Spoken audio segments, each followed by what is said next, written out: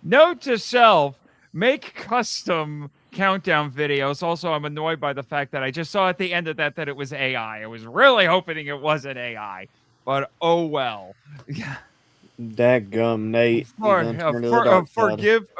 Forgive me for I did not approve. Yeah, I was gonna say forgive me for I have sinned. I have used something produced by Skynet. I can't believe you. I know. I should have watched that whole countdown video to the end before I uploaded it. Anyway, I'm Nathan Marchand, a.k.a. the TsuBro. I'm Jake, a.k.a. the Metal Don. And I'm Chris, the Sentai Guy. And you're alive, right? You're not AI.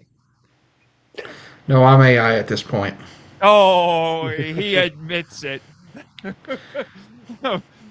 He's the the real metal hero apparently tonight. Yeah. Right. Yeah, that way I don't have to sleep. I could just change batteries. Yeah, well, the problem is how long do those batteries last? Yeah, I can plug in. You have to plug in? Are you a Tesla? Mm-hmm. Yeah. The upgrades are made by Tesla. Thank you, Elon. Well, there you go. But Merry Christmas, everybody tuning in tonight. We had hoped to do this before Christmas, but ended up not really working out because of schedules. I had family stuff going on last week. Besides, all of you have gotten used to at least seeing Jake and I, because it's turned into the Jake and Nate show. You're used to seeing us on Saturday nights where we're talking about the latest episodes of Omega and Zest. Well, both shows took the week off this week. So this was perfect. It was serendipitous. And yes, well, I'm Ultraman didn't necessarily take the week off. They just did their clip show this week. It's the clip show. So basically they took the week off. And I promise I've been slacking off doing it, but I will put together this little compilation video of me and Jake talking about Zest and Omega from last week, but with Christmas stuff. And I am at this point neck deep in editing my Monster Island Film Vault belated at this point Christmas special. I've been running into some production delays, but Gamera Saves Christmas is coming. It's been getting serialized on Patreon. Every time I finish a scene, I upload it there for people to hear. I have just gotten to the point in editing where the villains have shown up and Gamera is on the verge of making his first appearance. So strap in for that. But yes, we're here. We're doing another Christmas special. I don't know if it's because people necessarily wanted it or we just had too much fun. So here we are doing this. And doing it in really fun. It was. Yeah. And doing it in true Japanese fashion, with some KFC. Oh, by the way, for anyone noticing that I don't have my normal setup, I'm still visiting my parents for the holidays. So I am actually in a different room. I don't have my soundboard with me, so no funny sound effects tonight. But I am using my regular mic, just slightly different setup. But yes, so I should probably start eating this stuff. It's been sitting around for a little bit. Oh, fries got cold. I've dealt with worse. So, what KFC is everyone having tonight? I got a famous bowl. I did too. I got the tenders. I got the tenders and the mashed potato popper things. Oh, okay. I give those a try. Jake and I really have been streaming too much together without you. You consider we got the same thing. We shared a brain. Yeah. I think. I had KFC yesterday too. Oh, yeah, wow! Really getting into it, huh? Yeah. Well, while we're having our having our dinner here, we're gonna be doing the watch alongs like we normally do. I think we can introduce the episodes, and then as we there's a couple of topics that the three of us have been really wanting to talk about, and this will probably be the part of this live stream that I will clip out and put out as a bonus episode on the podcast. So, just- good Lord, guys, stuff has been happening, and we have been itching to talk about it as a trio for a while, but schedules have just not been conducive. But we're going to do it tonight. But my pick this evening for Christmas, and yeah, you might remember that all of these were shown on a live stream last year on the Super Raya YouTube channel, and then Mill Creek, now Alliance Entertainment, put them all out on Blu-ray as a little compilation. But yes, I will be, as usual, doing an Ultraman episode. Tonight's episode for Ultraman will be Ultraman Taro episode, I want to say 37, if I remember correctly. Yes, no, episode 38, excuse me, the Ultra Christmas Tree, which, if I remember correctly, involves an orphan child seeking revenge. It's one of them. What do you have for us tonight, Jake? I got Mobile Cop Jiban. What episode was it? 47. 47. Clash. Christmas Final Battle. Mm-hmm. So Which I have haven't not seen any seen. Jiban yet. Okay, so I haven't seen Jiban. Mm-mm. I Let was alone watching a this little bit of episode. Gavin today. Ah! Which we have to talk about Gavin. I think we may have to expedite our coverage of Gavin, given recent events. Yeah. And Chris, what was your pick tonight for our holiday festivities? I don't remember. You're a liar. Well, it's a good thing it's a season to remember. Oh, but dumb dish. Now I really wish I had my soundboard, but yeah.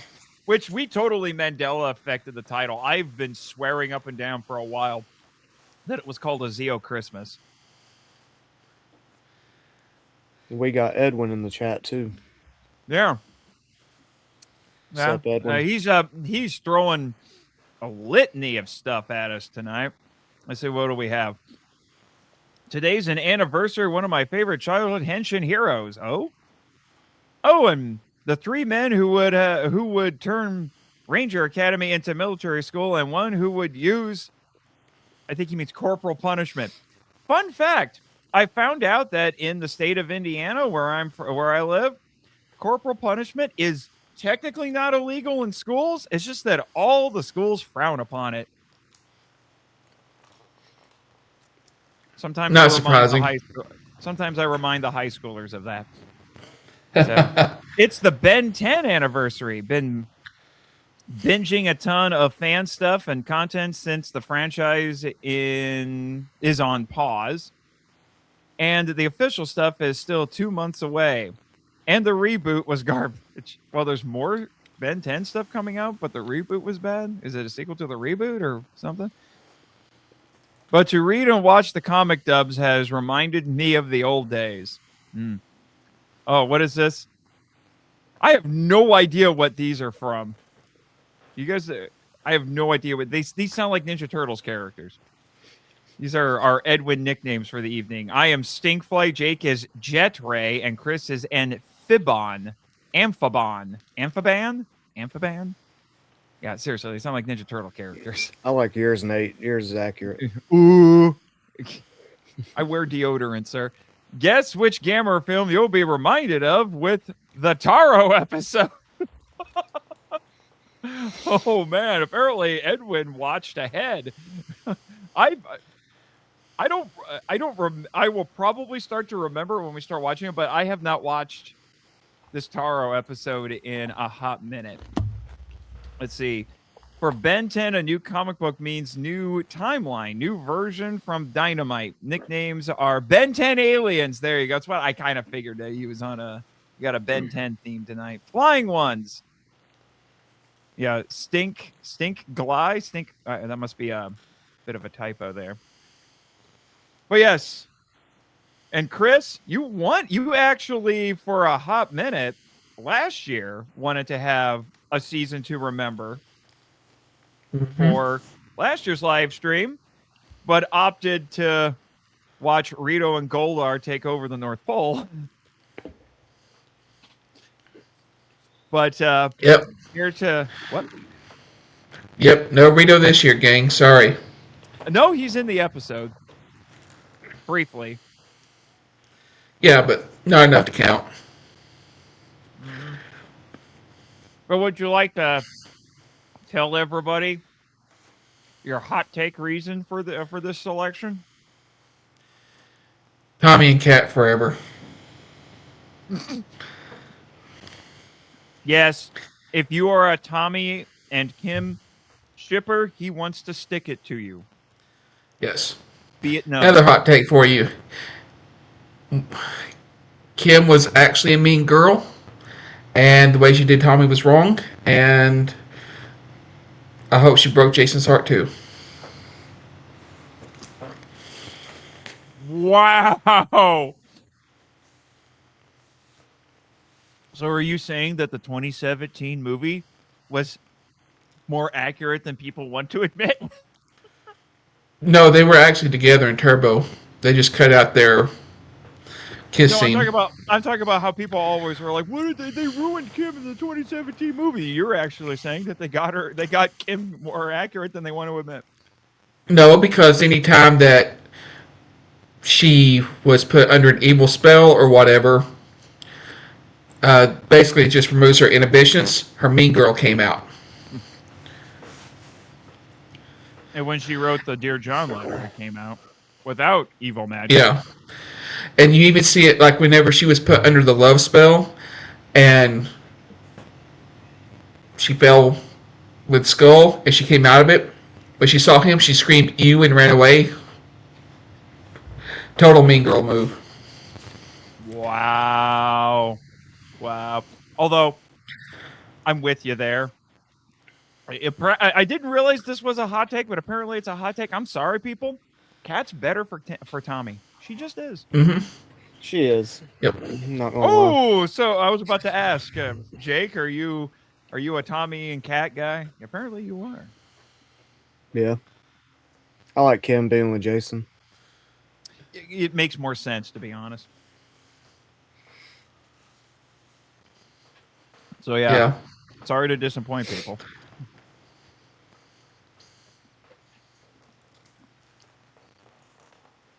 We have Mrs. Shinigami. Boo. Oh. Yeah.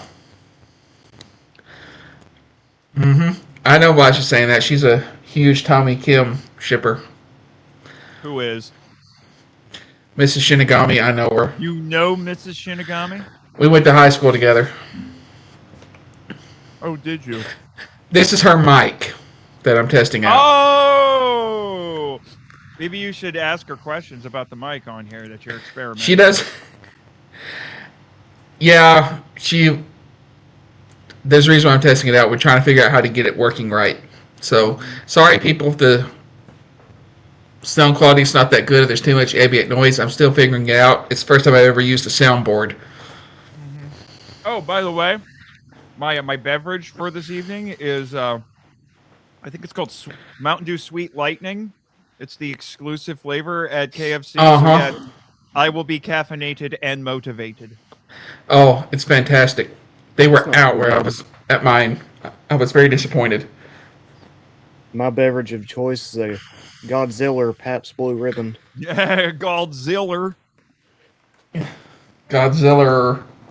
I still have a couple of those left over, and I will keep one of the cans. I have been told that there are actually cans with other characters. Yeah, the 24-ounce ones. You got Mecha Godzilla, Ghidorah, and Mothra. Mothra, I think. Yeah. Mm-hmm. Poor Rodan, he got left out. Doesn't he always? Usually does. It's sad. Justice for Rodan. Forever a guest star, in the franchise after one solo movie. Just one. Yep. Rodan does not get enough love. He gets treated like Booster from Jingle All the Way. Oh!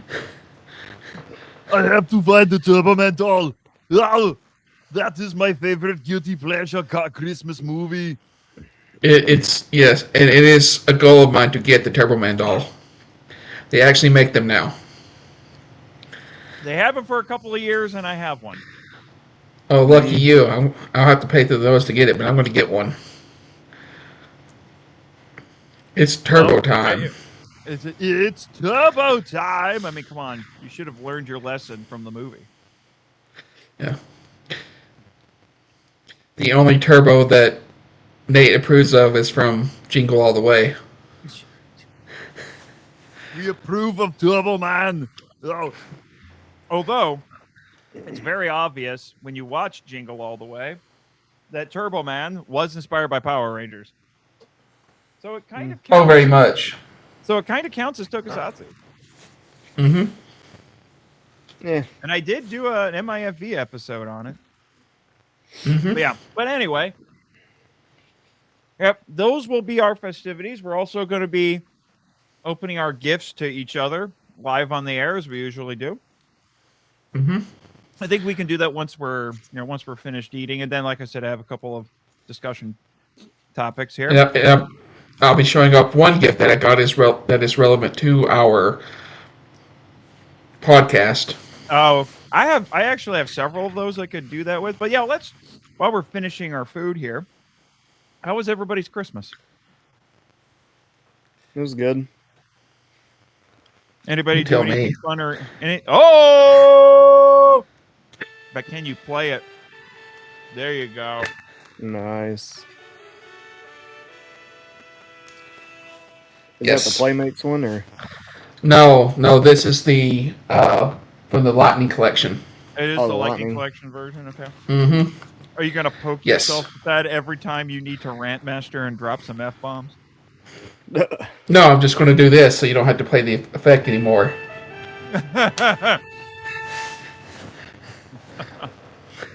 Oh man, that's one of the best running gags I ever came up with on the power trip.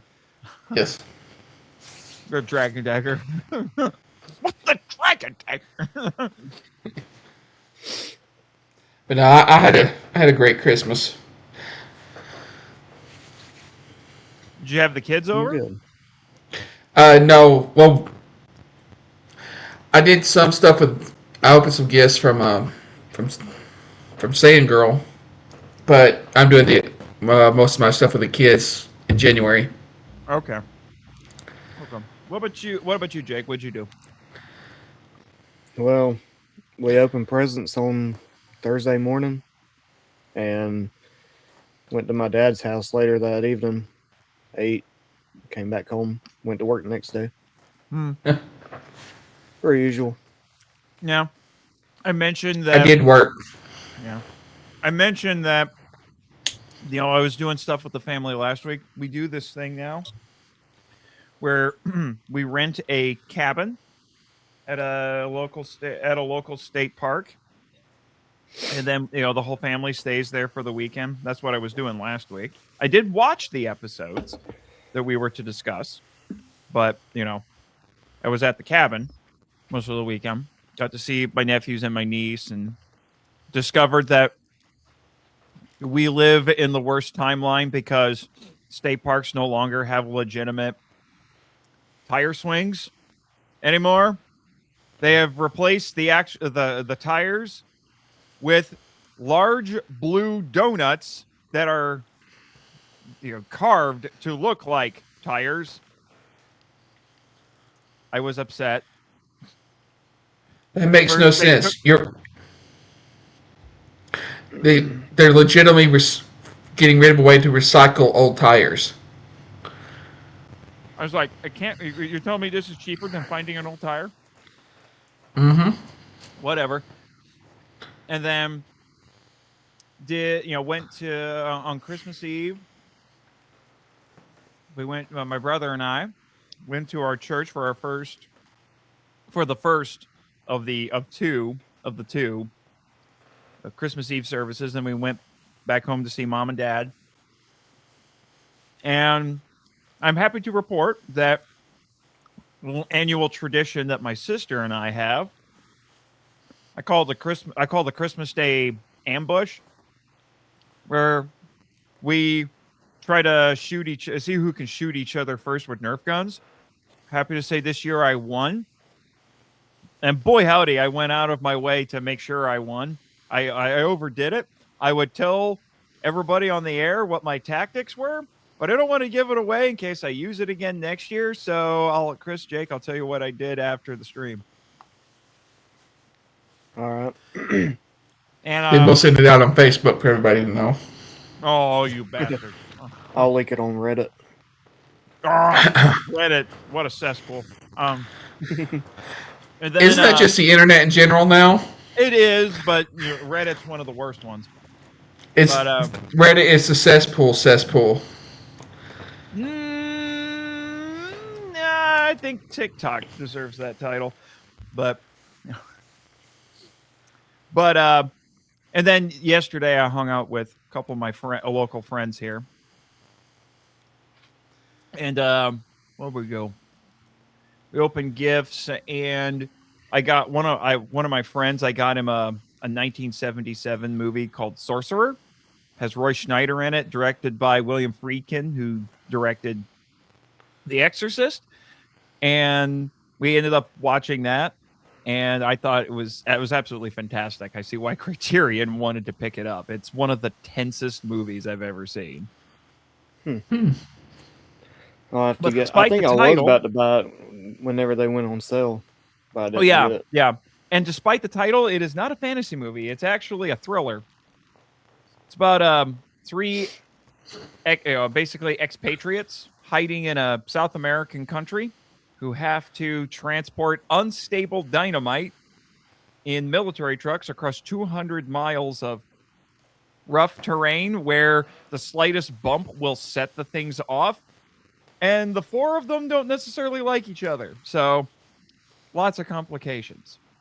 There is a sequence where they have to cross a rickety rope bridge that if you didn't have a habit of biting your fingernails, you will develop a habit of biting your fingernails watching it. My God, that sounds good. I want to watch that for sure. Oh, it is absolutely fantastic. It is so good, so good. I after I was done, I told my friend Sergio that's who it was. That's who I bought it for because he said that he wanted to get it, so I made sure to get it for him for Christmas. I told him I'm going to buy this. I was so enthralled with it. I'm going to buy it. Criterion Collection gets their movies right more often than not. They have some questionable selections. Some very questionable selections at points. Apparently, Paul Blart Mall Cop has been added to the Criterion Collection, and I don't understand. Huh. That is weird. They also have a couple of Michael Bay movies. He's a great director. No. Michael Bay's before the Transformers movies, he was pretty well liked. I mean, he also did The Rock, which I love that movie. That's the one. That's one of the ones that's in there. Is The Rock. Right. The other one is Armageddon.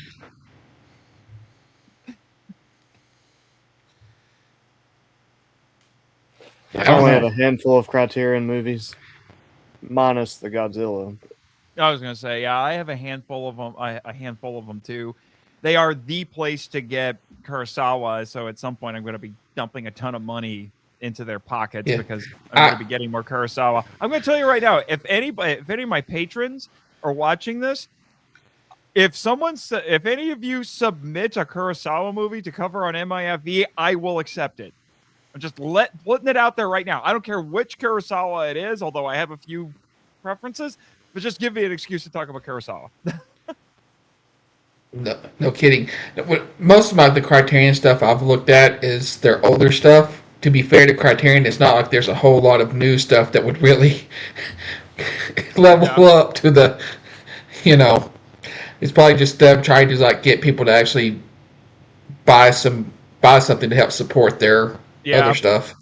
I need to bring this up since we're talking about Criterion. It says Edwin says OG RoboCop is tokusatsu. Ed 209, Enemy and RoboCop 2. Here's a fun fact. RoboCop, as far as I know, is the only movie that has been released on some sort of premium format by both Criterion and Arrow. Wow. Look it up. Criterion years ago, and this is long out of print, but they put RoboCop on DVD, on like a Primo DVD back in the day. And then a year or two ago, Arrow put it out on 4K and Blu-ray. Yeah. But I love Arrow Video. Yeah. I just pre-ordered Arrow Video is Lot 4K. Oh my gosh, Arrow's so good. I just got their Ninja Turtle set. It is beautiful. Yeah. Yeah, I'll have to get that. I just got it and I'm ready to watch the second one. I haven't seen it in years. Oh, I got to see the new 4K edition. At least I'm assuming it's the 4K edition of the original Ninja Turtles on the big screen because I went to one of the Fathom events showings and so good. Oh my gosh. Oh my gosh, that movie holds up. It holds up so well. I'm going to disappoint. The original, absolutely. I'm going to disappoint Ranger Nation saying this, but I'm sorry, guys. The Ninja Turtles has a better movie than Power Rangers. Oh, dude, the original Ninja. That first Ninja Turtles blows the Mighty Morphin the movie out of the water. I'm sorry. Oh yeah. The original Ninja Turtle movies is one of the best superhero movies to date. The first and second one are both great. The third one's not bad. Yeah. The first and second one are very different movies, but the second one really is more like the cartoon. It's more like the first one is much more like and they were responding to complaints from parents because they thought that the first one was a little too PG. But the first one was amazing.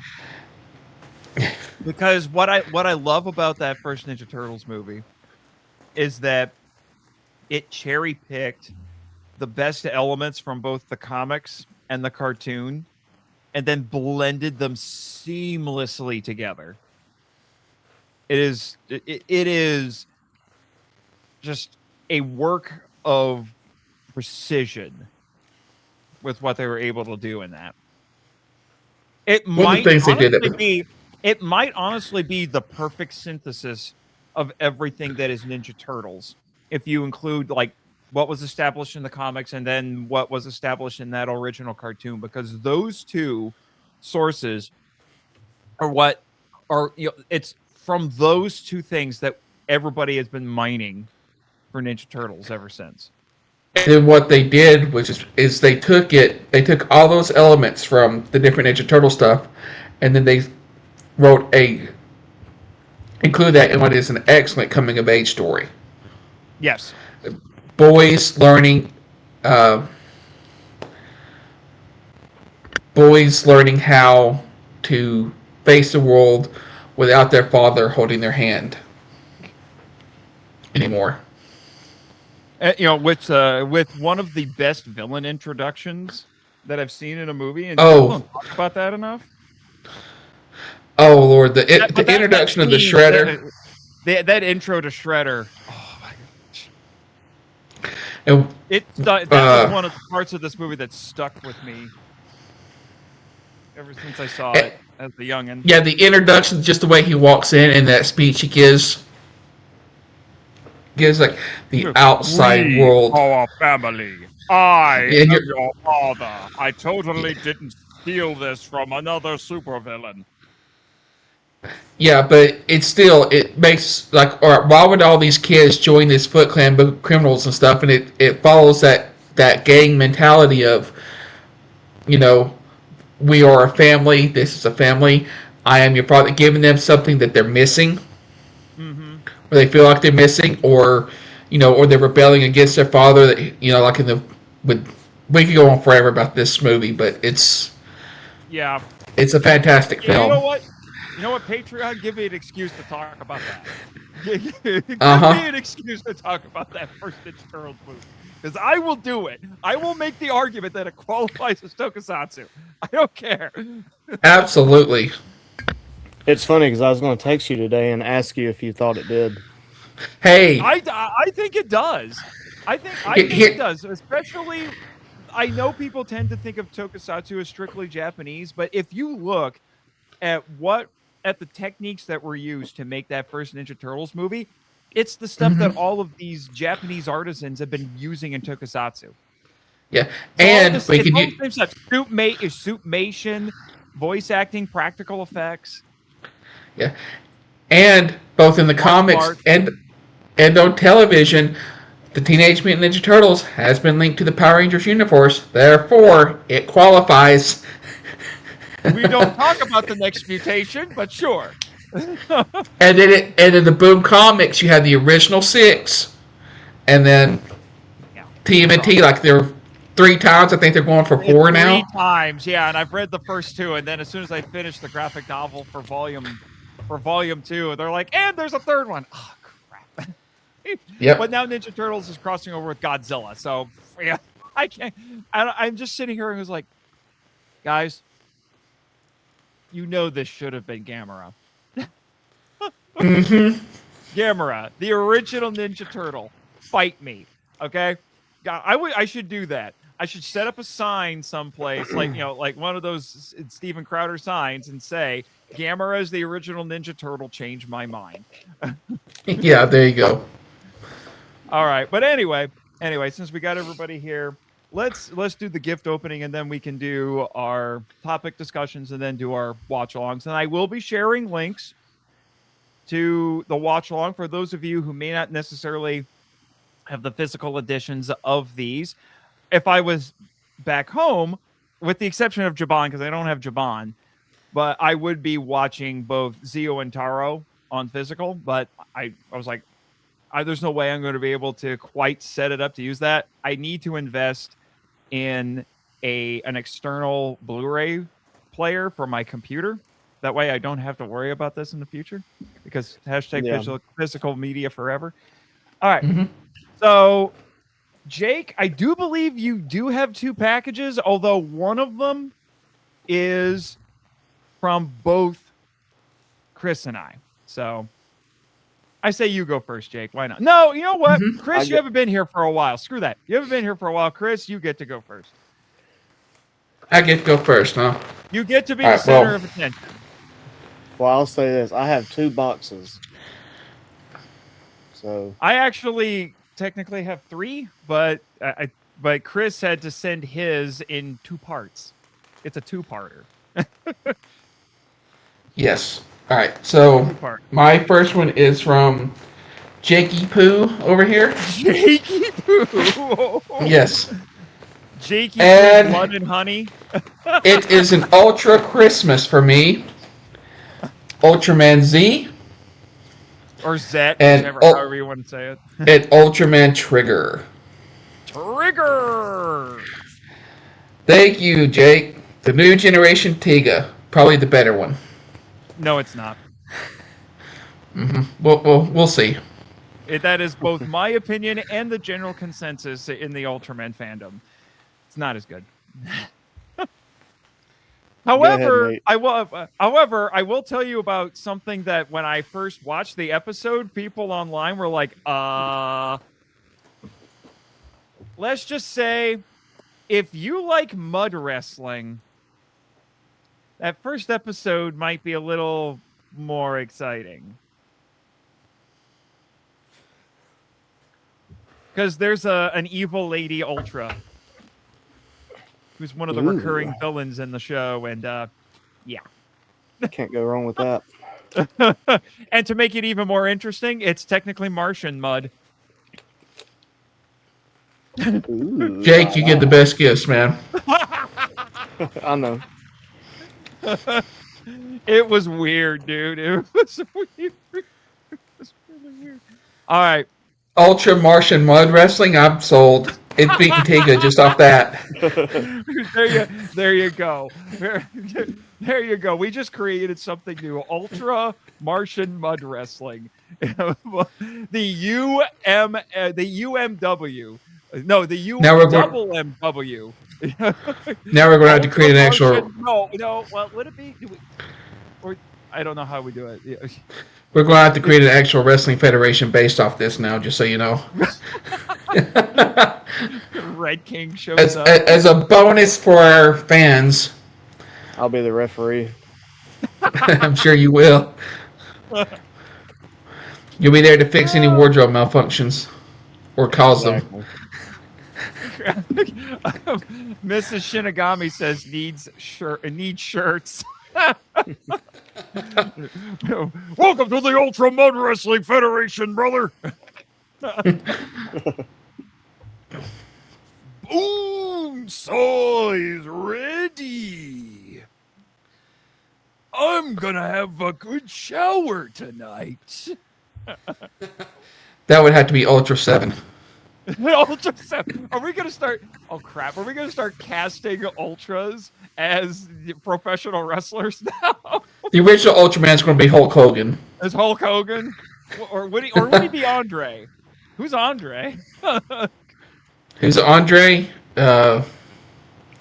Ultra Father. Oh, Father of Ultra is Andre. Oh my gosh!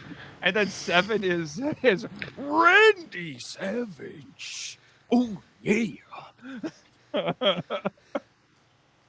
That might have to be a bonus episode of some kind. Absolutely. Casting Blazars. professional wrestlers as ultras. That would be fun. Blazar is Kane. Kane? Or no. RB. Kane and Undertaker, since they're brothers. I could see that. I could also see Nexus being the Undertaker because he's kind of like the Dark Ultra a little bit there. This very mysterious.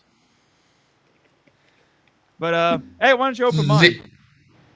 I'm going opening yours. Oh, okay. Did you have one more comment before we moved on? I was going to say Zero can be Randy Orton. No, we need someone who's like you know who Zero would be, because Zero is such a punk. He would have to be somebody like Jeff Hardy. Or CM Punk. Yeah. Gotta have a lot of because Zero has a lot of attitude, so. Oh yeah. Alright. Now on to the present from Sir Nathan over here. Oh, Sir Nathan. Yes. I prefer Sir Nathaniel. It sounds fancier. Sir Nathaniel. Sir Nathaniel. Of the Monster Island Film Vault. Of the Monster Island Film Vault. That'll be when the alternate timeline where I'm British shows up. Oh, good lord. Let's see. Merry Christmas and happy show prep. So I got. Oh. There's packing peanuts. There's packing peanuts. There is a card. Do not open until end of live stream, okay? Oh, you got one of those too? Yes. It says do not open until end of live stream. Huh. Okay. Okay. Got it. Oh. Well, you sent it. The Worlds of Nathan Marchand Volume 2. Yeah, it's a proof copy, so if you want one that's not a proof copy, let me know. But I'm giving you one for free because you were one of my beta readers. Yes, I was. But for those who don't know, that's my newest book. And it was a Christmas miracle. I finally won the fight with KDP, and because it kept telling me, this was hilarious, guys. it kept sending me emails no matter how many times I tweaked the cover. It kept sending me emails saying, you have to make your background image 0.12 centimeters smaller. Wow. Centimeters. Oh my gosh. 0.12 centimeters smaller. Like, And then this is digital. Yeah. And then I figured, I'm like, wait, I think I know what the problem is. You know what it was? Because What? I used a photograph that my sister did the cover for this. And I said, it would be cool if you could just take a picture of a brick wall, because there's a brick wall that's part of the cover. And I could do a bit of a wraparound and use that as the background. When I put it into my Canva file when I was making it, it zoomed in on it.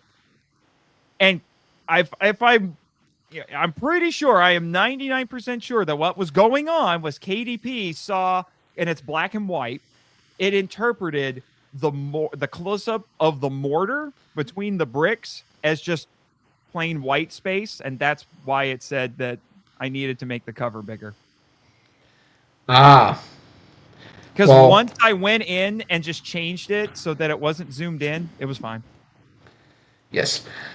It is an Ultra Christmas. It just got Superior with a Superior 8 Ultra Brothers. Yep. And Nice. and it's show prep, because that is one of the movies I am covering in 2026 for the Film Vault, and you guys are going to be my guests for that. And now I also have Ultraman Nexus with bonus Ultraman the Next. Because reasons. Because reasons. Reasons. I wonder what reasons those could be. I know nothing. I know nothing. I know nothing. I know nothing. So it has been a very Ultra Christmas for me this year, listeners. Now you need an Ultra Christmas tree. Absolutely, I do. And but I'm going to tell you right now, Superior 8 Ultra Brothers is one of the best Ultraman movies. It is fantastic. It is good. I am looking forward to it, and my son is going to freak when he sees all this new Ultraman stuff I have. Yeah, and boy, strap in when you watch Nexus, because oh boy, it is a very different Ultra show. Very different. All right, Jake, let's move on to you. All right. Let's go ahead. I would suggest that you open the one that came from me first, but it's actually from both Chris and I. Yeah. And you'll understand why we had to collab on this one, because boy. Okay. Let's see here. Am I that hard to buy for? Or that's not the issue. Okay. No. That's not the issue. It's because not at all. Yeah, it's of course you do buy everything yourself, so that is a problem. I know. Because that FOMO makes you a little hard to shop for. Yeah. He buys all of the things. I swear to Godzilla, if you already bought this, I went, oh, that's a little bonus from me. That right there's a little bonus from me. You. That is a bonus from me. Remember when I did the MIFE anniversary stream and I did all the giveaways? I had one person decline their prize, so I decided to give it to you. Okay, well, let's see what it is.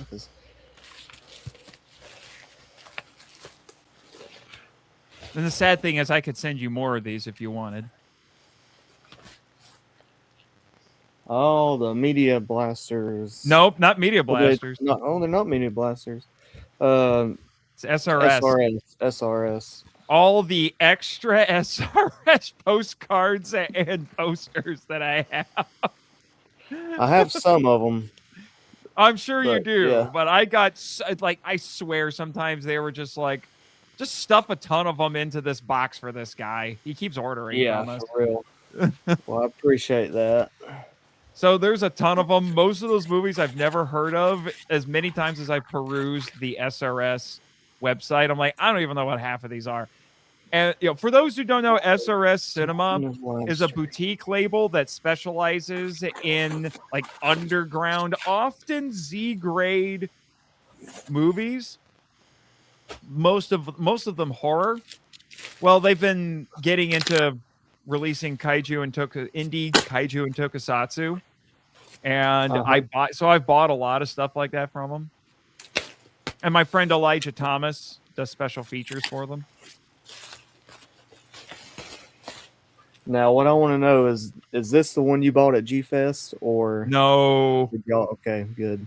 It's a brand new one. That's why that's why Chris and I had to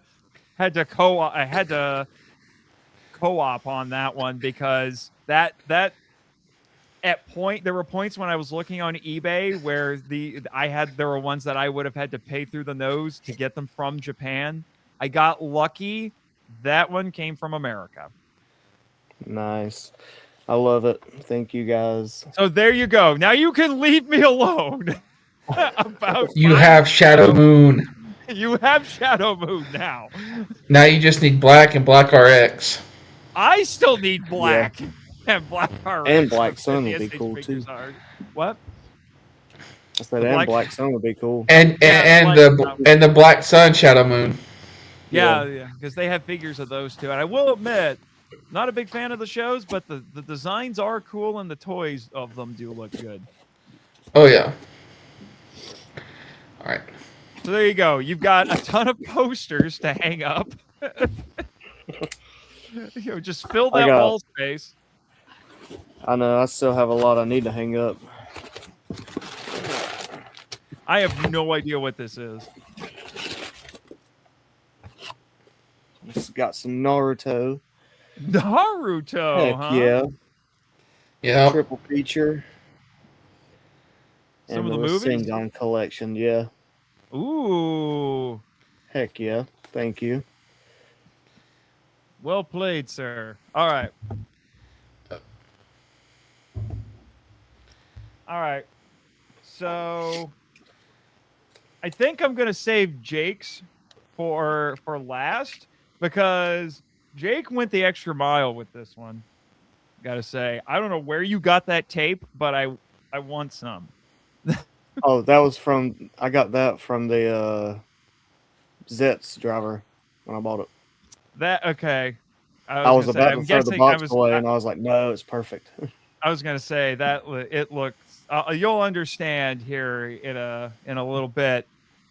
Yeah. Are we going Henshin Heroes or Henshin Nation tonight? I don't know. But the Henshin Heroes of the Henshin Nation. There you go. Yeah. The Henshin Heroes of the Henshin Nation. They'll understand. So this is part one because it's a two-parter from Chris here. Let's see what Oh, Mother Trucker. Do I have this one already? I can't remember. I don't think I do. But so congratulations. Some more Lightning Collection to my life, and it's Kira from Dino Thunder. Nice. Yes. Yeah, because Dino Thunder is one of the series that I will gladly, I'll buy those Lightning Collection figures. Is that one of the few that they've completed the teams? I think it is. I believe it is. And they also made Mesogog. So I may try to track those down. Although I don't know if they did or not. I don't think they made Tommy. No, they did. They did. Did they? They're never not going to make Tommy. Come on. I guess. I don't think I have him. Tommy is a cash cow. All right. Just ask Aaron Shonke. He's still milking Tommy, and Tommy's dead. But well, no, Tommy's not. Jason David Frank is. Jason David Frank is dead. Yeah, I'm just saying. I have. Oh, there's issues. There's major issues. Yeah. I was gonna say, the more I find out about Aaron Shonke, the more I dislike him, and the more I feel like Michael and I are never gonna have our reunion show over Legend of the White Dragon. We just may have to just like, okay, guys, this is the best we could do. We're going to talk about what we wish, about just what's been happening with Legend of the White Dragon and how disappointed we are. Maybe get Mr. Font on there to talk about it. He may not be able to. True. NDAs and yeah, and I think he's He's supposedly going to be Batman for Shonky, but we'll see how that goes. The '89 Batman, they have like 50 of them. Yeah, they do. But another project will never see the light of day, and I don't care. Good riddance to Bat-Son. You mother trucker, you found him. Yes. Merry Christmas, you toku nerd from Christopher Ryder. You mother trucker, you found him. I can't believe it. You found this sucker. You found Mezagog, dang it. Mezagog. This punk has gotten difficult to find. Mm-hmm. This pleases me. Yes. Especially after Cosmic Fury, the greatest villain in Power Rangers. He didn't get nerfed by Hasbro. Oh. Hey, Chris? Yeah? Did you put this in there? No. What? Okay.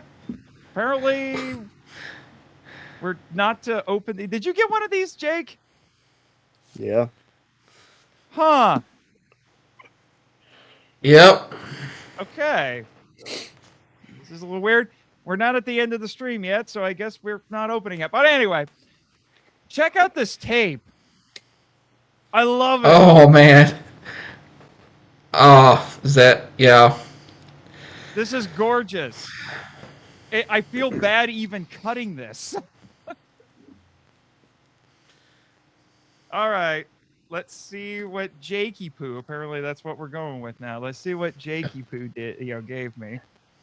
Everybody but my wife calls me that. Yeah, even like his mailman, all the randos who buy the beer he delivers. I mean, this was delivered by Jakey Poo. Jakey Poo. Who brought the beer? Jakey Poo. Oh my gosh! Look at this! Look at this! This is a treasure trove right here. I should be holding this up like in a video game, like on Zelda or something. It's a treasure chest here. Oh, some Edgar Allan Poe. A paper. Very nice. 8 Tales of Terror. I like that. I'm a big fan of Edgar Allan Poe. Oh, Island of Dr. Moreau. H.G. Wells. I have read this before, but I love these old paperback. These old little paperbacks. These are gorgeous. The covers are so good. Mm-hmm. I think I actually have copies of, I have a complete Edgar Allan Poe, and I do have this in another collection, but I just want to display these because these old paperbacks are gorgeous. Oh, yeah, they are. The art on those were fantastic. I am such a sucker for these. I wish there was a way to print, like through KDP or whatever, to print books like this, because these are just, they're just wonderful. They're just wonderful. Look at all this plastic. Look at all that. Holy mother. What in the frick did you get me, sir? Oh my gosh, what is this? It's falling open. What is this? Oh my gosh. I have not seen this. It's the Fantastic Four popcorn bucket. Is the popcorn bucket? I didn't see this when I went and saw it. Oh, there's goodies inside. Oh my goodness. Here's my here's my on podcast sister, the other one. Yeah, and you slide that on the front of it. Yeah. What? So you slide it on the front of the popcorn tin. Oh, okay. Yeah, so I will admit, these little figurines that they were giving out, I did want to try to get Johnny at my local theater, but I missed out on Johnny. For those who don't know, I play Johnny Storm for Scyther, for Avengers the audio drama. And what is this? Oh, Michelangelo is Rodan. No, it's Raphael. That is fantastic. Yeah. Oh, yeah. I am going to start getting these because these look fantastic. We don't know what. Cool. We only know who won of the figures for the second wave is going to be, which is going to be Donatello as my boy Jet Jaguar. Heck yeah. That was not on my bingo card when I heard about that, but we don't know who else there's going to be. Here's my prediction. Shredder will be Gigan.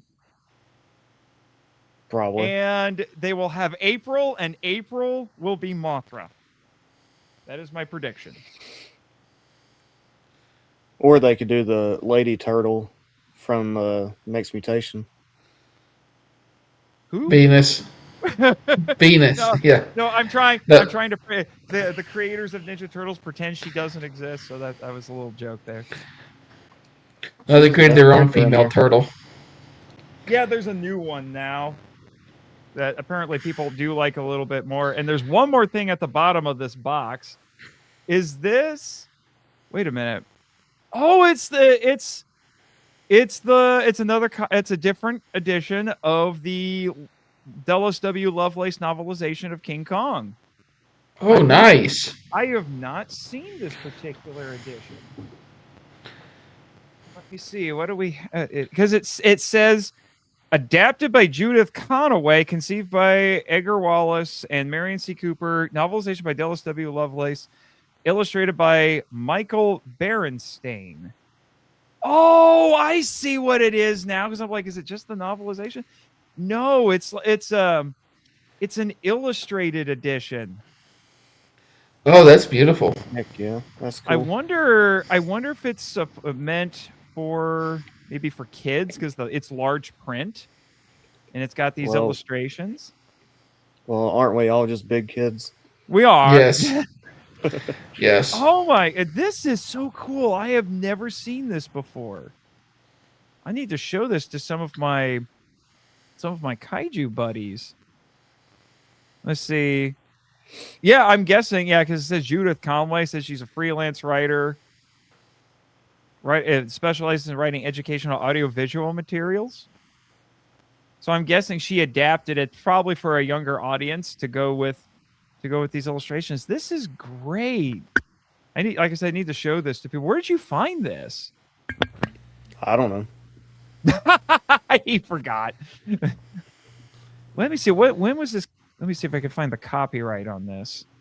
I mean, it's public domain, so there's everybody and their dog has published it. 1983. Wow. I either found it at a Goodwill or a McKay's. I don't remember. That sounds about right. Yeah, I've gotten a lot of books this year. I've gotten I know a lot of books. I've been doing a thing called Book Vent. Yeah. And I was watching them the whole time. You were. Whenever you pulled out the David Morrell right before you did, I was like, "Is it David Morrell?" You pulled it. I was like, "Oh, I got it right." Idiot. I felt like such an idiot, and I'll tell you why. First off, I've actually read something that he wrote. He wrote a Captain America graphic novel. I forget what it's called, but it was an alternate universe Captain America where Captain America was being seen by a soldier in Vietnam. And it was like he would get visions of Captain America, and that would give him the strength to keep going. If I remember correctly, it's been a while since I read it. But I was such an idiot because I'm like, this is the man who created Rambo. I should have known better. The guy who wrote First Blood. What is wrong with me? As soon as you said you couldn't remember who it was, my mouth just dropped open. You know what? I deserve that. I really deserve that. Yeah. I was a fool. I was a fool for not knowing that. But yeah. Oh man, that was some great stuff there. Before we move on to our discussion section, I do have a couple comments here from Edwin. Let's see. With some edits, Mesogog and Trent was basically Norman and Harry, the goblins. You know what? I think he's onto something there. That really is a Harry and Norman Osborn dynamic there. I hadn't thought of that. Or maybe I did, and I just forgot that I made that connection. Fun fact, Trent is one of the few Rangers that Tommy never beat. This is true. And Edwin says, Karai is their only sister. Wait, which version of Karai are we talking about here? Because in my mind, Karai is Shredder's daughter. I know there's been different versions of her where she's not his daughter, but in my mind, she's his daughter. Yeah, but I think like something happened. She went through mutation or something, and she ended up living with them. Weird. Also, Karai is one of the cheapest fighting game characters ever, but only if you, as a human player, use her. Look up the Super Nintendo game Teenage Mutant Ninja Turtles Tournament Fighters. She's the final boss, not Shredder. It's her. And if you put in a code to play as her, she's stupid cheap. If the computer knew how to use her like she set up for a player to use, no one would ever beat her. Seriously, it's one of the cheapest characters I've ever seen. Cheap. Cheap like a little birdie. Ugh. We got more comments from Edwin here. 2012 cartoon, she was Splinter's daughter. Oh my, stolen by Shredder. I like this idea. But redeemed, and kind of had a thing with Leo, which is weird since they're technically siblings. But since they're not raised together, Edwin, I've seen a handful of episodes of the 2012 cartoon. Is Splinter in that continuity? Oh, I'm trying to remember his name. Not Oroku Saki. It's I need to turn to my nerd card. I'm forgetting his name. Hamato Yoshi. Is he actually Hamato Yoshi, or is he the pet rat? He's Hamato Yoshi. He's Hamato Yoshi in the 2012 cartoon. Okay, because that was a change from the comic that the original cartoon did that I think is better. I think that is much better. It's much more interesting. The pet rat thing fits in with the satire that the original comic was supposed to be, but yeah. Yep. Yeah. Well, okay, wait. What is this? More stuff here. Not as weird as the Flash. Yeah, less weird than CW Flash. Okay. Plus, technically, there is an Ultraman who got with their adopted sister before CW Flash. Thank you, Smallville. You know, Go up in the Smallville is not nearly as bad as what the Arrowverse would become. Nate, go up in the comments to 814. Highlight that one. 814. Did I not cover that one? Force Mom Whitney. Oh wait, let me. Yeah, Merry Late Christmas. Yeah, my wife said Merry Christmas. Oh, that's Merry Christmas. Mrs. Metalldon. Mrs. Metalldon. Remember we figured out that what the feminine version of Dawn is supposed to be. I forget what it is, but we brought it up in a recording. Yeah. I don't remember what it was. Yeah. You know what? I'm going to look it up again. Let's see. Feminine version of the title Dawn. Because I looked it up. Okay, this is the Dawn honorific. Let's see. Let's see.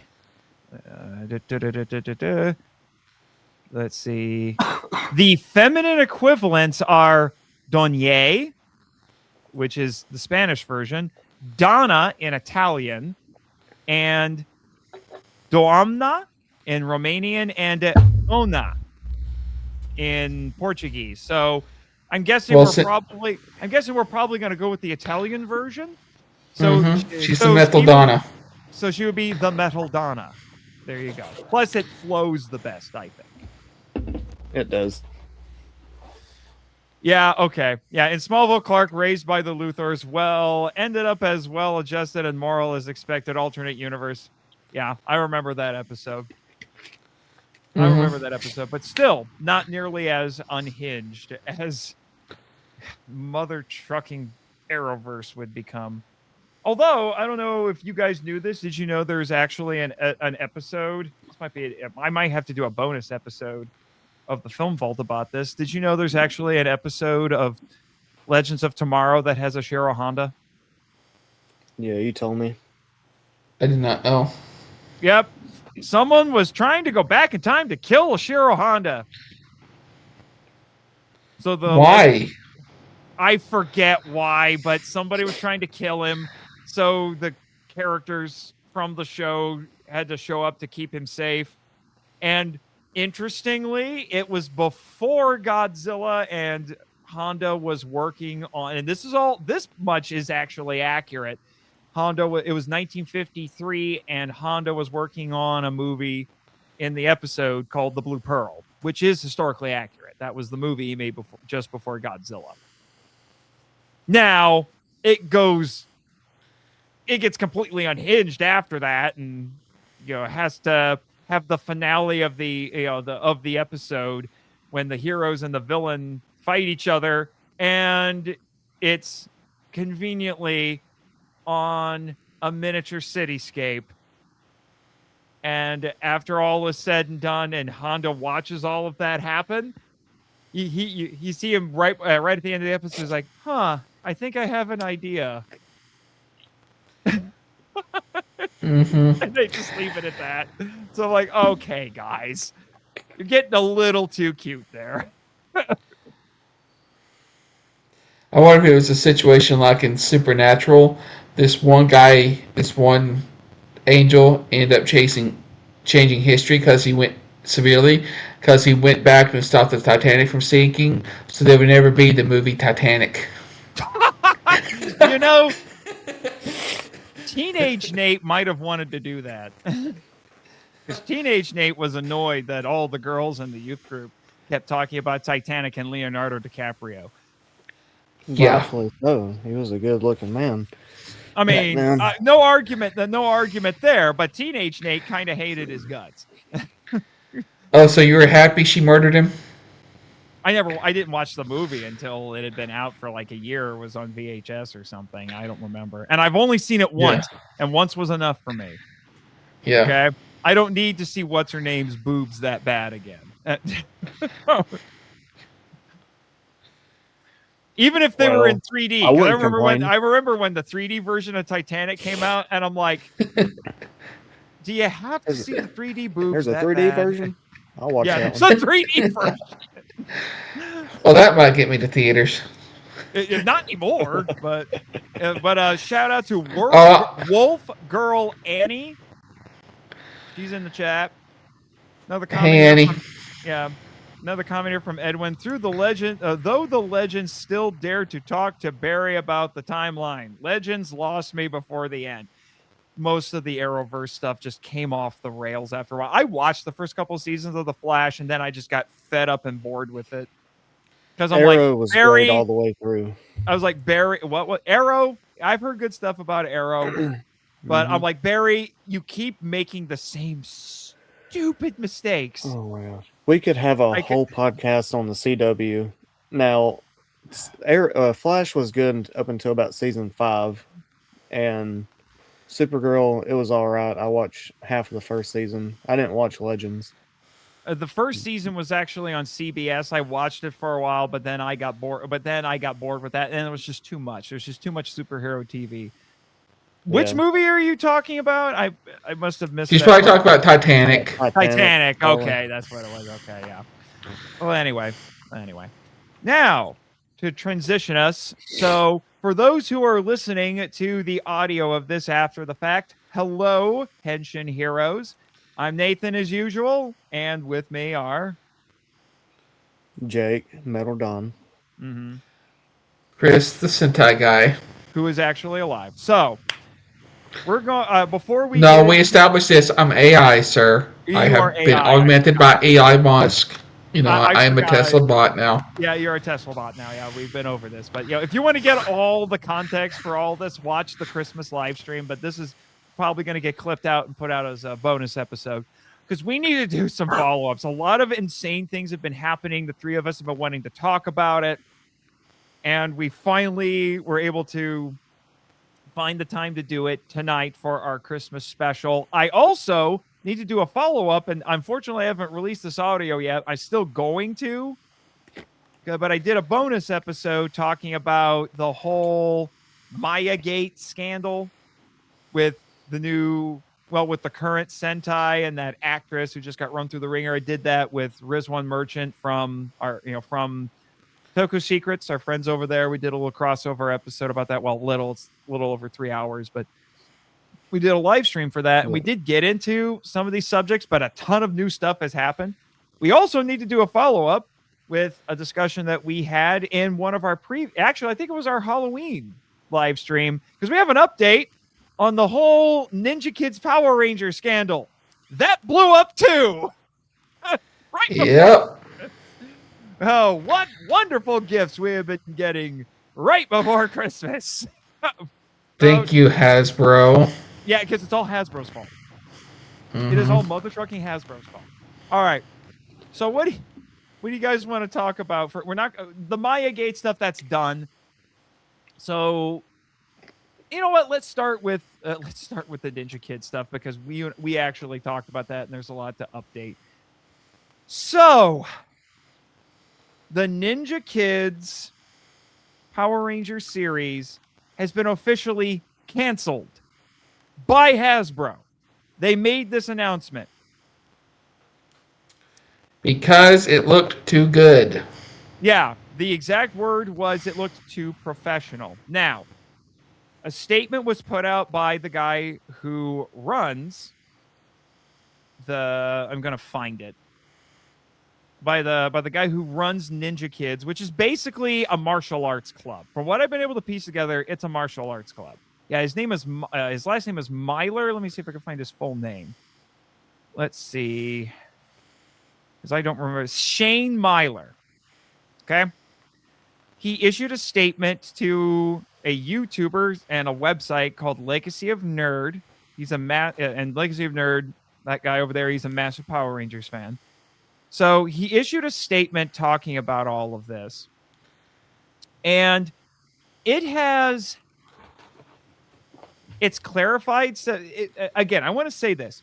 I'm going to read the statement exactly, because I don't want to take this guy out of context. Because this has become quite the Ninja Kids and the people associated with it have become magnets for controversy, and I think needlessly so. And there's people, from all different political persuasions and all of that are arguing over this, or at least they were for a while. Some of these content creators are accusing each other of making stuff up and things like that, and even some colleagues of mine in the podcasting world have very different opinions about all of these things. So I'm going to read this Mr. Myler's statement in his own words, and I will preface this by saying I'm giving this guy the benefit of the doubt and taking him at face value. But here it goes, and then we'll talk about this a bit. Quote, "We are doing everything in our power to release episodes 10 to 13 of Power Rangers Ninja Kids, and we have been wanting to share why we haven't, but this is all we can share for now. We submitted a teaser draft to Hasbro and Playmates," because that need to keep in mind, Playmates, not Hasbro, my understanding, or Hasbro gave very little money. This is mostly being funded by Playmates. On September 24th, and a draft of episode 1 on September 26th. Both Playmates and Hasbro initially reacted with excitement and shared that, we exceeded expectations. We anxiously awaited additional feedback. Then, on October 3rd, the unthinkable happened. Hasbro's legal team issued a cease and desist, claiming Playmates didn't have the authority to make the deal with Ninja Kids. We were later told that the project looked too professional, and it could interfere with Hasbro's future plans. That was devastating. This was never meant to compete with an official reboot. Some of you later saw that teaser after it got leaked on October 17th. Concerns were raised by a few people about AI and visual effects. What you saw was never meant to be final. We were under tight deadlines to submit a rough cut, and like many productions today, our editors and VFX artists used a mix of traditional techniques and newer AI-assisted tools to explore ideas quickly. We were genuinely excited seeing characters like Goldar and Finster come to life in new ways. Things that would have been incredibly expensive or time-consuming to do at that stage using only traditional methods. Most of the generative AI effects were simply placeholders, always intended to be replaced once we had clear creative direction and approvals. One example was the AI news anchor in the teaser, which was standing in for a cameo role. We had already cast Jason Font to play. We were also working on additional legacy cameos to pay homage to the Power Rangers legacy and fandom. End quotes. Now, like I said, some of my colleagues hear that and they disregard it. They can't get past the AI thing and don't believe that it was meant to be placeholders. They think he's trying to save face. I believe him. I mean, yeah. Yeah, it's not, and there's nothing wrong with that if you're on a timeline using AI to quickly render stuff. Okay, when we get to the final product, this is a facsimile of what it will look like. This is a representation, but it's not, we don't have the funds yet to do this, so they used AI to try to get the project funded, and the problem is they did too good of a job. Yeah. And I want to know who leaked that trailer, because that was a firestorm. That got them a ton of unwanted attention. People were condemning them for using generative AI, and then because of that, I've heard stories. Again, not 100% sure how true any of this is, but I've heard stories about some of the people associated with Ninja Kids, including the kids themselves, getting doxxed, and people were finding out who they voted for in past elections and trying to throw them under the bus because they were, they came from a conservative family, and how dare they, all that sort of stuff. Like, that has nothing to do with this, okay? Stop making it political when it doesn't need to be political. Please.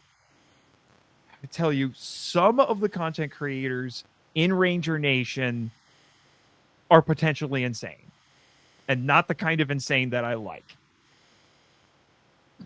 Because I've seen a lot of people criticize the Ranger fandom. And let me tell you, the stuff that I have been seeing and I have been hearing about, I really want to believe that the people who are acting like this are the minority, because I don't want to be part of a fandom that is doing this sort of stuff. Nope. I was like, absolutely. It's like, you should know better.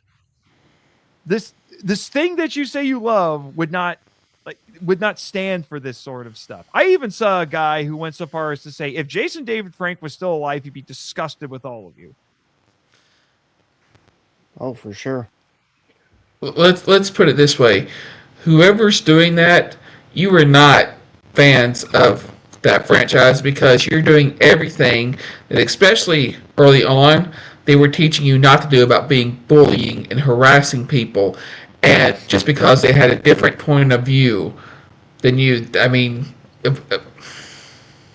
yeah. Even in the Sentai, they would address stuff like that, it was always meant to like learn how to live with people who you disagree with, work with people you disagree with, and to remember that we're all human beings. So you're not fans, just like the majority of the Star Wars online community. You're not fans of Star Wars. You're just a bunch of trolls leeching onto something, trying to destroy because you can't be happy. You're trying to destroy things that make everybody else happy. Well, in their defense, nobody hates Star Wars like Star Wars fans. That's been true for about 30 years at this point. I guess we can say the same thing about Ranger Nation. Nobody hates Power Rangers like Power Rangers fans. The thing is, though, when you get away from the internet and you start talking to real people, the sequels are very much disliked. But when you get away from the internet, talking to Star Wars fans, the prequels are liked. The original trilogy is everybody's favorite for the most part. But a lot of the vitriol comes from segments of the online. Yeah, for sure. So I don't think it's really Star Wars fans. I just think that the internet is full of trolls and they latch onto things and that they may actually like it, but they also don't like being happy or don't like people disagreeing with them about something. Yeah. Yeah, but it does go both ways too. Because if you go on the internet and you'll see people talk good about it, and you're like, oh well, I do like that a little bit more now, seeing it this way. Yeah, there are shills as well. You know, toxic positivity is a thing. Yeah. But to go back to this, I'm actually disappointed to see this happen. I mean, I was disappointed that they were using AI, but I was still willing to give them a chance. You know, if they can utilize it well, utilize it right, especially at this kind of this level of production. You know, I get it. I have a complicated relationship with AI. I prefer not to use generative AI. That's why I got annoyed with myself seeing that was apparently like AI generated. I'm going to make a real one at some point, even if I have to commission somebody like my friend Kaiju Kim to make it for me. But I wanted to see this thing work. They've done some stuff before, so I guess if we wanted to, we could go back and watch their older stuff when it was really shoestring budget and the kids were really small. We're talking like 8 years old, you know, Power Kennys, basically. If you know, you know. But I wanted to see this thing exist. I wanted to see it succeed. I wanted to see what they could do. When you look at the trailer and you ignore the, like, I don't know, 15 seconds or whatever of AI that's in it, a teaser that was not meant to be seen publicly, apparently, it looked fantastic. These kids know what they're doing. They're doing real stunts in real costumes. And I don't just mean the spandex that was based on the stuff that Toku made for Power Rangers. They made tokusatsu suits for Goldar and Finster. Yeah, and it does make me mad. It makes me mad because I wanted to see Tokujay's suits come to life. I did too. Yes, because his designs are great, and you know, and they also had pictures of their take on Rita, and it looks like is definitely inspired by the 2017 movie, and it looked interesting. I wanted to see that. They made a Zed suit. I mean, it was to the point where I'm like, Guy, before the AI trailer came out for it, I was putting serious thought, in all seriousness, and maybe if my Scyther colleagues see or hear this, they might get mad at me for saying this, but I was putting serious thought that if what they did was successful, I was going to ask if they ever planned on bringing Rito into the show and asking to voice Rito, so that I could, even in a small way, become the actual official new Rito, because I knew this was officially, as far as I knew anyway, this was officially sanctioned. And then the controversy exploded, and I wasn't sure what to do with it. Yeah, that'd have been awesome hearing you as Rito. Yeah, well, yeah. I mean, I'm limited to the audio drama at the moment. You know, the fan production, something we've never heard before. Yeah, but still, I wanted to see this, and now it looks like this is officially buried. And I know some people are blaming the fan backlash for this. I don't think in this case that it's the fan backlash. Again, if I take these statements at face value, I think we can lay this at the feet of Hasbro. Yeah. I don't I know think why they feel like this is going to confuse people, because supposedly this Disney Plus reboot is happening, and they really think this is people are gonna confuse this for that. I think they might be using. I think they might be using that it looks too good as an excuse. I do. This is just and this makes more sense to me. This is my take on it. I do think it is in responsibility to the backlash, because they're probably going to end up using AI in their stuff. And the fact people were freaking out so hard on the AI, they didn't want to mention it. But I think that had something to do with it. They were worried that all that negativity would bleed over to theirs. I mean, I've heard that supposedly both Gojuger and even Zest, Kamen Rider Zest, have used at least a little bit of AI in their shows for some of the effects. Not a lot. That's the impression I'm getting. It's not a lot, but they've used some. But no one is upset about that. At least that's the impression I've been given, that the fans are not upset about that, but they want to bury Ninja Kids.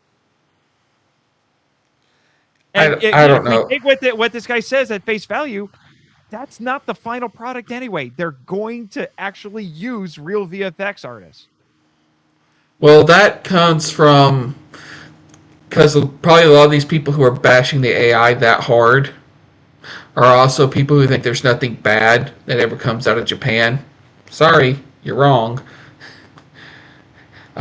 Wait till you hear our episodes on the Guyver animes. You might get upset with us. Oh, and they'll be very upset whenever they go over to Japan and they find out that most people there don't want them there because they're not Japanese. Yeah. So anyway, there you go. I love anime. I love tokusatsu, but it is in this land of perfect peace and harmony, and where you have anime people walking around. They're real people with real history who hates anybody who's not Japanese. A lot of them. Some of them, not all of them. No. Yeah, but there's a lot there. Y'all need to start living in the real world and understanding that sometimes in production, especially a fan production, AI is a cheap way to show how something's going to work to get more funding so they can do the real thing.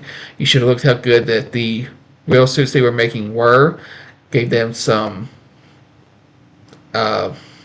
grace. And I do think you played a part in getting it canceled, so be proud of yourselves. Yeah. It's just, this thing should have been allowed to exist. I still blame Hasbro because they're ultimately the ones who pulled the trigger. And come on, we need more reason to hate Hasbro at this point. Yeah. Especially when we get to the other item that we're going to talk about here. But I have said this on the Power Trip. I think I've said it in past HPV3 stuff. I'm going to say it here again. Yes, in terms of what was put on screen, the Neo Saban era was the worst era of Power Rangers. But in terms of brand management, by far, Hasbro gets the title of worst era of Power Rangers.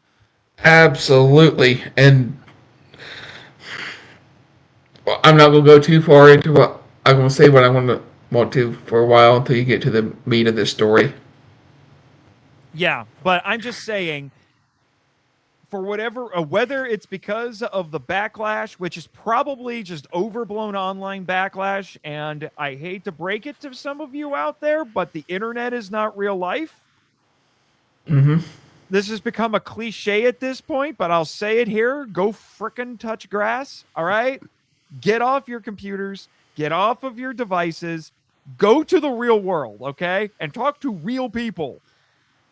All right? You got some serious... is this like a form of AI psychosis? Because I'm starting to think it is a form of AI psychosis. Guys, Terminator was a movie. Skynet jokes are that jokes. Mm-hmm. AI is a tool. It should not be used improperly, like any tool. Um, People have been misusing tools since the beginning of time. You can use a hammer to build a house or crush somebody's head in. Which one do you think you're supposed to use it for? Yeah. Well, if you're the Metal Don, you're going to do both. Yes. Well, you're going to cave but in. we don't talk. Hey. This is live. We don't talk about that. Yeah, I get it. But like I said, I think they should have allowed these episodes to be published and let them stand or fall on their own merits. If they, yeah, I think maybe a compromise could have been you made 3 episodes, put those out. If people like them, make some more. Because I will admit, and I think we talked about this before, this exists in a kind of a strange place because those first 10 episodes that they did, or like 8, 9, 10 episodes that they did, though that was a fan production. This was technically officially sanctioned, so it's basically an officially sanctioned fan film. I really hope that they take that footage that they've done and, well, maybe after the controversy dies down, they remove any mention of Hasbro Playmates and they end up doing something like Power Rangers Unworthy, maybe get it crowdfunded, fan funded, something like that. Because, again, I don't buy the whole production being too good because Power Rangers Unworthy's production is fantastic. And you know they've heard of that. Yeah. It's true. And there's another there are other fan productions out there. I think the guys over at Toku Secrets have become big fans of a series of Megaforce short films that are being produced by fans and have been making episodes about this. I'm like, okay, somebody wanted to fix Megaforce. Doing the Lord's work, I guess. Yes. Lord's work about a show about angels. Yeah, I guess I'll have to watch it eventually, because I am a well-documented Megaforce hater. The only way I will ever watch Legendary Battle again is to make a riff track for it. Yeah. Who wants to join me for that? But you would think, well, it's like, why this one? And I think it's because it got big part of it is because it got official money. Playmates wanted to make this happen, in part because they wanted something to promote the new line of action figures. Which, by the way, they made a Rita for that line. When Rita, I don't remember Rita having an action figure before. And I wish they'd put more stuff out. Yeah, and I'm like, Playmates, there's a way to make me very, very happy. There's a you put out Rita, if you put her brother out, I will buy 10. You would. I will buy 10 of them. I will say the Playmates Blade Blaster, it was cool, the design, and the blade, whenever you pushed it forward, it came out. But it doesn't shoot. Every time you pull the trigger, they make a quote. So you get no blaster noise, you get quotes. That's weird. Like, that's lame. Come on. Very, very lame. So, can you imagine if you had trying to use a gun for something and all it did when you pull the triggers, it would just start talking at people? Now it'd be fun if it was like trash talking them. You know, it was like Mighty Morphin Joker Rangers. There you go. Like you're if you're a cop and you pull the trigger on your gun and all it does is say "Yo Mama" jokes. Or the guns that Joker would have that just a flag would pop out going ha ha. Mighty Morphin Joker Rangers. There you go. But anyway, kind of getting back on topic here. So I think ultimately it's not the production quality necessarily, because other fan productions exist that are about on the same level. it's because it's got a quote unquote official money, even if it is a little bit removed, because Hasbro is not doing anything directly with Power Rangers at this point. They've outsourced everything. They're not making any more action figures. You're not going to get any more of these because Hasbro is done. Nope. And they just sub-licensed it to Playmates, and they were happy to take it because maybe this is why Playmates wanted to grab it, but they just lost. This is the end of an era. They lost the Ninja Turtles license. Yeah, and apparently the Ranger comics are coming to an end. Yep. Yeah. Those relaunched Boom comics. What is it? Prime. They're wrapping it up. It's coming to an end. The last issue is going to be in February. Issue 16. I'm pretty sure. Issue 16. We got a good year and a half out of this new line of comics, and now that's done. Yeah, they're pulling it's like, oh, the comics still live, and now those are dying. Now that they're in bed with Disney. Now that they're in bed with Disney. Right now, because look, but that's continuing the trend. Hasbro's just outsourcing all of it. Oh, Playmates, you make toys. Oh, Disney, Disney Plus, you make a new show for us. Mm-hmm. But don't be surprised if, especially when the reboot launches, if you don't see Marvel Comics presents Mighty Morphin Power Rangers. Oh my gosh. I'm just saying, I think that's why they care, because it's only 2 steps removed from Hasbro. And I don't know, maybe Hasbro's mad at Playmates because like, you made this happen and you weren't supposed to, or whatever, which doesn't make sense because they clearly would have been aware of this. So it's probably a combination. The backlash to the AI was probably the catalyst for it, would be my guess. But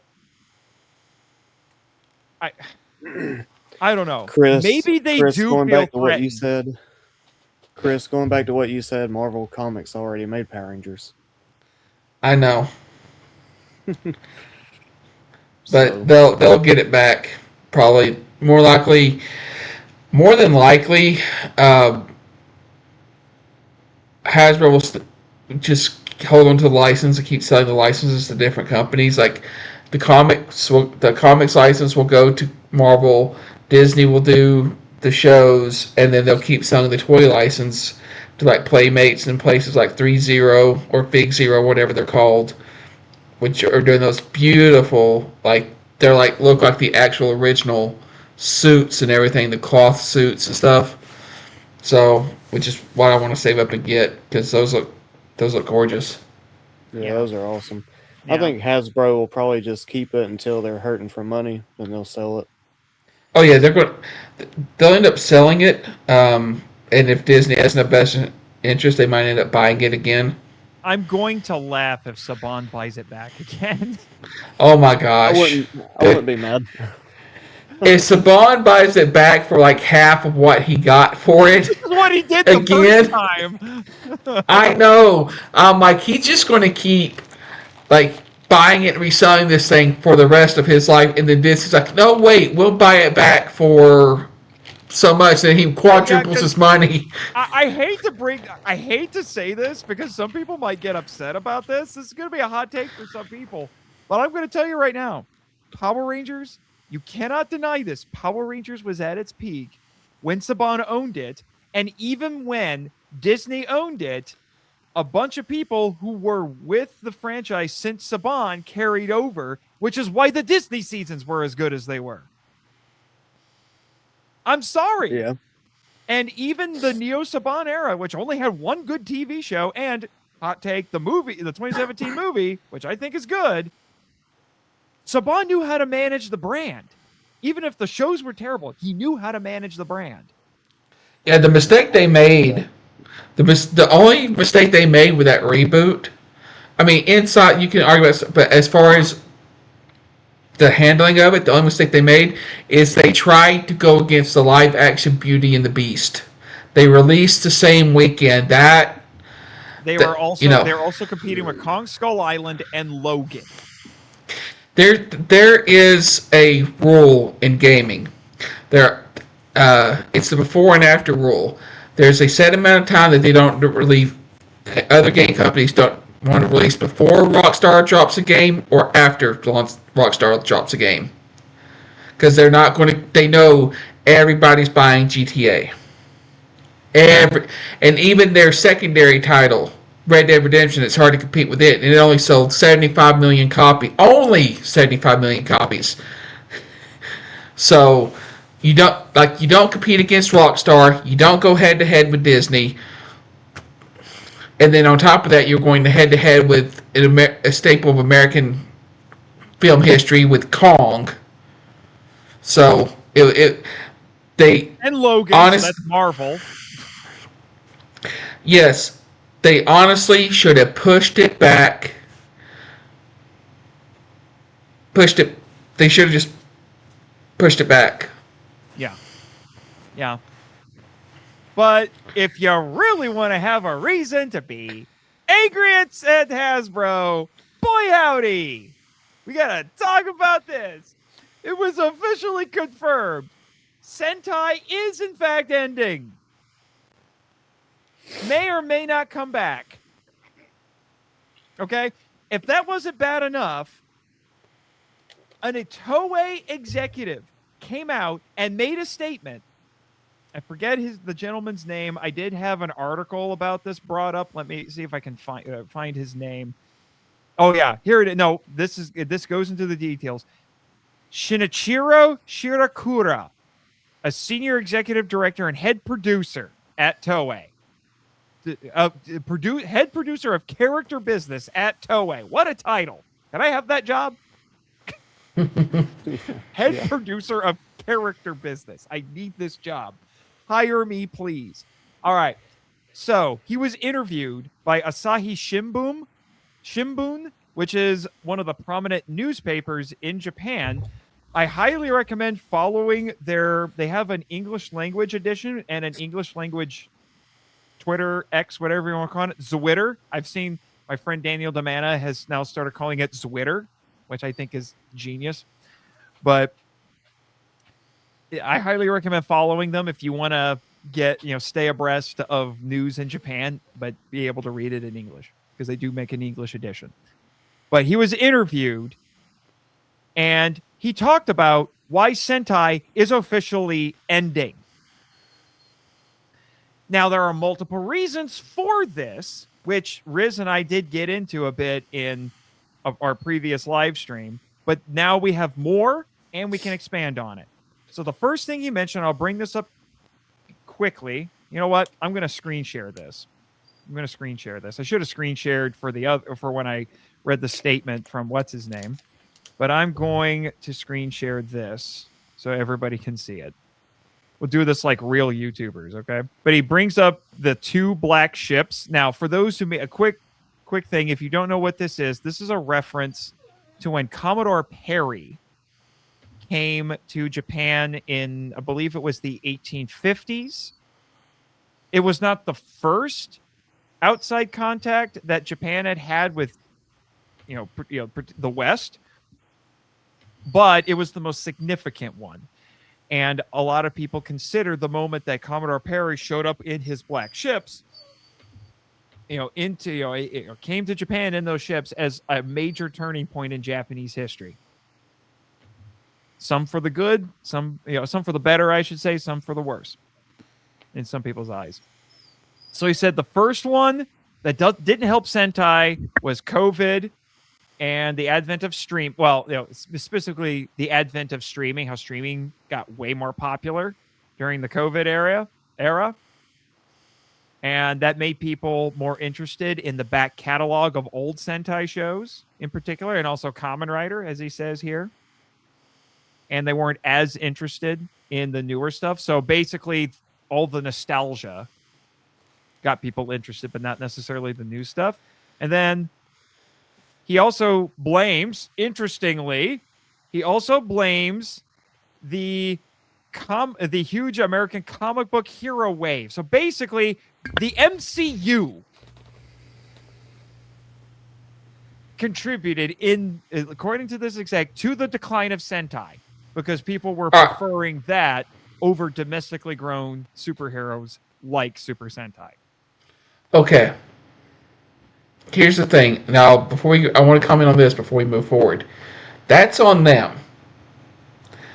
Because reason why they weren't into the new stuff as much, two reasons. They saw the quality of the American superhero stuff coming over. Okay. They liked it. They liked the sensibilities. They liked how it was being treated and how it wasn't talking down to its audience. How it took these, what was originally kids' products and made it where it was a family affair. All right? Everybody could enjoy it. Two, they went back and watched the old stuff and were like, oh, even though it could be goofy sometimes, but that was the sensibilities back then. The old stuff was written better, made more sense. It wasn't just product placement or toy. Even though it was a toy commercial, it wasn't treated as a toy commercial. It didn't just create all these different forums and stuff just to get out to buy all these toys. It was created as its own thing. They go back and watch that, and they go back and watch the new stuff and be like, I don't like this as much. I'd rather go back and watch the old stuff. Mm-hmm. That's on them for not reading the room and getting rid of all this constant toy placement. Because you don't have to put that. If you just have a good show, even if the toys don't appear in the show, people are going to buy it. Stop doing that. That's on them for not reading the room, seeing what their audience wanted, and letting it. And it's going to end up happening to Kamen Rider too. Potentially. Probably. But so he's saying nostalgia and people, basically nostalgia and the superhero wave in America. And this is not new. There have been other points where Japanese audiences, for whatever reason, were gravitating more toward American productions. There have been other points in history where Hollywood films basically took money from domestic films in Japan. Well, for the longest time, it's a cycle. There are eras in Japanese history where that's more prominent than in others. I think now, not so much with the superhero stuff, but I think we've gotten to a point now where Japanese audiences are more interested in domestic projects than they are in foreign projects. Yeah, well, and I learned this through your show, Nate. For the longest time, Godzilla wasn't king in Japan. Kong was. Yeah. Godzilla, when he crossed over with Kong was the icon. Godzilla had not reached that status yet. And that was in the early 60s. They had no idea. Then it was during the 60s that Godzilla truly became a phenomenon and an icon. In large part because he was able to springboard off of that crossover film with Kong. Yes. So all you Kong haters, just realize it was King Kong that kept your Godzilla franchise going forward. So bow down to the monkey. All right? Jake, we need to make him a shirt that says that. Bow down to the monkey. And we'll put Kong on there just so there's no mistake about who the monkey is. I'm not even that big of a Kong fan, but I'm not a Kong hater. Yeah. Yeah. So that was the next one that he brought up. The next one is he basically says this is an interesting thing. He said everyone in Japan knows what Sentai is, but they don't necessarily watch it. They just know of it. So they're familiar with it, but they don't know what it is. And we've seen that a lot in American productions. People will know of something, but they don't know a single thing about it. Okay? Because we do have characters who are so mainstream that people know the surface level stuff about them, but they don't know the intricacies. Superman and Batman come to mind. People know the basics of Superman and Batman, but they don't know the specifics of Superman and Batman. You know, you can grab a random guy off the street and say, who's Batman? And they can tell you the basics about Batman. But then you say, okay, have you read The Killing Joke? Gary, more than likely, they're going to look at you funny and say, what's the killing joke? Yeah. And that's because of the movies. Again, he says familiarity breeds disinterest. Breeds contempt. Yeah, it breeds disinterest. Yeah. Only if the product is becoming stale. There is a show that went on for 15 years. It was never super mainstream, but it got well over 1 million views on the network it was on. Went on for 15 years and still has dedicated conventions. And there's two guys who, no matter what role they play, they're known as Dean and Sam. Mm-hmm. Supernatural. 15 years. All right. I know that's not 50, but that whole thing, they found ways, especially with the dynamic of the actors, to keep people interested. You can keep people interested, okay? Power Rangers, even though it reached a super mega high, then it came down, but it was steady for a good 20 years. And then it wasn't until later on, whenever people were just relying completely on nostalgia and weren't doing anything interesting, weren't pushing the envelope, or whatever, that disinterest set in. Yeah. So I think this middle paragraph here is what really makes that abundantly clear. The producer said that, again, the word Sentai conjures up the image of 5 heroes in colored suits, but they treated the franchise as comfort viewing that doesn't change, or is that because it doesn't change, people don't think it's a must-see TV. Again, that's your fault. Yeah, so they just stopped watching the new episodes in favor of the old stuff because nostalgia is, apparently even in Japan, nostalgia is king. Mm-hmm. Yeah, so there's that. Again, it's multifaceted. We're building toward what we want to get to. And then he says, he joined in 1990, which was when Zyuranger, that's when they started planning Zyuranger, which is what became Power Rangers. And he said that, the younger staffers wanted to try something different, and they introduced the 6th Ranger, and he mentions that became the basis for Power Rangers. So they were trying something new at that point. And he also says, and this is something I've been talking about for a long time, Kamen Rider and Ultraman went on hiatuses, but Sentai didn't. It's been going constantly for 50 years. Mm-hmm. And the guy even said, the success of Super Sentai defies reason. He says its origin was a fluke born from a failed attempt to make a project with 5 Kamen Riders assembling to fight together. Which is interesting because in the last arc, an actual arc in the original Kamen Rider is the Shocker Riders, who are evil Kamen Riders made by Shocker, and the way you tell them apart from the actual Kamen Riders, because it was such a big deal, they had to have both Kamen Riders show up to deal with these guys. The way you told them apart is they had different colored scarves. Mm-hmm. Yeah. And Drew Dodgen and I, when on those episodes of Henshin, we even, especially Drew, even theorized like this must have paved the way for Sentai. Mm-hmm. Like a forerunner to it. All right. The franchise only added giant robots after its once popular giant robot anime shows ended their continuous broadcast in the 1970s. What he doesn't bring up is that it was also because of Toei Spider-Man.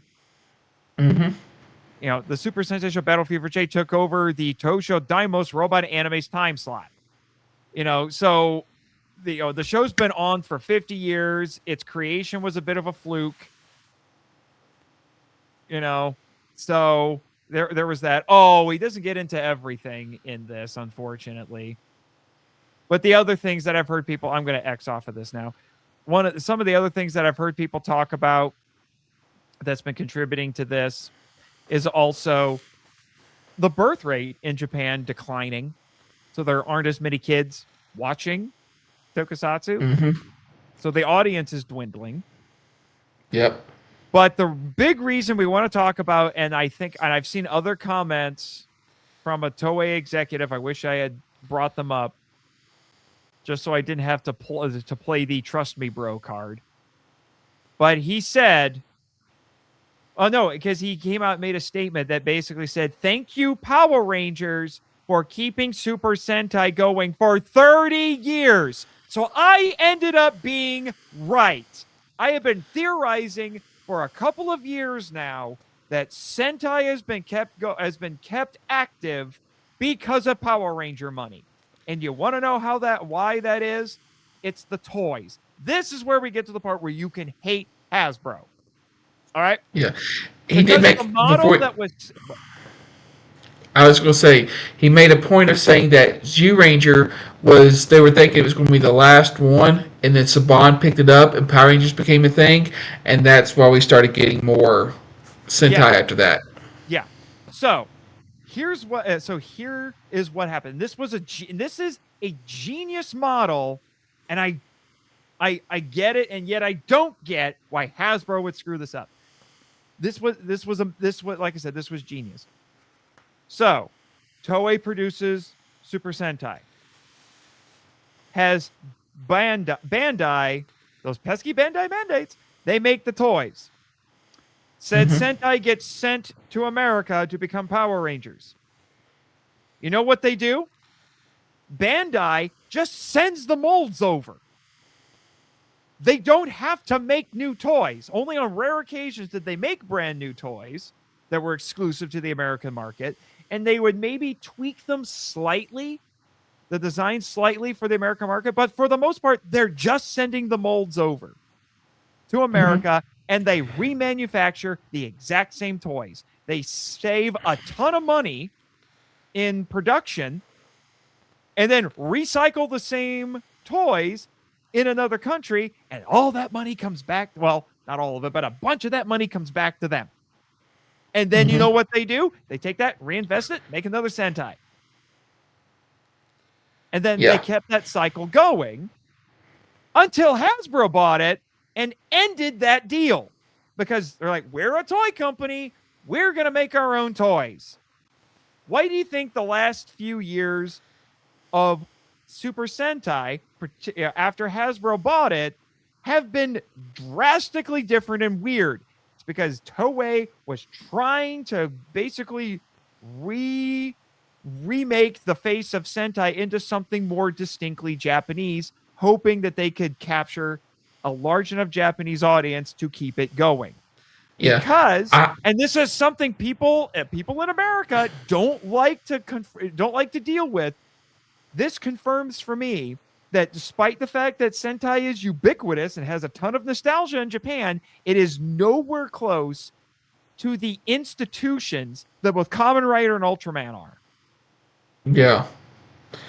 Well, they came first, and no, Sentai came after Ultraman and Kamen Rider. Oh no, you mean no? That's what I'm saying. Those two, yeah, Ultraman came first, then Kamen Rider, then Sentai, then Metal Heroes, and Sentai originally was very They did a good job making Sentai, Kamen Rider, and Ultraman very distinct from one another, and then they did the same thing with Metal Heroes. But as you notice, Kamen Rider, Ultraman, and Kamen Rider are the institutions. Then you got Sentai, and it became a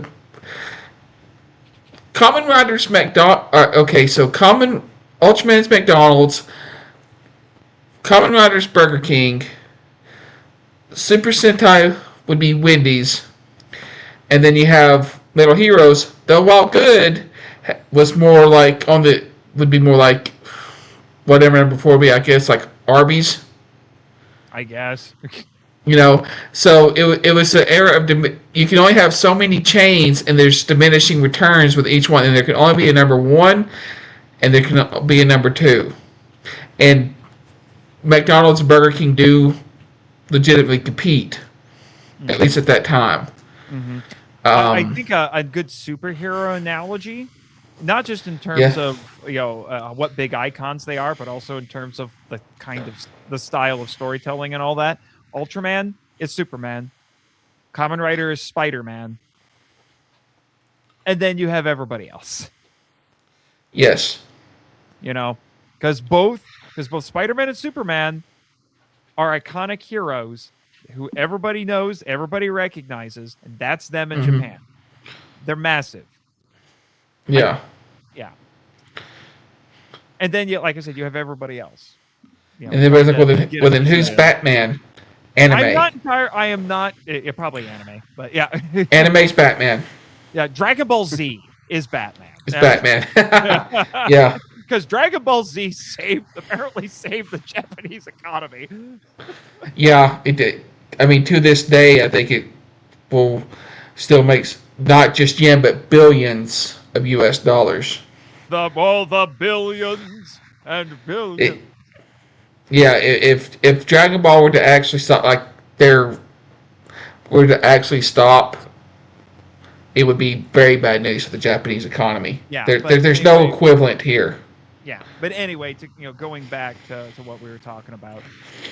So those are institutions. So it was the Power Rangers money that was keeping them going. And if you look at it, it's kind of a beautiful symbiotic relationship. Toei makes the show, Bandai makes the toys, ships both of them over that get repackaged as Power Rangers relatively inexpensively. They make they make a ton of money off of that licensing. They take that money, make another Sentai, and the cycle continues. Hasbro broke it. Congratulations, Hasbro. You didn't just kill Power Rangers, you killed Super Sentai. And it wasn't necessary. I mean, they could have done a deal like they did with Playmates. Okay, Bandai can continue making their shit. Bandai Japan can keep making the Super Sentai stuff. They can send molds over, and then Bandai America can make the cheap line of Power Rangers toys available in the U.S. The Lightning Collection could be mid-tier, and they could price it higher and make more, make it a little bit nicer. And then their high tier, they could sell to companies like Big Zero, 3-0, companies like that. There was no need, if they were going to go ahead and do that with Playmates, and then they could have still done the thing with Playmates, or Playmates does the $10 toys, Bandai does your $20 toys, your $30 to $40 is Hasbro, and above that, they outsource to specialists. Right. And they would have probably made a lot more money, and everything would still be going fine for all involved. Yeah, but that's not how Hasbro works, because Hasbro is just an IP farm at this point. That's all they do anymore. They just only IP, hoping they can milk it for money until it dies. And the only IP they have that makes money is Transformers. And say what you will about the Michael Bay movies. And listen, I like the first one, didn't like the second one, and the others are hit and miss based on. But here's the thing, and I don't say this to mean a low quality of people, but Michael Bay makes his films to appeal to the lowest common denominator, meaning the most number of people. And the masses of people who just had a nostalgic liking for Transformers, weren't diehard into the lore and stuff, enjoyed those movies. It makes money hand over fist, because it's a time they can go shut off their brains, take their kids. They did for a while. Yeah, but that was the one that was making money. Yeah. All right, and they're even starting to screw that up. Hasbro doesn't do anything. Apparently, I've also heard that Magic the Gathering still makes money. Some have even made the outrageous claim that that's the only thing that is sustaining Hasbro. I have my doubts about that.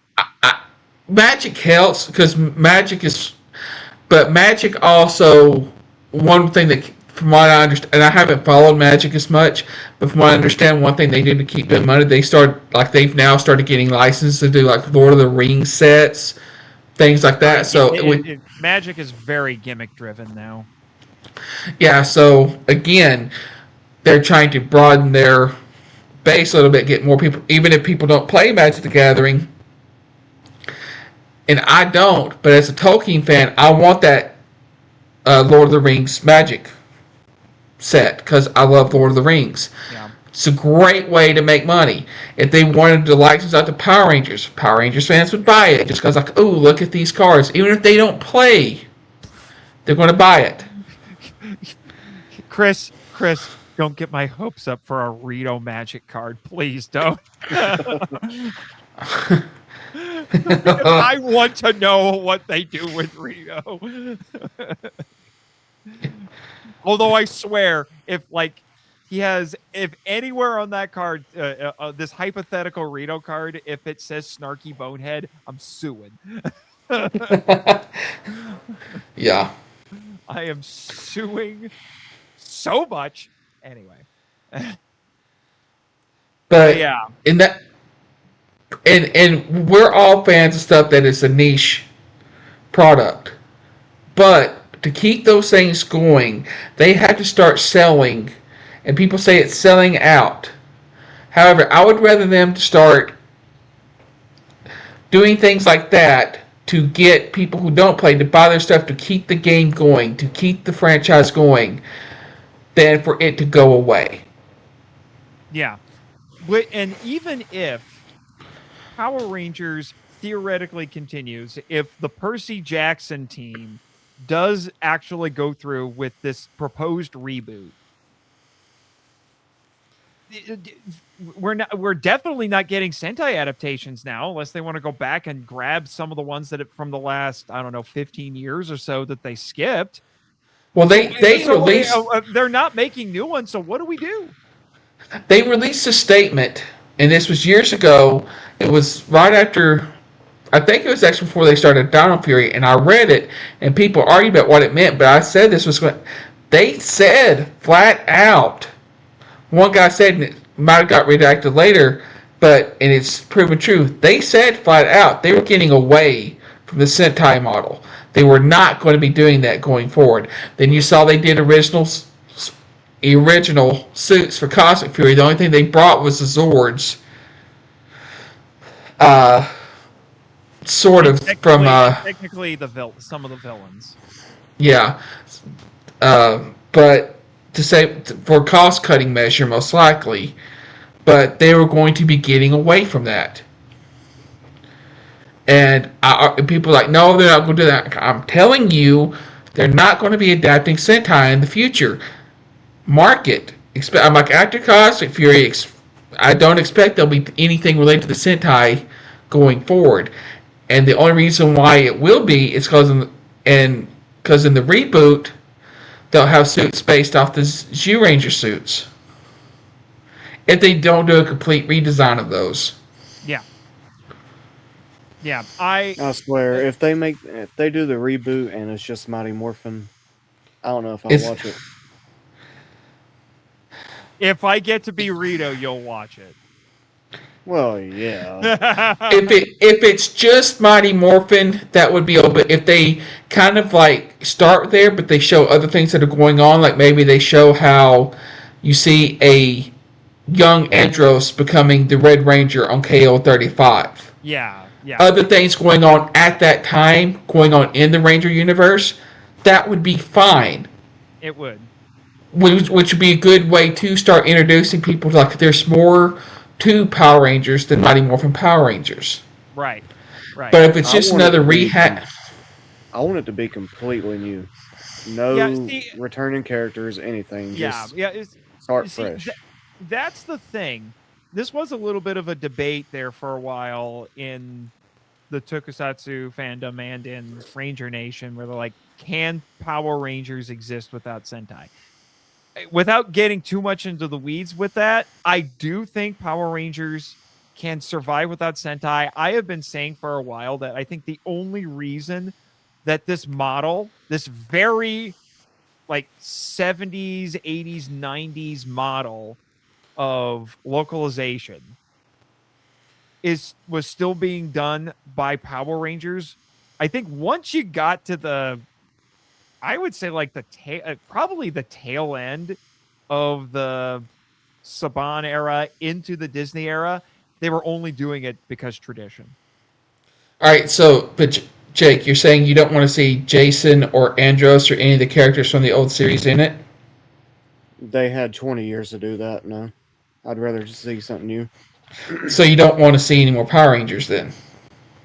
No, I You want want to to see see something? Power Rangers. I don't want to see anything. But if it's different already if it's different suits and different characters, it's not Power Rangers. It's a brand new show.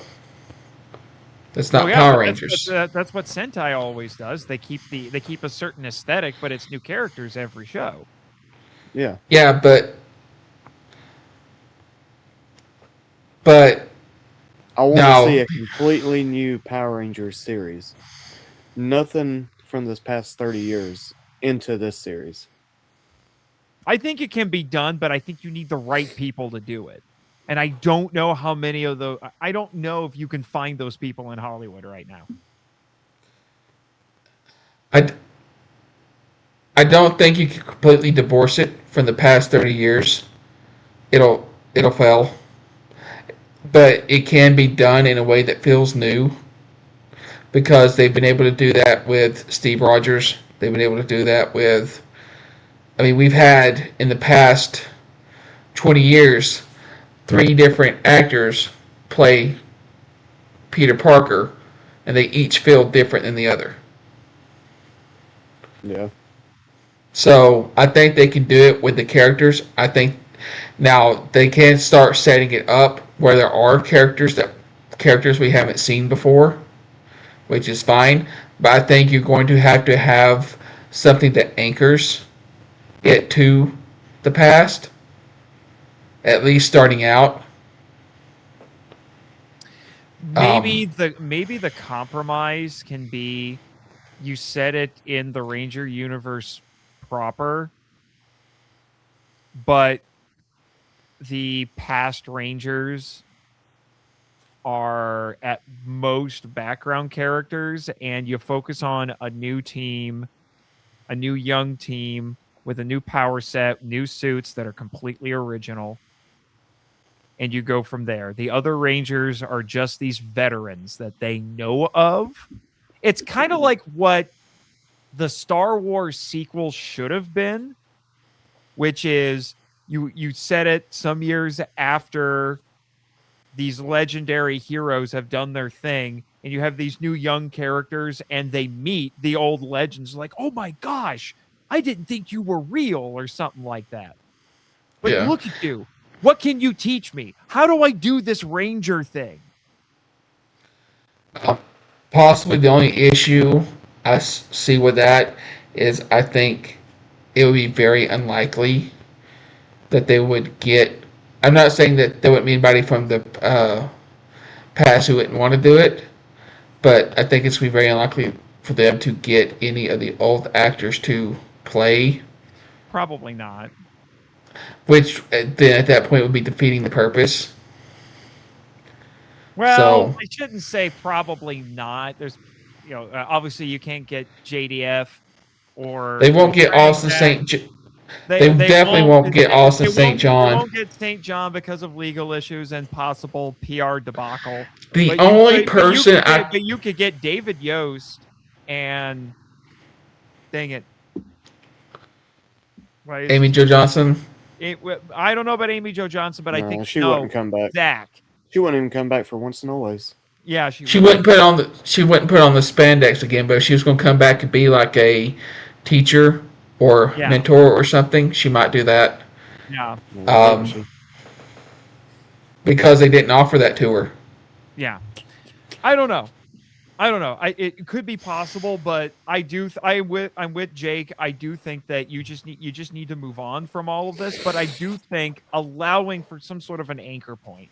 But I would shove it ahead about 30 years. Get even beyond SPD, so we don't even have to have the immediate SPD baggage. Oh, it won't be now. As of this year, we have caught up with SPD because SPD was set in 2025. Now we both might get the thing because they've already said it's not going to follow that universe is dead and done the way they did it's dead and done. So they might start out using the original characters, but we may not see an adaptation of. We may not see any In Space Rangers. We may not see any Turbo Rangers or Dino Thunder. I don't know. I don't know either. We'll just have to keep following that. At this point, I think it's far more likely that that we're going to get this Power Rangers reboot than we are to see Legend of the White Dragon. Yeah. I have At opinions. this point, yeah. I have opinions about that. I'm not going to get into it, but let's just say it's looking less and less likely that Michael Hamilton and I are ever going to do that reunion show for Legend of the White Dragon that we've been promising. I'm glad I to didn't give disappoint him none of people. my money. I am too, to say the least. Yeah, no kidding. All right, but there is a silver lining to all of this. The Ninja Kids getting canceled, Sentai getting canceled, the uncertainty of a reboot, but we have a silver lining, gentlemen. And that silver lining is called Project Red. And the more I see of this, the more excited I get. So here you go. I'm This is definitely on. excited. Yeah, it's now got its own wiki page here. Project Red. Yeah, it's quote unquote teaser code, so it's like a tagline. It says "Beyond the Records, Embrace the Extraordinary." So it's actually an acronym. It stands for Records of Extraordinary Dimensions. And according to this wiki page, it's a new tokusatsu franchise that's basically taking the place of Super Sentai. And it's going to feature red-colored heroes who will debut with Super Space Sheriff Gavin Infinity in 2026. And they have been dropping some teaser trailers for Gavin Infinity, and boy, howdy, does it look good. My gosh. You can say it looks fabulous. Sentai is dying, and metal heroes are rising from the grave to fill that gap. And I'm here for it. Same here. We got the death of one franchise and the resurrection of another. And I kind of love it. I am even starting to wonder if maybe Toei has been planning for this, and that's why we keep getting all these Metal Hero releases, and why things like Beetleborgs and VR Troopers have been showing up on official streaming services now. And they've shown up, I know the VR Troopers showed up in Power Rangers Prime. It's like they have been preparing the audience for Project Red. They've been playing this, maybe call it a conspiracy theory if you want, but I wonder if they've been playing a long game here and have been like dropping these little breadcrumbs so that when we get to Gavin Infinity, the audience is there for it. Maybe. I'm just saying. So I'm actually pretty excited about this. The trailers have been really heavy on CGI, but the practical effects on the suit, like, my gosh, the suits have looked great. They do look really cool. The helmet it's all right, but the rest of the suit looks really good. Mm-hmm. So yeah, I'm really hoping that they will do what they're doing with Kamen Rider and Ultraman, stream it on YouTube. Yeah. Look at this. Look at this poster. Oh my gosh! Shut up and take my money. I want one. Oh, looks so good. So good. I don't want to make promises, but I'm just saying, gentlemen, we've already decided what we're doing for season 2. we may have to cover the original Space Sheriff Gavin in season 3. One of us may just have to break down and pick it for season 3. We could just lead off with it. We could, but we have a really cool guest idea for that season. I don't know. We're gonna have to think about it, because Gavin Infinity is going to be prime time to talk about the original. Yeah, I'm just saying. You know, Yeah, I'm not normally one to advocate for chasing the algorithm, but this might be one of the times we might want to chase the algorithm. Because Infinity is looking good. It is looking really good. Yeah, check out some of these posters, man. I like how they did the images. the Neo Saban approach and put Super at the beginning. Yeah, a little bit. And I gotta say, I think what they're doing is it's gonna, like, Gavin's gonna have different colored power ups, but man, Gavin looks really good in red. He looks freaking good in red.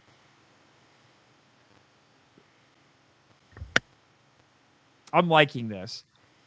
It would be interesting if they did have this red hero who just, like, passes through different dimensions and just sees different characters doing stuff, and that's your connecting thread.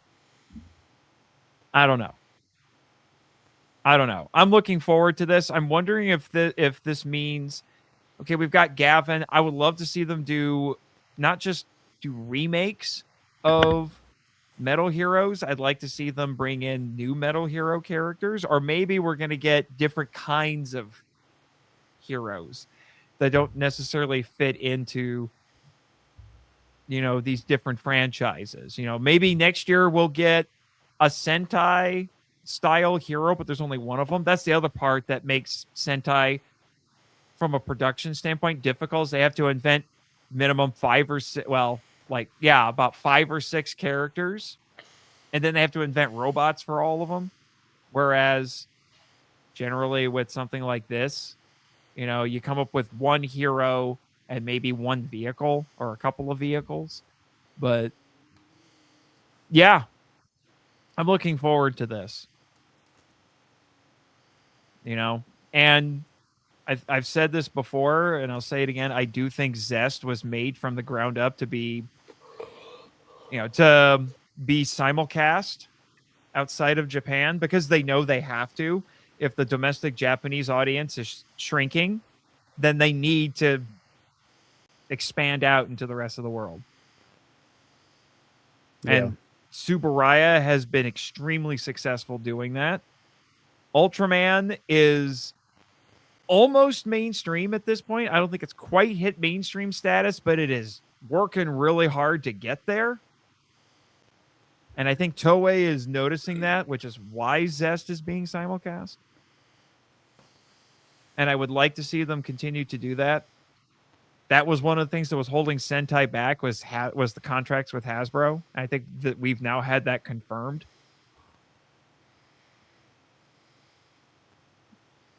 So there's your silver lining. Project Red. I'm looking forward to it. I think Gavin Infinity is going to start next month. Good. Because Zyuranger is wrapping up next month. I'm looking forward to it. Yeah. What about you, Chris? I'm withholding judgment. I haven't been impressed by what I've seen so far. Oh, really? Why not? No. I think the suit looks like plastic chrome. Like painted plastic chrome. I don't know. I haven't been impressed with it, and I don't know. And the Nox Knight in Kamen Rider Zest is clearly flinging around a Nerf sword. Mm-hmm. I'm just saying. Yeah. I'm just saying I haven't been impressed. I wasn't impressed with Zest either when I first saw it. Okay. But you like it now, do you? Don't you? I like the show fine, but I still think the suit looks like it's made from a tarp. Oh, you wound the Metal Don. Look at that. Look at that. If the Metal Don was capable, if the Metal Don was capable of crying, there would be tears. So I'm waiting to see how the story plays out and stuff. But based off the only aesthetic that I've liked so far is I do like the big mech looking thing. That's his ship. His ship, but everything else so far, I'm just like, it's not impressed me all that much. But like I said, it's a story that matters. So, right, I understand, but and I get it. I get the apprehension, but I'm going to be honest with you. I want Gavin Infinity, and I want Project Red to be successful. Because Ryder and Ultraman need decent competition. Yeah, they do, and I want it to be good too. And then when you get away from all the different little things that do to make it sparkle on the trailers and in the posters and stuff, when you see it on set and stuff, it looks. I would accept it if it was a fan production. It looks more like a fan production level quality. So I don't know if they're actually putting a lot of money into it. Well, they might be because they're not sure because it's a big risk. Yeah. And then that begs the question, if it looks like that on set and are they going to be doing a lot of CGI augmentation, which I'm not a big fan of visually and stuff. So like I said, I'll have to wait and see. I understand. I would be curious to see if they simulcast it or not. So far, I haven't heard anything about them doing it, and it's cutting it really close right now, so they may not. Or at the very least, they may not do it immediately. So I think we'll have to wait and see. But a couple comments here from Edwin, and then I think we can wrap this up and get to the watch-alongs. Edwin says, apparently next year we get updates. Post New Year's from one stream. Okay. And then he says, red privilege. A little bit of a joke that I made on the Power Trip a few times. Red Ranger privilege, because only Red Rangers, generally speaking, get battleizers. Really hope there's something that connects to Gokaiger, Red Captain Marvelous, since that guy got saved by Gavin. I think this is not a sequel. This is a ground up reboot of Gavin, so probably not. And the movie showing that is perfect pregame. It's on YouTube. Oh, I'm willing to bet that the original Space Sheriff Gavin somehow appears in this show. That would be cool. Yeah. And he does have a Power Rangers counterpart. Mm-hmm. So, I mean, it would be the first time you saw the original Kamen Riders kept popping in throughout Kamen Rider, even when they would do pretty much relaunches or whatever. So yeah, I could see it happening. Yeah. Who knows what's going on with this? It's been an extremely tumultuous time for Sentai and Power Rangers. The whole Maya Gate thing, all the stuff that's been going on with Gojuger, and and now you have all this stuff with Power Rangers. It's not been a good year to be a Sentai or Ranger fan. Let's be honest. Nope. Sadly. Yes. Kamen Rider has been doing very well, especially with Zest being simulcast, and Ultraman continues its just upward trajectory at this point. I guess I'm just going to have to change my moniker to Chris, the canceled guy. No! Chris, the canceled guy. Oh no! Yeah. Well, if you go with Project Red, you could be the Red Man. The Red Man. Nah, that's still under the Metal Dawn jurisdiction. Well, we don't know what other Project Red shows are going to be like. Like I said, they might do next year, instead of a Metal Hero, it might be a Sentai style character, just a Red Ranger. That's it. a red ring. Yes, because red, that's all that matters. Hey, Yep, I like pretty red. much. It's my Of favorite course color. you do. Red and orange, my favorite colors. Orange was first, red came later. But don't look at me in that tone of voice. What's your favorite color? Red is What's the your favorite color? pumpkin spice of colors. Oh, but yeah, but what's your color? What's your favorite color then, hipster? Blue. Blue? I believe it. Blue, black, then red. You like cool colors. I get it. Yeah. Blue, black, then red. Yeah. I prefer warm colors. What can I say? Yeah. Well, anyway, again, for those who are going to be listening to the audio version of this, thank you for joining us for this fun little discussion, and we'll keep you posted about all of that. All right. In the meantime, it's time to get started on those watch-alongs. So, I think the way we've always done it is it's always been me, Jake, and then Chris. So we will start with Ultraman Taro. Episode 38. Like I said, I will put this in the chat if you would like to follow along with us on Tubi. So be prepared for ads. If I had my normal setup, I would just be watching my Blu-ray. But there you go. Link in the chat. So, am I the only one who's seen this before? Yes. The Ultra Christmas Tree. Okay. Let's see. Does Tubi have a synopsis for this? Yes, it does. Nope. That's a series synopsis. I don't know if it has an episode synopsis on the desktop version here. But, all right. We'll get started. As usual, I will not be showing this on stream so that the YouTube gods do not yell at us. All right. You guys ready to get this started? No. Yeah. Okay. Jake is not ready yet. Are you gonna Tubi this or are you gonna Blu-ray this? I'll Tubi it. You're gonna Tubi it? All right. Okay, I'm ready. All right. You ready, Chris? All right.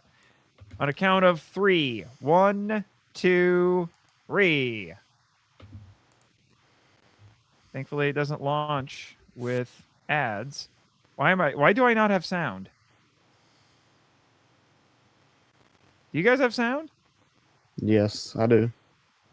Yep. Why am I not getting sound? This is weird. Hold on. Am I going to have to start this over?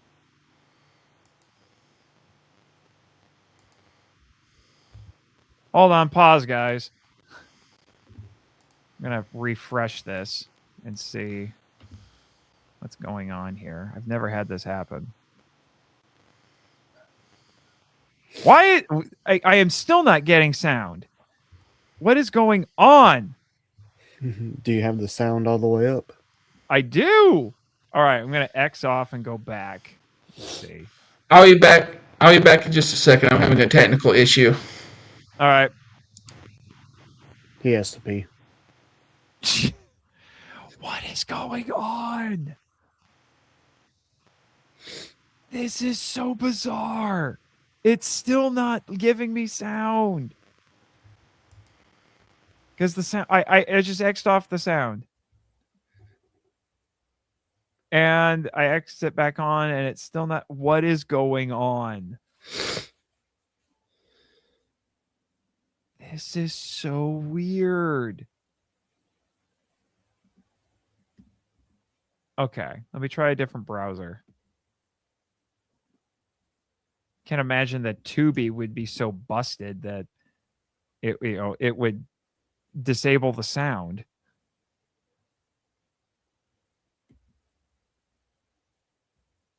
Oh my gosh! I just put it in a different browser and it still doesn't work. That's weird. What is going on? Okay, let me check. Let me check for the Zeo episode. Make sure that works. That doesn't work either.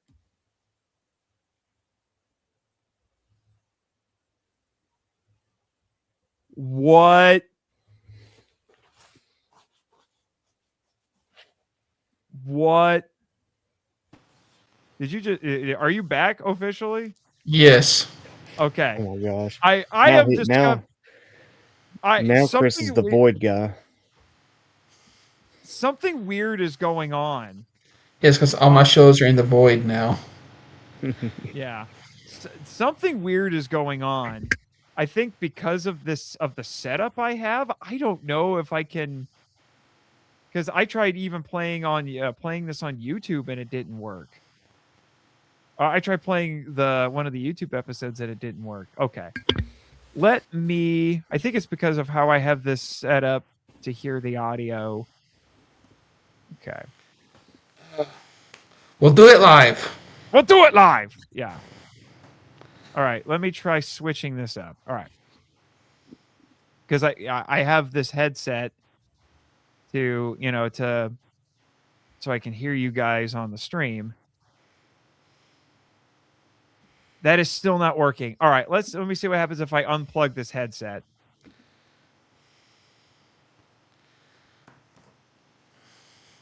I still have no sound.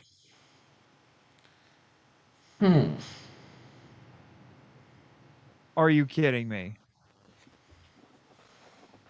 We're going to have to watch this on my phone. Looks like. And good luck, considering the one site we have to use for Jiban, because I don't have for Jiban. the Yeah. Jiban Blu-ray yet. This is so weird. You shouldn't have to hear it. It has subtitles. Ooh. Well, I can't. I'm not. You think I'm just gonna subtitle the Zeo episode? Are you nuts? No, you have to read their lips. Because I'm just that awesome. I can't read lips when there are no lips. When they're no, they don't morph in this episode. What am I talking about? Oh. Here, I'll play this one so you can destroy the sound issues. Oh my gosh! This is the dragon missiles. The dragon missiles. What is going on? I have never seen this happen before. This is so weird. I even tried a different browser. Oh my gosh. It's just, what is happening right now? What is happening? And my phone buzzed. Where did it go? Someone trying to text me about this? No, I don't see anybody texting me. All right. Okay.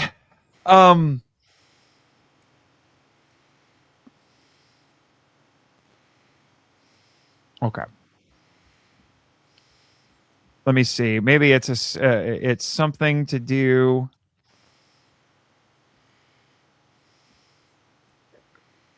Oh, that's interesting. I think it's an issue I'm going to have to fix with my computer. Hold on.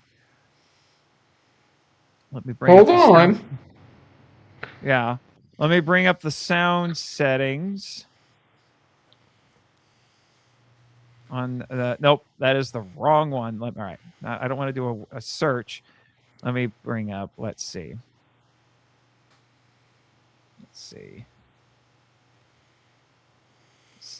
Settings.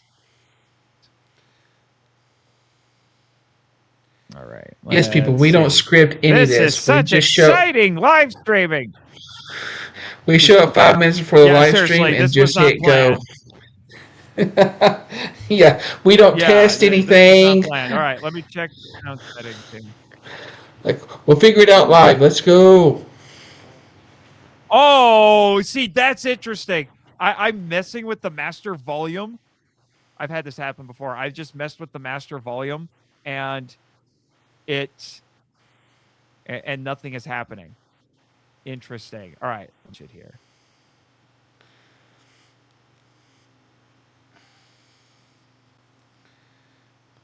I'm going to have to get him a second computer next Christmas, Jake. Right. Oh, wait. I think I got it. I've dealt with this kind of thing before. All right, let's do the easy one. Let me check on YouTube. Okay, I got it. I win. I always win. Ha. One of my favorite villain lines from the original General Zod. I win. I always win. All right. Yes. 3, The 2, best 1 General countdown Zod. from 3, 2, 1 countdown from the very beginning for Taro. All right, let's try it again. 3, 2, 1, go. Yeah.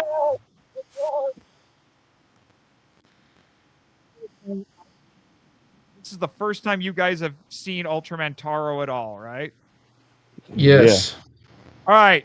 Be prepared for some 70s style cracked out insanity. Because 70s Ultra is frickin' sane.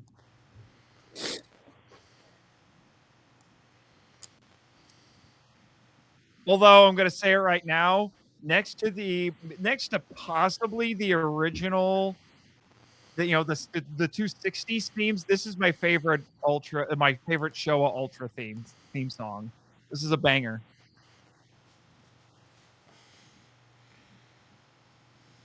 Oh wait, no, I'm thinking of Leo. Excuse me. I'm sorry.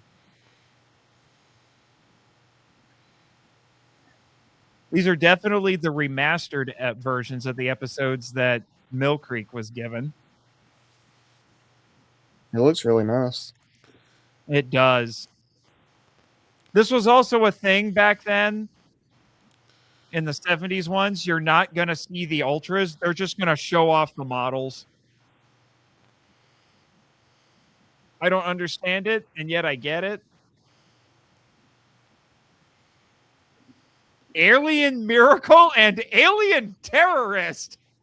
Those are our villains.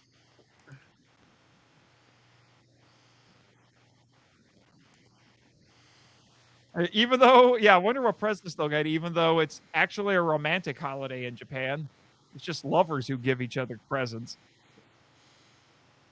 Generally.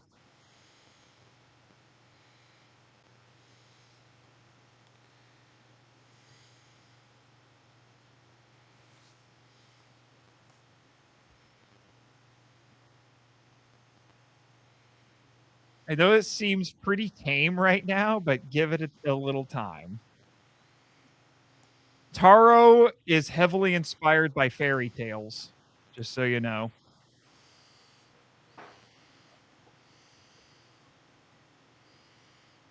Can you guys hear me? Yeah. Yes. Okay.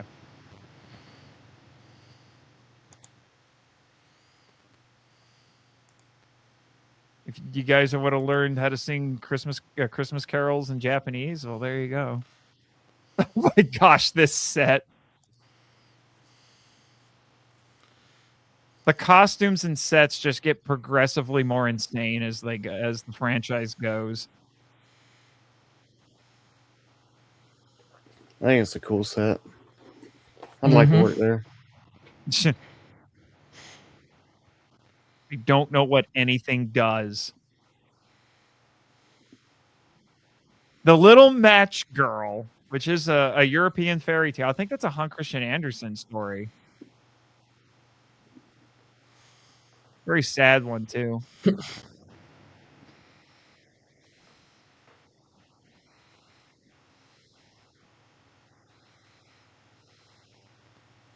Why do you need a match that long, lady? Pilot lights.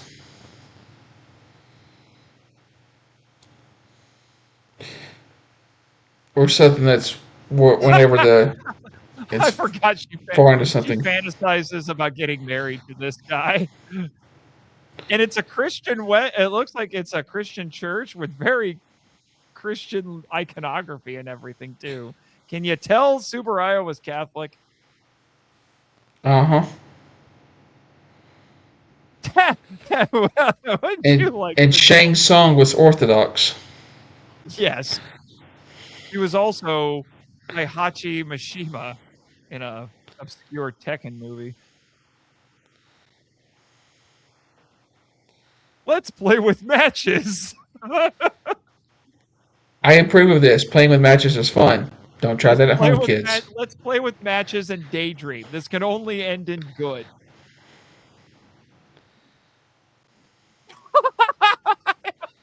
On a bicycle built for 3.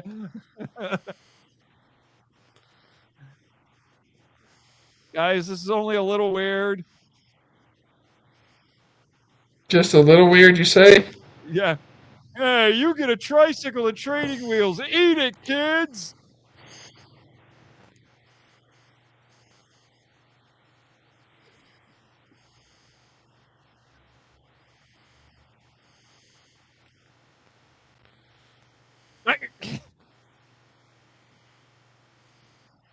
Where's the captain when you need him? The suits look like they're from Tron. Kinda. Yeah, Zat. That's the name of the team in this one. I forget what it stands for.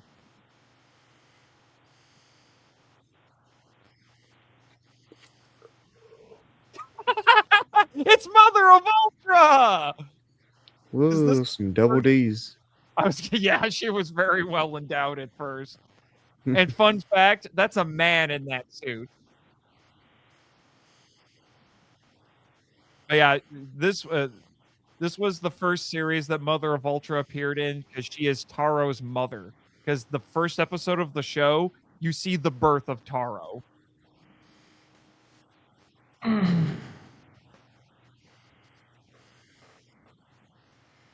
Hey, look, there you go, Chris. Human-sized Ultraman. Are you happy? I don't know. I'm in commercials. Oh, do we need to pause? I'm at 6:30. I'm at 6:25. Let me know whenever. Let me know when you guys get back to 6:25. I'm at 6:29. Warn me when you get to commercials, okay, guys? Okay. Because I haven't had a commercial yet. Me either. I'm at 6:25. Where are you at, Jake? 6:29. 6:29. 5 minutes. You're at 5 minutes? Okay. Warn us. All right. Keep going until you get to 6:25. I'll let mine play to 6. Well, no, I'm going to let mine play to 6:29. All right. I'm at 6:29. So let us know when you get to 6:29.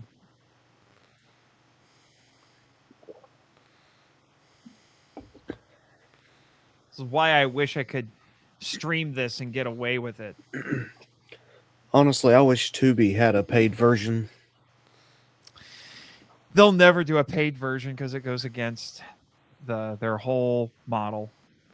I see what you're talking about with the well endowed there.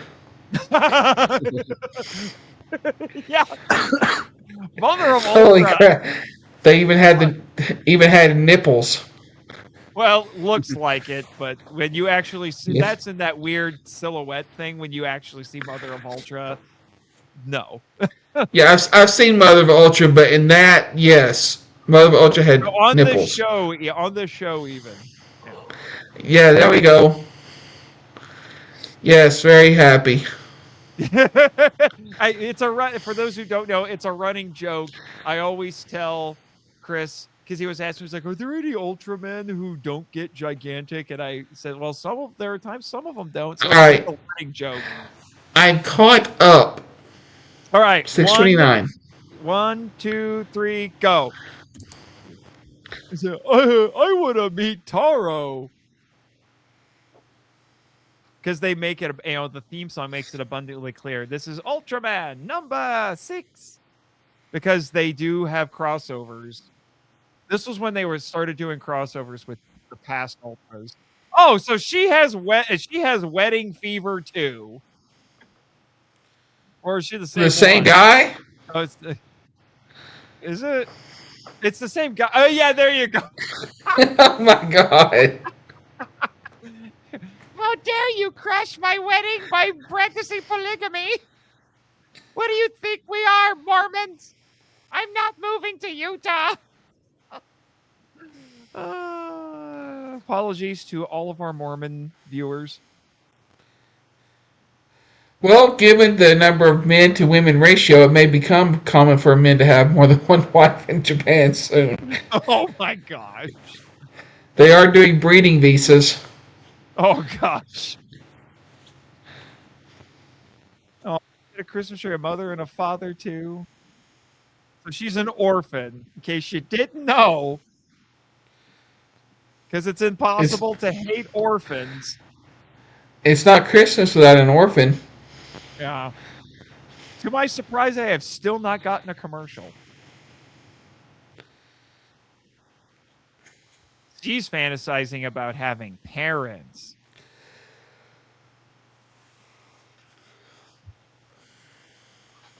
It's Japanese little orphan Annie. At least I have you, puppy. That Pomeranian. Can you get me a pony? I want a pony. Yes, because that's the dog an orphan needs, an expensive dog that requires lots of care. Yeah, there you go. If I remember correctly, this guy is our Ultra host. Again, it's been a hot minute. Remember when kids played with marbles? Uh-huh. This one apparently belonged to a wizard.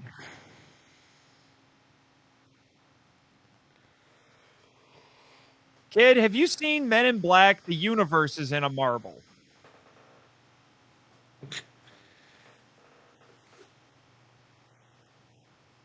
Yep. Well, at least the galaxy. Why are these Kennys denying that aliens exist? Do you know what universe you live in, child? Must be the Japanese Angel or Mariner Bay. Little girl. Everybody knows there's such thing as monsters. You have a team of rangers and you know their identities. Shut up. Zach from Scyther said the best way to respond to that, if they wanted to be clever about it, is a kid should have said, "Yeah, we call them demons." Yeah. He's like, "Yeah, they're not monsters. We call them demons." Something like that.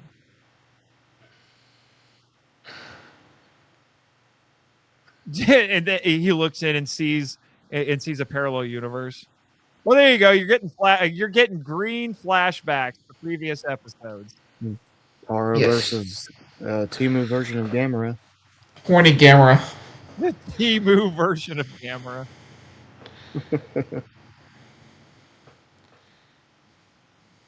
Oh crap!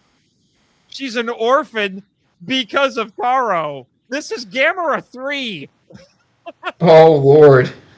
It's I forgot about this. This is Gamera 3. Because that's what happens in Gamera 3. It turns out that one of the main characters you follow in Gamera 3 is a teenage girl whose parents died while Gamera was fighting Gyaos in the first movie of that trilogy.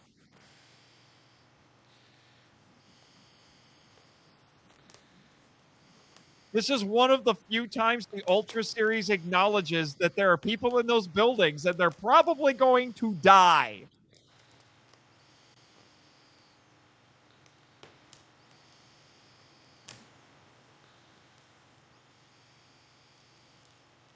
King Tortoise. King Tortoise. King Tortoise. Taro. That's the name of the cyber dog in Godzilla Singular Point 2.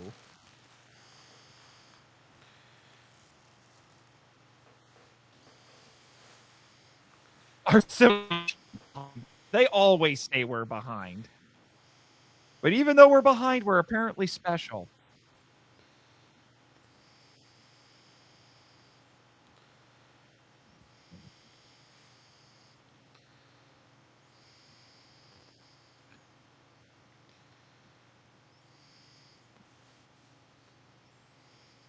this magic marble here.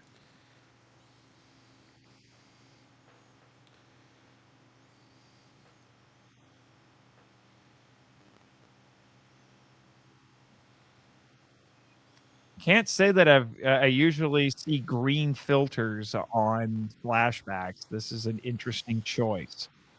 It is.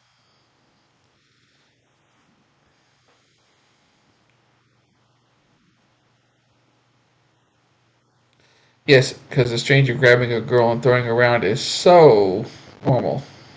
This was the 70s in Japan, sir. Stranger danger didn't exist.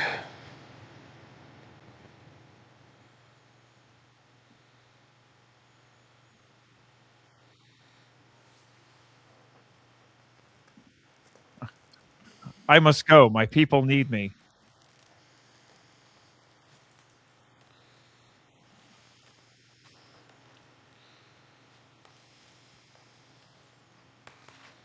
Yes, I said my people need me.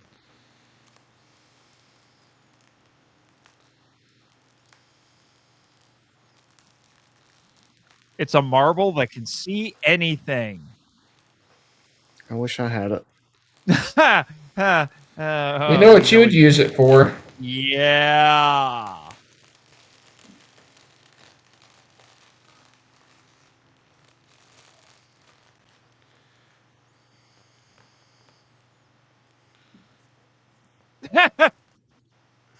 Hi, I'm Santa Al. Santa Owl? Santa who? Uncle Santa Owl. Meanwhile, on Arrakis.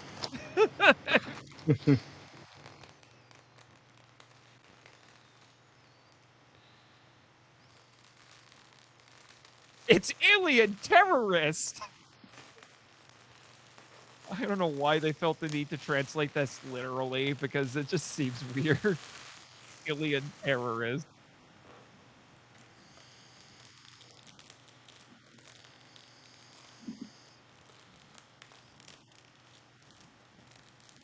Is this Cthulhu he's talking to? Oh, well, the silhouette looked kind of like it.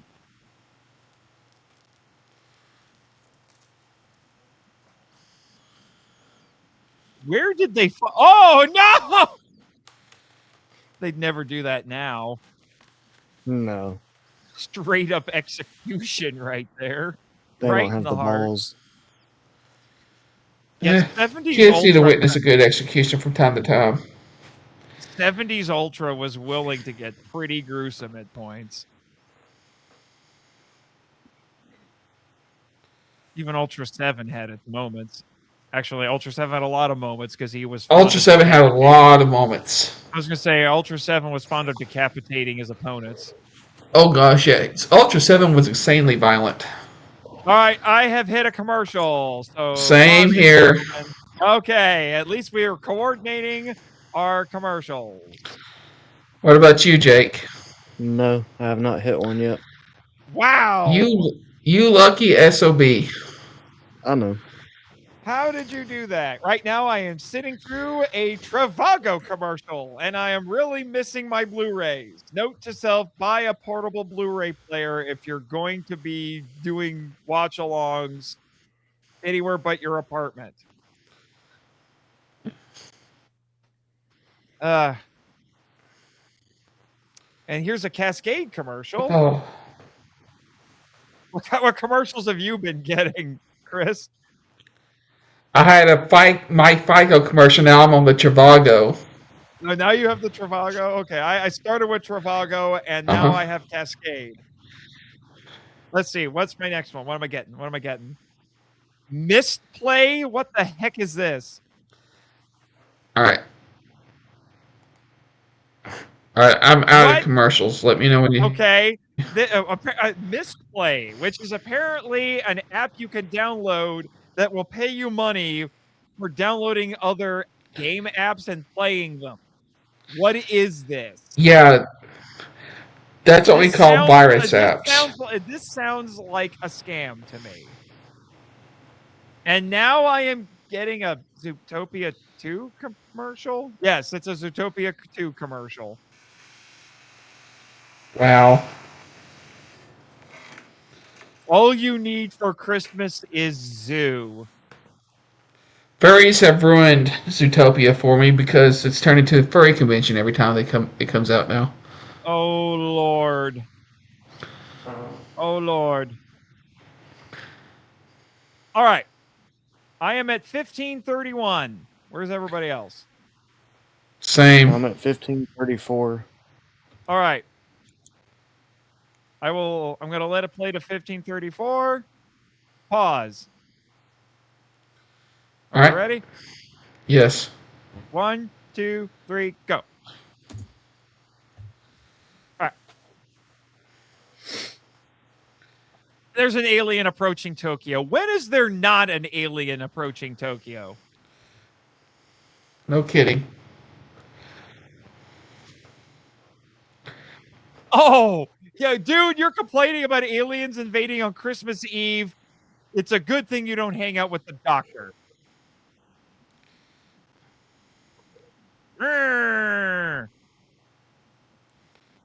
Does he have curly-toed shoes? Bad guys always have curly-toed shoes in tokusatsu.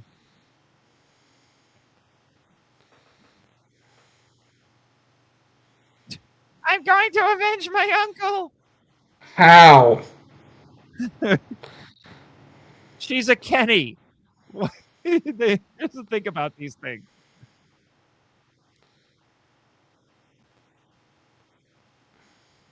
This is the most Christmassy of stories. An orphan child who wants revenge.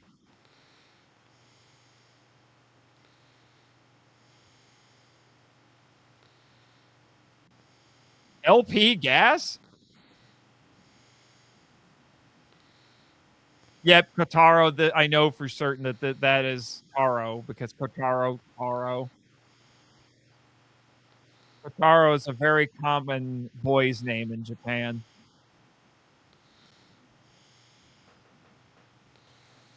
Or at least in the 70s it was. This child! He needs to pull Vegeta and knock that child out. Oh! Wait, Henshin Power V3 does not condone child abuse. Thank you for coming to my TED Talk. But the Prince of All Saiyan does.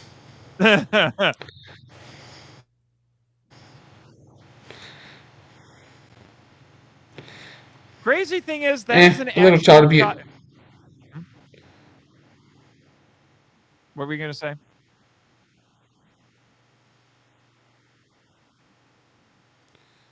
Yes, bribe the child with a Christmas gift. And if the bribe doesn't work, chokeholds do. Oh my God.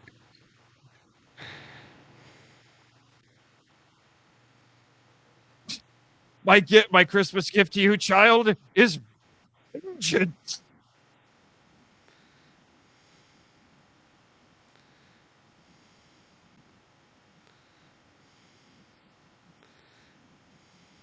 Man, if that's what those guns can do to giants, just think what they would do to people.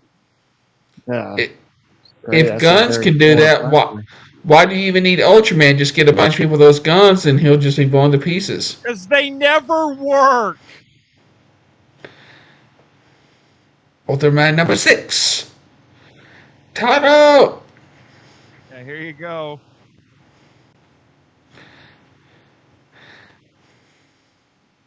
That helmet is very disproportionate to the body.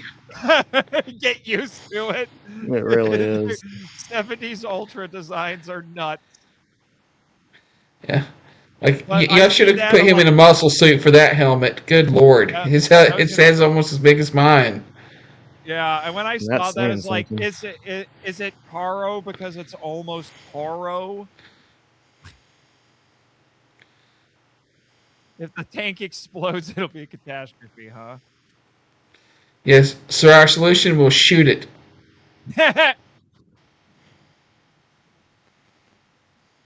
This is a really dynamic shot. Look at that. They're just rotating the camera around the set. Mm-hmm.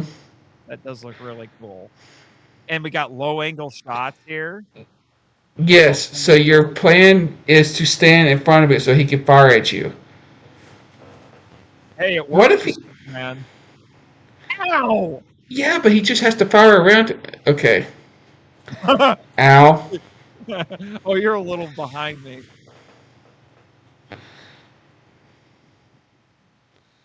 Still no commercials for you, Jake? No. Wow! You lucky mother trucker. If he gets through all of this without commercials on Tubi, that is a miracle. Metal Don privilege, I guess. I go to the front of the line.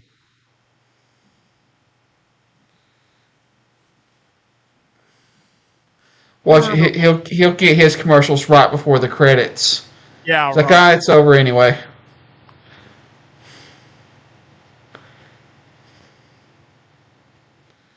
I believe this show aired from 73 to 74, if I remember correctly. If he's number 6, you should be 72 to 73, shouldn't it? No, because they skipped a couple years. Oh. Because it was original 7, then they skipped a few years, and then it started in 71 with Return, and then Ace, and then this. But they're also counting Zoffy from the original. Okay, so he would have to be 74 or 75 then. No, I'm pretty sure it's 71 to 72 for Return, 72, 73. Okay, yeah, you're right. I was off.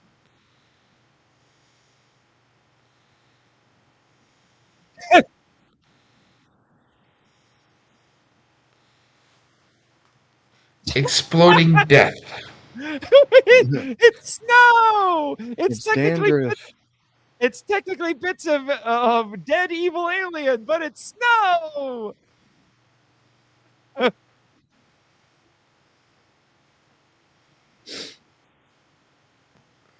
It's a Christmas miracle.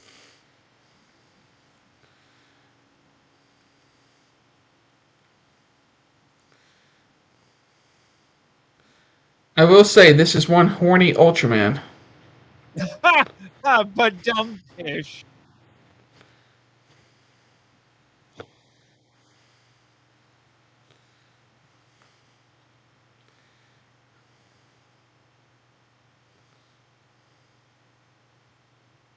Tokyo Tower.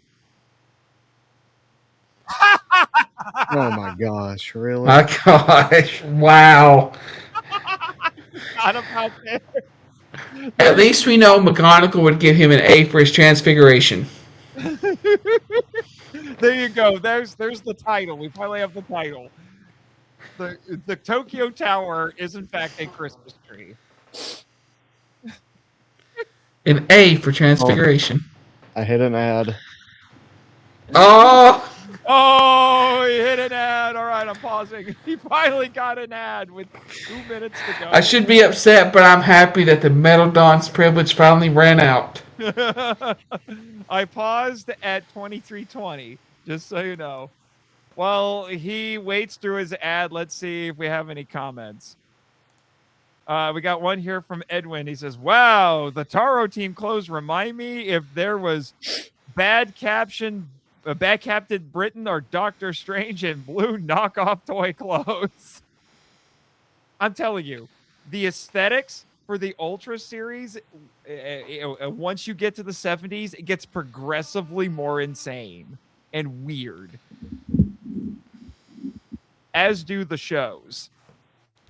Well, it was the 70s. They were recovering from all that. Yeah.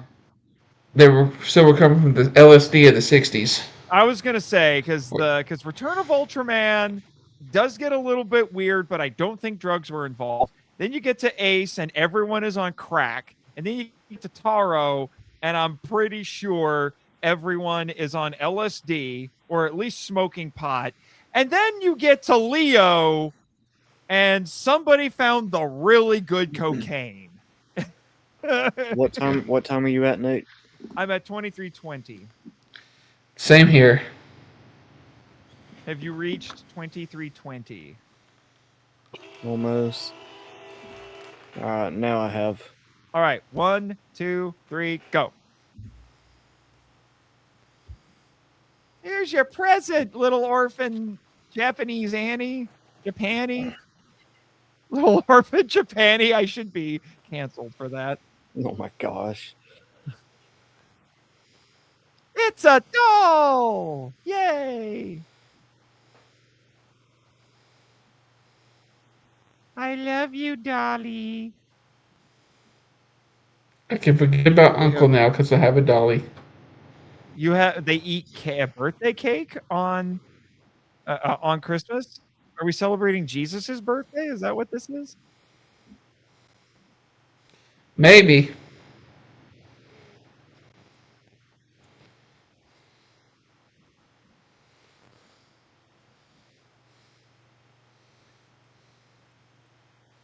Booze! The booze was under the Christmas tree. Best Christmas ever.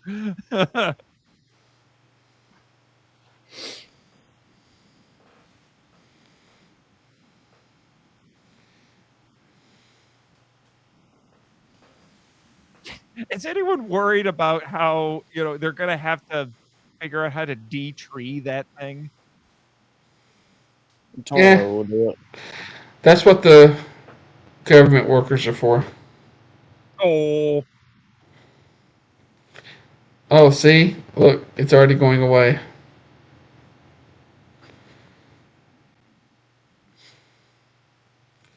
Yes, the city covered in monster ash. Here's the episode preview for the next one. Mochi Ron. I am going to say so far, the monster, the quality of the Father Vulture's in the next one. Oh wait, I remembered this one. With one of the girl who was one of the Ultra hosts in Ace comes back in the next one because it's kind of based on Tale of the Bamboo Cutter, if I remember correctly. Anyway, you were saying? I don't remember now. You were saying something about designs, I think. Oh, so far the monster designs. The design of the villain. Yeah, they haven't been that impressive in Taro so far. Taro's a weird one. Right. But what'd you guys think? First time seeing Ultraman Taro, what'd you think? Not too bad, honestly. It wasn't too bad. Okay. Let me ask you this. Which Ultraman Christmas episode have you liked more? This or that cracked out Ace episode from last year? Oh, cracked out. Cracked out was fantastic. Yeah. I watching it again, I'm like, I think I prefer the Ace episode because the Ace episode felt a lot more Christmassy. Yeah, it did. Mm-hmm. I mean, the most Christmassy thing in this is turning the Tokyo Tower into a Christmas tree, which I had forgotten. Yeah. But the entire episode last year was like Christmas all the way through. I also, for some odd reason, was thinking it's like, okay, it's about a child who wants revenge. That's got to be a little bit more unintentionally funny. It's like, okay, it's not as weird as I thought it would be. Again, it's been a few years since I've watched Taro. But yeah. Does Tubi really not have the Zio episode? No, you have to go to YouTube. Oh wait, What no, the they have heck? Zio. They should have Zio. But I'm gonna use YouTube. Official. Yeah, because Tubi sometimes has episodes missing from seasons. It's bizarre. But yeah, it's weird. For those who want to follow along with us for Jiban, because I do not have Jiban. I need to I have a feeling whatever money that I have from my tax refund that I'm not spending on other things is probably going to be used to buy a lot of discotheque tokusatsu.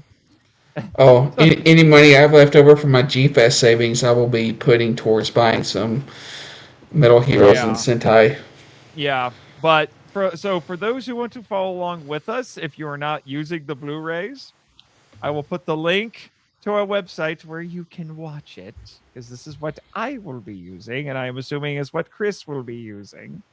The Metal Don may Yes. not be cool, it may be too cool for that, because he has the Blu-rays, because he FOMO'd hard.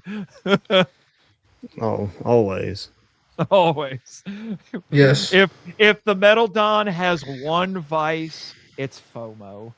Yeah. It's very true. Can't help it.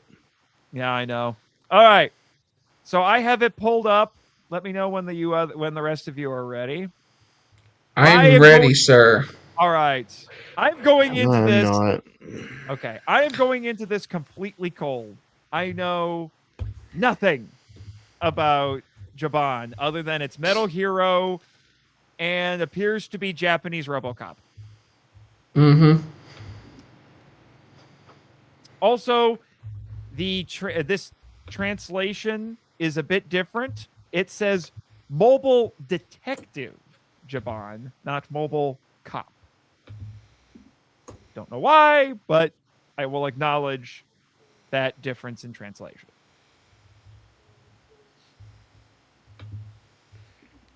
I'm ready. All right. Are you watching on the same place as us? Yeah. Okay. At a count of 3. 1, 2, 3. Think about this. This is an 80s show, if I remember right, too. I can already tell it's 80s. A heartfelt drama between a young man and a little girl who save mankind and fight for justice. What? Mobile Detective Jiban. Hang on. Y'all pause. Wow. You said pause? Yeah, pause. Pause? Trying to get mine to come up. All right, here it's up. Where y'all at? Well, I guess we can just start over from the beginning. All right. All right, ready? Did you have to click it about 5 times? Yeah. Yeah, it's one of those. Yeah. All right. 1, 2, 3, go.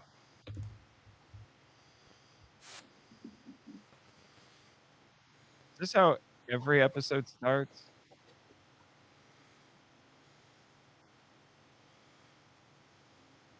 This is the heartfelt drama between a young man and a little girl who love mankind and protect justice. That only sounds a little weird, guys. Mobile Detective Jiban. Jiban. Jiban.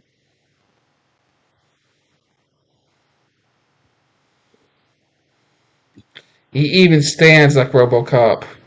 Because this is so RoboCop.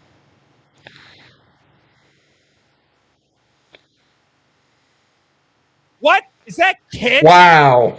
Is that Kit from Knight Rider? Holy crap. Sure.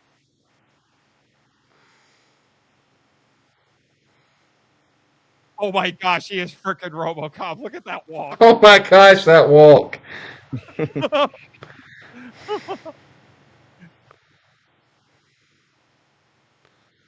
I don't understand why people say this is a ripoff of RoboCop. It's completely original. You know what else I think ripped this off later? About 20 years, about 20 years later, SPD or Deca Ranger, because I'm getting Deca Ranger vibes too.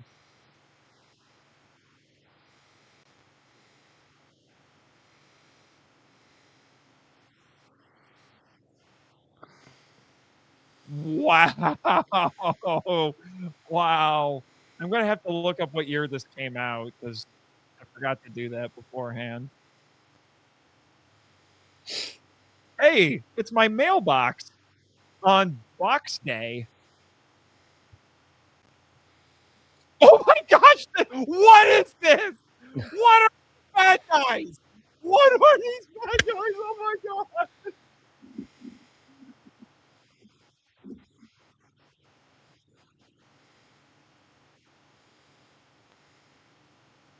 What is?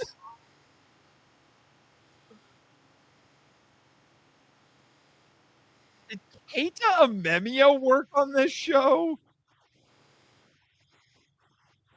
That's a woman? Apparently so. Those are some holy nipples.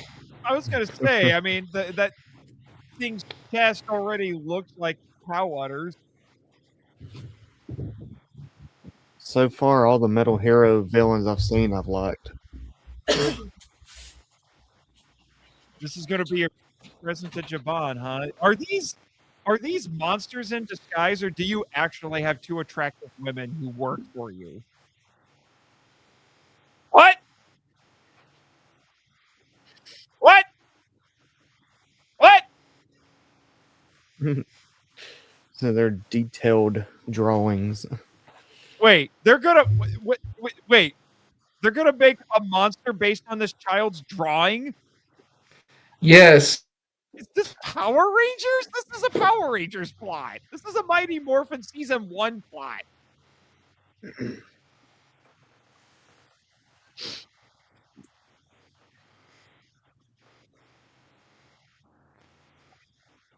Unicornoid? Are you what? Our monster of the week is going to be a robot unicorn with missile horns? Please tell me that's what we're getting. I need this brand of madness in my life. We have yet another child hanging out with the heroes. So I guess he's a metal Kenny. Can you guys hear me? Yeah, I can. I get a little scared sometimes.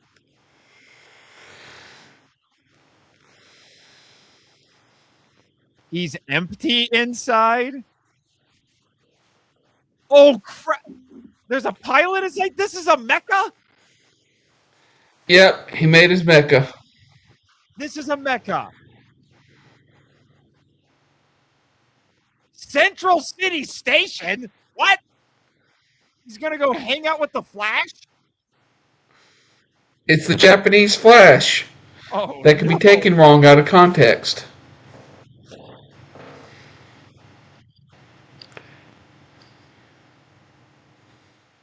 Ah! What? Oh, mother. That looks nothing like the drawing. Is his weakness gonna be It that doesn't. It looks pretty cool though. Unicornoid. unicornoid?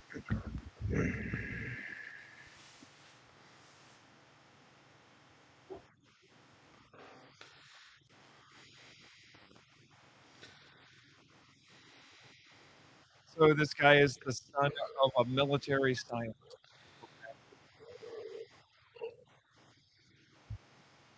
Why do I feel like Unicornoid was a rejected Kamen Rider monster?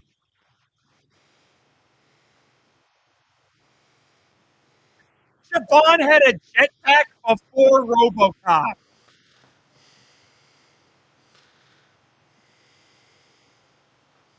Because Japan's cooler. Oh, he even has a jetpack like in RoboCop 3. I just said that. His car is called the Daedalus. Oh my god. I read that stuff. What is going on in that? What was that? That That was a nutsack for a chin. Oh my god. Jiban is gonna be nuts, isn't it? What the heck is this R2D2 teddy bear? You're cute and highly marketable, therefore Bandai loves you.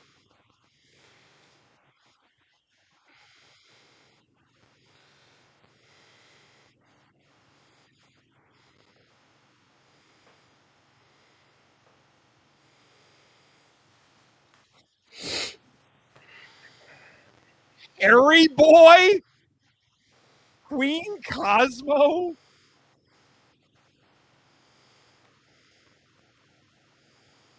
Oh my god. Oh, he has a motorcycle too, because of course he does.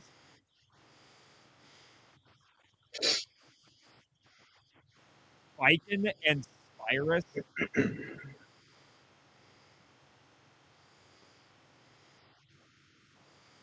What is wait, is it a clip show? Is this the clip show?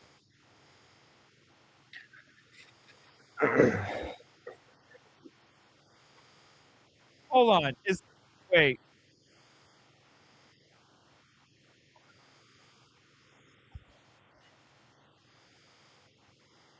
Wait, did Jiban do the Christmas clip show before Power Rangers?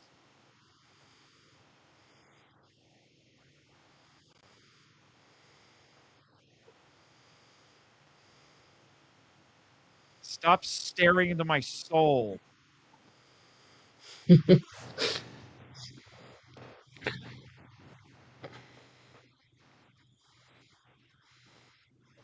Oh, he is empty on the inside. He's trying to stuff children inside of his stomach and hold them hostage. Bastard.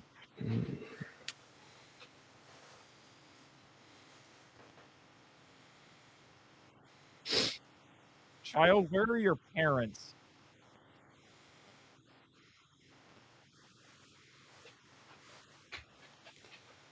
This kid is going to grow up and not trust women.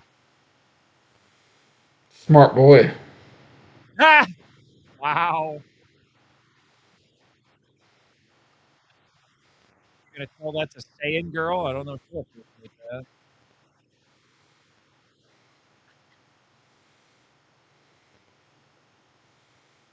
Again, no one taught this kid about stranger danger. He is taking a ride with two strange women. It's either a good thing or a bad thing. Well, he's a minor, so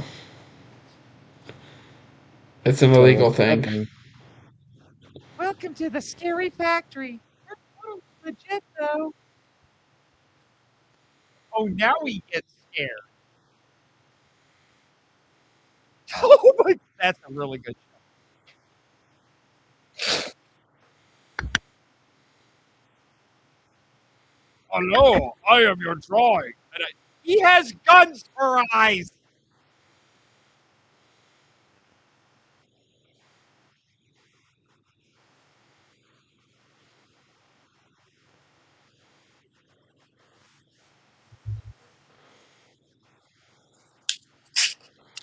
Unicornoidal. I'm here to take you hostage.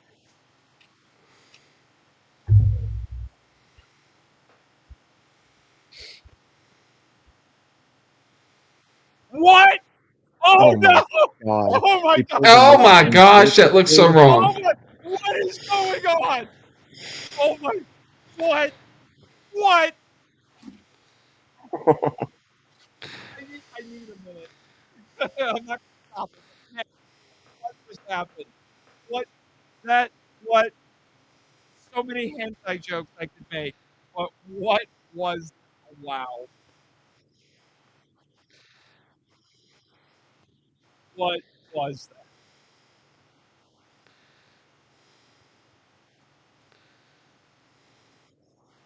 that? That is a cool copy.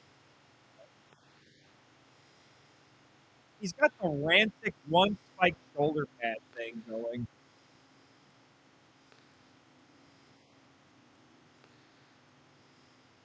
Oh, your bullets do nothing to me. This just reminds me of a really great line from classic Doctor Who, where the Brigadier says, "For once, I wish we could fight an alien menace that wasn't immune to bullets."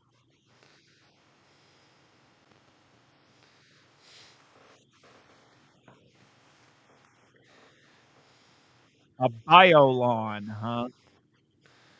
He has guns for eyes! Clearly, this guy is pro Second Amendment. Hold up. Hold it. Is it stop? Does he not understand how recoil works?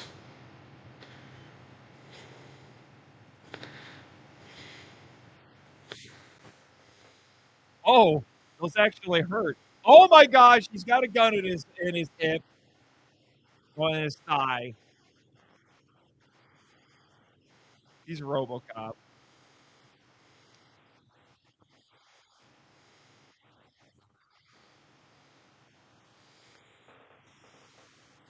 Yeah, his stomach is also apparently a pocket dimension.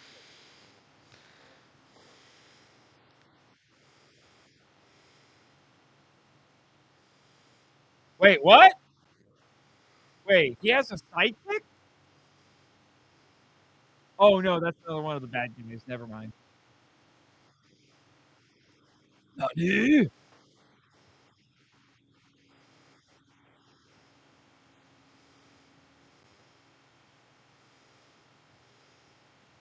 Wow.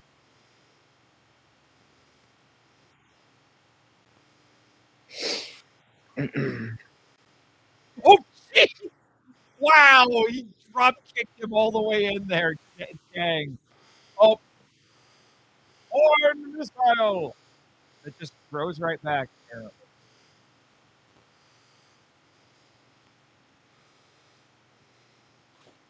I like the music. Wait, is that his actual eyes? Is that the actor's eyes behind that visor?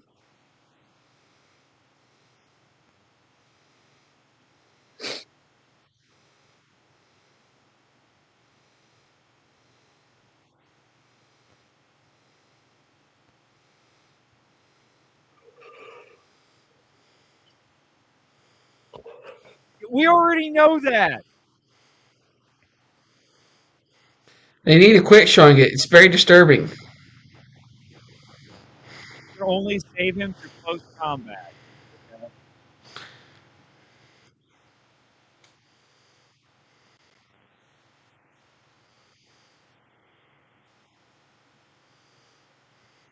Okay. Also, you're going to launch all 3 of his vehicles?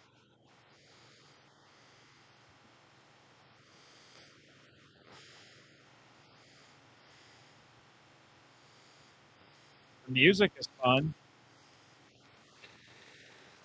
I'm looking forward to the discotheque Blu-ray because this song will probably be subtitled.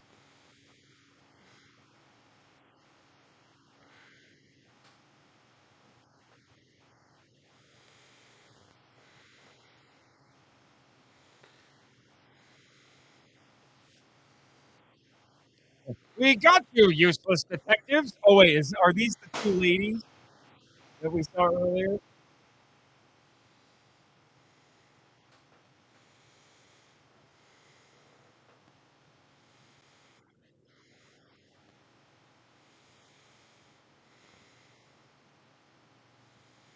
Eat your heart out, Kamen Rider.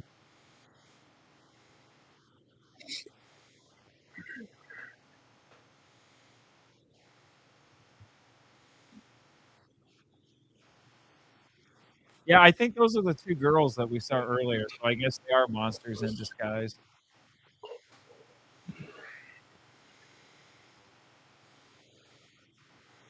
Wait, he's gonna have the kid beat this thing by controlling it from the inside?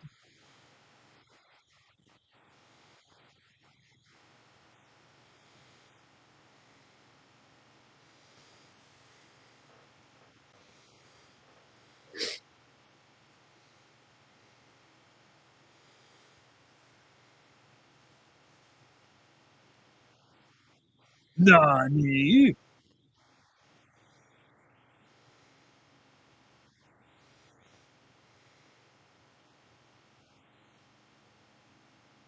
Disclose shock? Okay.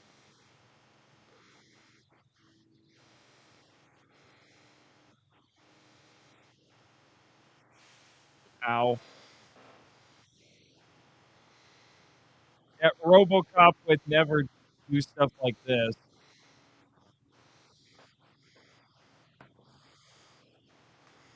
It's a lightsaber? Of course.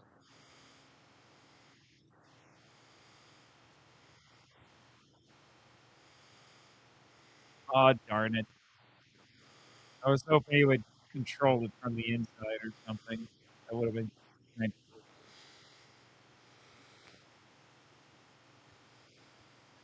cool. Alright, they're playing my song. This music is reminding me a lot of Kamen Rider Black.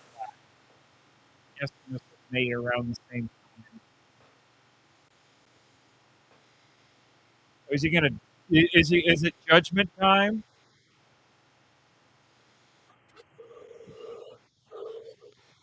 So that's where SPD got it from. Article 1 of the Yep. Anti-Biolon Law. You can, Jiban can arrest these guys without a warrant? What is this? You don't believe in due process? Oh my gosh! The Decorator totally got it from this.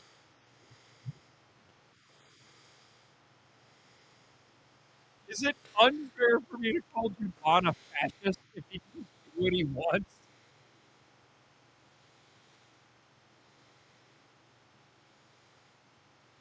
I mean, Jiban is basically Judge Dredd.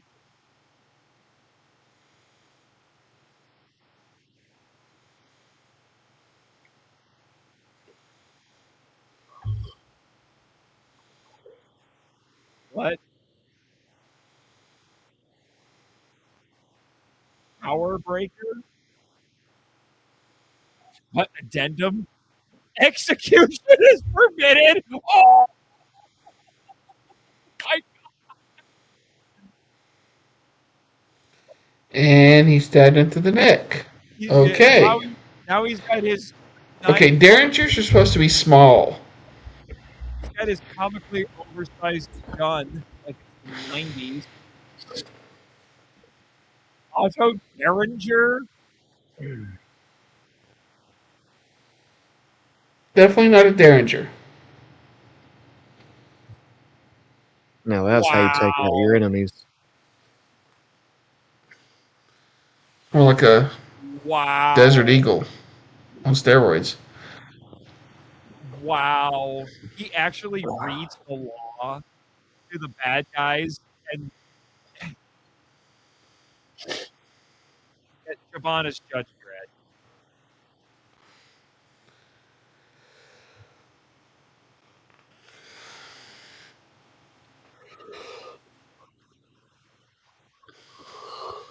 I'm never drawing a monster again.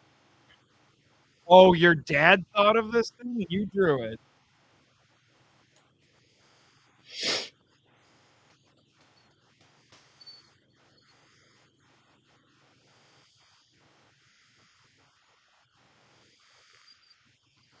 Yeah, like I said, you'll never do that again.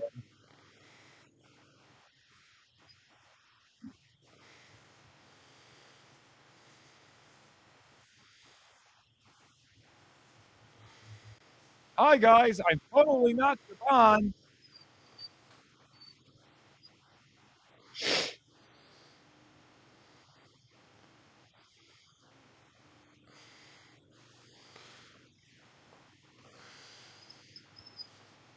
Wow, we're doing it's just like an Ultraman. It's like you're late, man. Where have you been?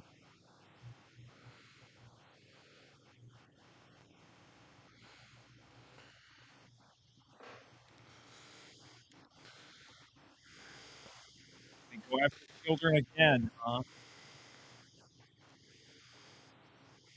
Jiban.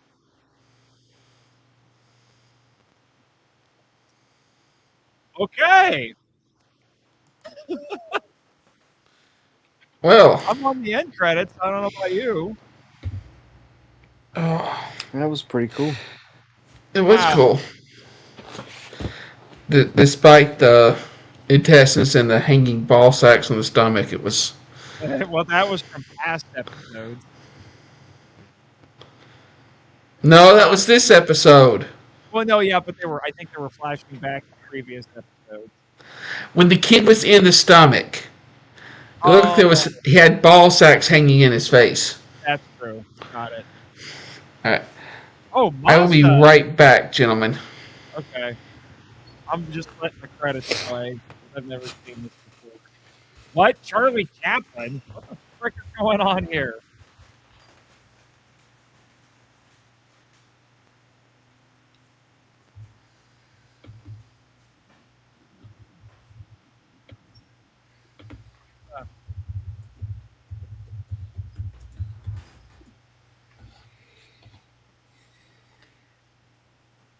That's a heck of a finishing move.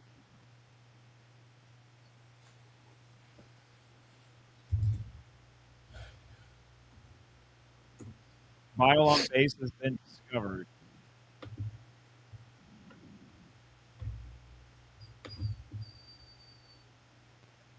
Here's splitting supersonic attack. What the frick is this thing? See a bell?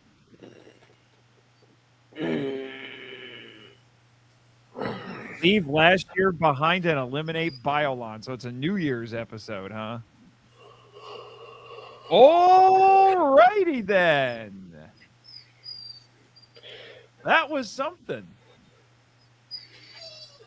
Yeah, it was. Not nearly as insane as that Scheider episode we watched last Christmas. No, it's not. The design was cool though. Of Unicornoid. Unicornoid, yeah. And he's apparently got a pocket dimension in his stomach because that's the only way that makes any sense. And I liked that. I thought that was cool. Yeah.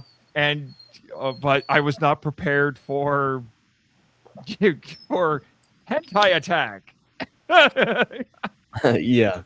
I didn't think I'd see an umbilical cord coming out and grabbing him.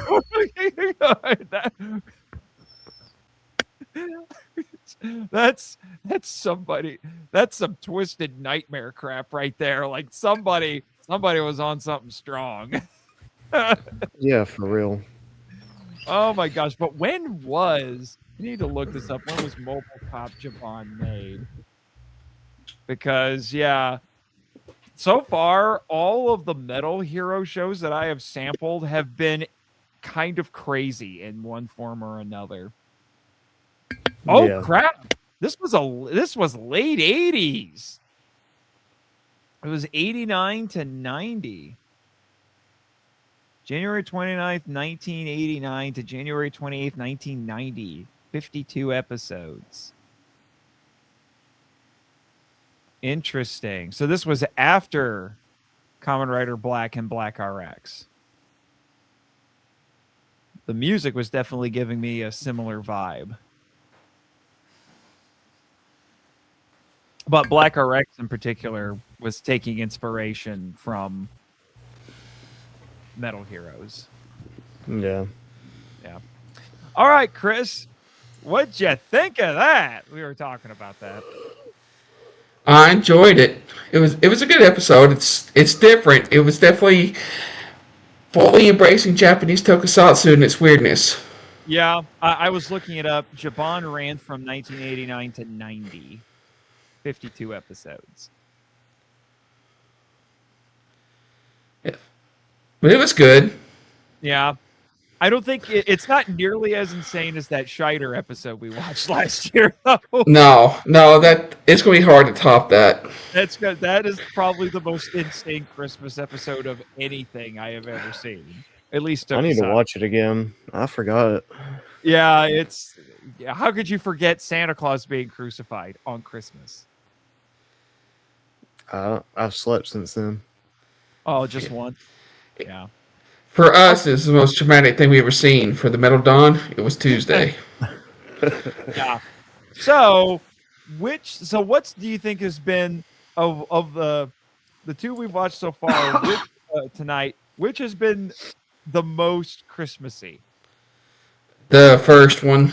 I think Ultraman. that was so far been. Yeah, there was no Christmas trees and stuff in this one as much, but there was a small one, but yeah, this one was Christmas tree. That was it. This one was more Christmas by way of Die Hard logic. yes, it was a die-hard, Jiban Christmas. Yeah. However, having already seen our next selection, well, our final selection for tonight. I think this is going to be Oh. the most Christmassy. Oh yeah, it vomits Christmas. It vomits Christmas. Yeah. Yes. All right, gentlemen. It is. But it's not. I'm going to tell you right now. It does. It's not. It's not going to top Goldar and Rito taking over the North Pole. I'm sorry. Oh, of course not. Of course not. All right, for those who are interested, I have now shared the YouTube link where you can watch A Season to Remember for Power Rangers Zeo. Yeah, which according to Sentai Guy vomits Christmas. I've noticed so far, man, we were really, I feel like we were really lucky last year because I feel like all of our Christmas selections this year has not been as good as last year. Mm-hmm. Yeah. Well, next year I'm going to take the cake because I will have us watch Alpha's Magical Christmas. No! I have already covered that! I have already covered that! Who Too cares? bad. This is a live stream. That doesn't count. Yeah, it's a special live stream. No! Alpha's Magical Christmas. Why? I've already decided. Why do you want to give me the diabetes? Why? It's so saccharine. Yes. Oh, you wound me. Oh. There's nothing. Oh. There's nothing more Christmassy than a robot kidnapping children because he's lonely. Did the great leader bribe you with this? Because this is torture. No, this is all me. The great leader is pleased, yeah. I am sure. Y'all are gonna like my pick for next year. Oh, you've already got God. my pick too? Yeah. Are you gonna reveal it now or later? I don't know. I think I should wait till later. Okay. Probably. Well, let's get to Zeo. So Chris can spite all the Kim and Tommy shippers. By the way, amusingly, this actually has more dislikes on YouTube than a lot of the Masked Rider episodes that I occasionally check on. All right. Don't care. Let's watch it. I know, but here we go. 1, 2, 3.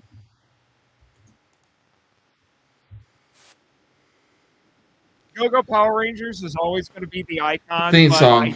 But I think the Zeo theme is my favorite.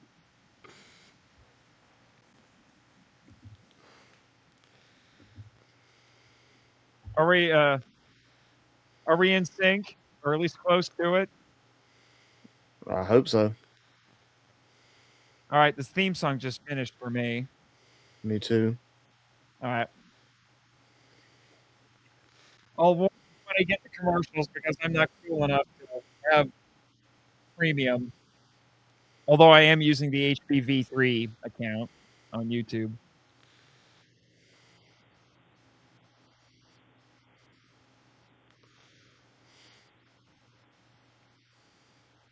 Oh, good Lord. I forgot that's what this episode is about.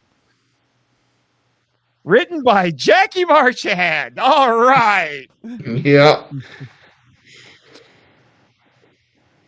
Nate's aunt. I wish. JDF is trying so hard to sound like an old man. Mm-hmm. I forgot this is going to be like this weird yes. thing.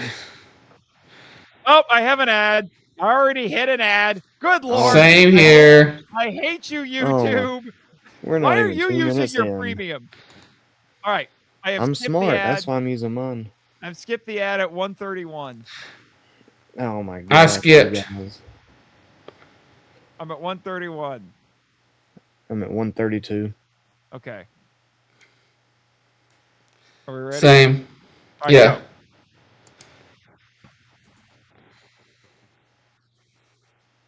go. This is going to be I forgot, this is a very special episode where we talk about all the Christmas and all the other holidays.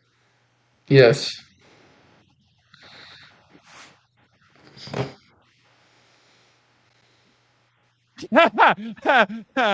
Billy quit.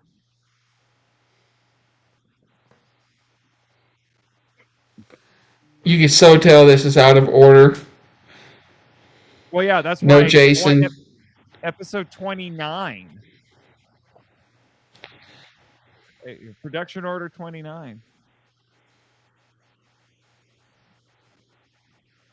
I'm an Irish robot. Do you think Clank is related to Flynn? Yeah, maybe, because he's Scottish. Dom Storless is so great. Yes, the busty Mondo. robot. Yeah, Dom Storless is so great as Mondo in the audio drama. So good. The actress who plays Machina is dead on from the show. Youngster, isn't he supposed to be your grandson, you weirdo?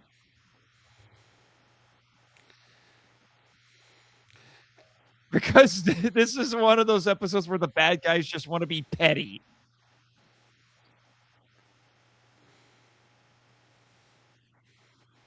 I wonder how many cigarettes JDF had to smoke to get his voice like that. As Skull says, I wish they had wrapping paper with round edges. I agree.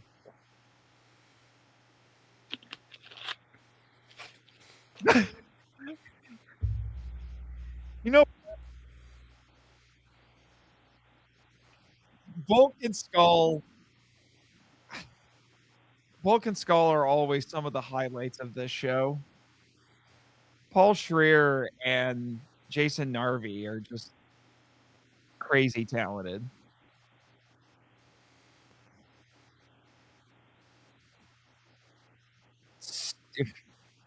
Oh. Fruitcakes. Find the fruitcakes. They can be taken a couple of different ways, sir. You got 3 watching this show right now. Oh!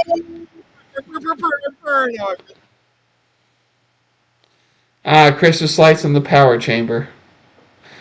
There's a Santa hat on the Pink Ranger costume. Oh my gosh! Smiling Zordon is fueling my nightmares.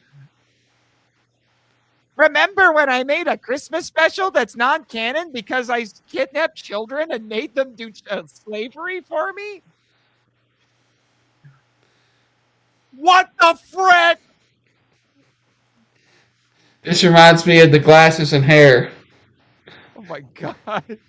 Yeah, but Evil Alpha is the best villain in all of Power Rangers. Changed my mind. Absolutely. Because Evil Alpha is just an internet troll.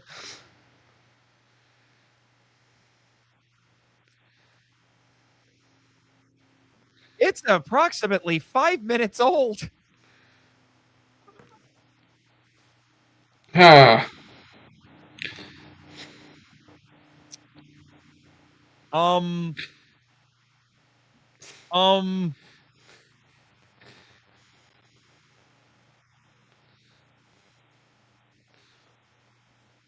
my lord! I know too much about this holiday and its creation.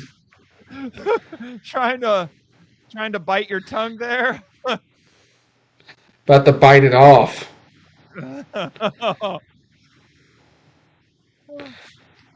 The Bias Blaster?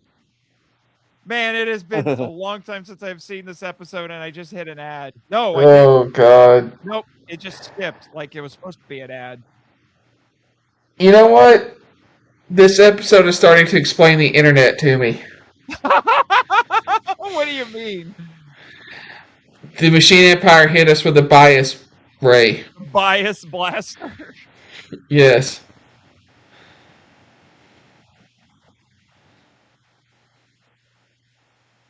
Is it still a joke to talk about how fruitcake. Nobody likes fruitcakes. Apparently, fruitcakes are terrible. That they're just confectionery bricks, apparently. I A cannot red believe you thing. just ate.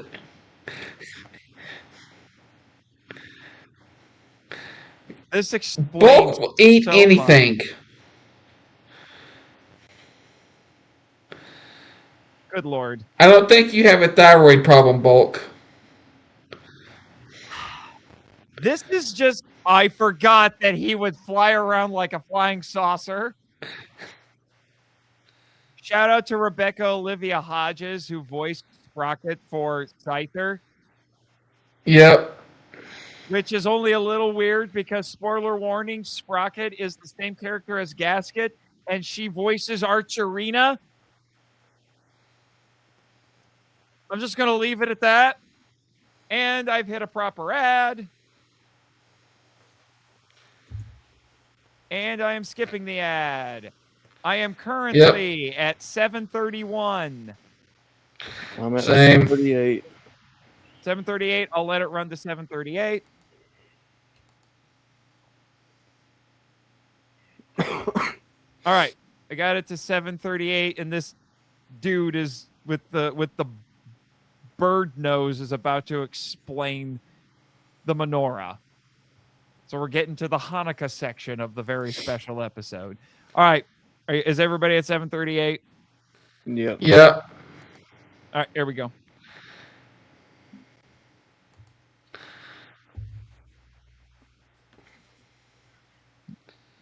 Yeah, you tell him, JDF.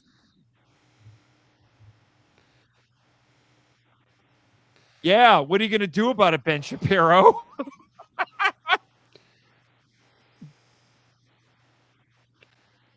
You mother trucker, I'm friends with Santa Claus. I'm guaranteed to be on the nice list.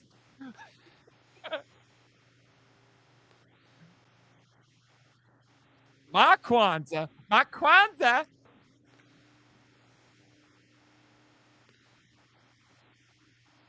Holiday monitor? What? Oh my gosh, Johnny Young Bosch. Johnny Young Bosch just played the Korea card. Oh my god. What just happened? Gentlemen, what just happened? It turned into a Reddit forum.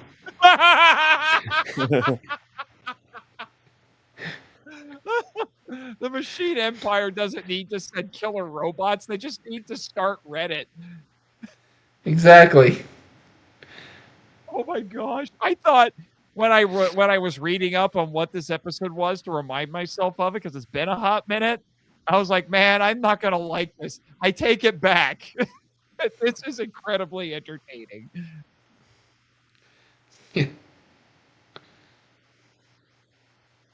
Good Lord, I am getting flashbacks to Alpha's Magical Christmas with this. Oh, you're going to get a lot of flashbacks to Alpha's Magical Christmas next year.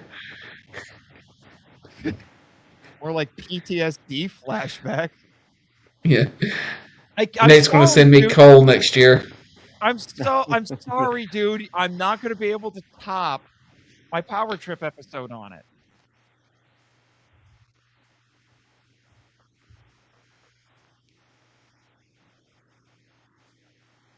Yeah, because in case you forgot, I'm Hispanic. Yeah. I'm just angry that there isn't a Jewish Power Ranger. Yes, the Jewish guy who was a candidate to be the Gold Ranger. Wait, what? Think about it. Oh, mother trucker, you racist bastard. You anti-Semitic bastard.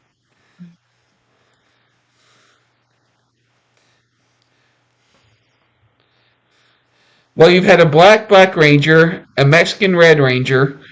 Why not a Jewish Gold Ranger? An Asian Yellow Ranger.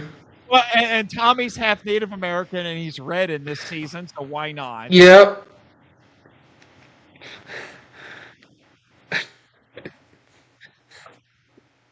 The Grinch. Wow. The bias blaster makes Tommy an a-hole. Seriously, this is an episode where the bad guys just want to be petty. Hey, petty works.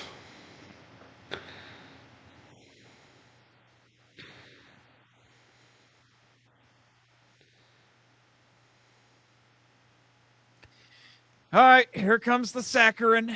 Strap in for the diabetes.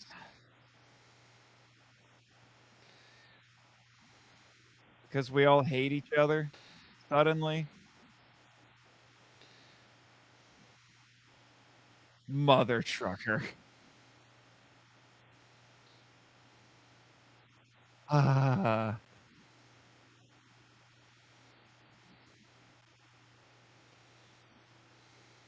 This is the theme tonight, isn't it? The children setting everything right. And I just hit an ad. And skip. And I am at 12 minutes even. Same. I'm at 12:11. 12:11. I'll let it play to 12:11. Oh my gosh, it's a musical! Why am I singing? Why? Why? 12:11. 12:11. 1, 2, 3, go. I forgot. Why is the child singing? Why is the child Yes. singing? Because when she's upset, her mom sings her a song. Oh. And it's going to undo everything, isn't it? We have had children in every single episode we've watched tonight. Bad singing and bad songs will do that to you. Yep. So in the first one, it's about a child who wants revenge on the monster of the week, and she has to be told no for the hero to go do it. Second episode, the child gets kidnapped by an umbilical cord and a robot unicorn. I can't believe I just said that. And now we have a child who sings a song and undoes the mind alterations by killer robots.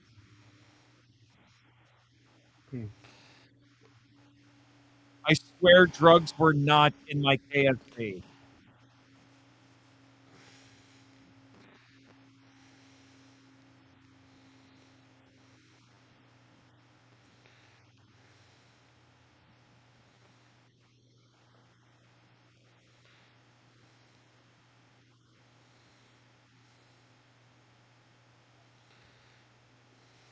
We are the world.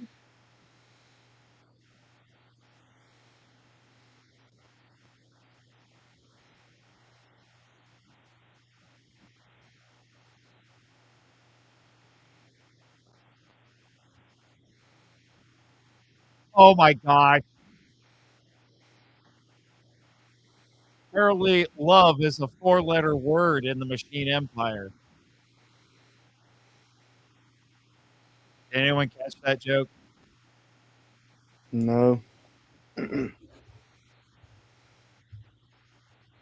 Why are there giant fruitcakes? Yay! There's Nate. Leave it to Rito to make the giant fruitcake. Of course. Of course it was.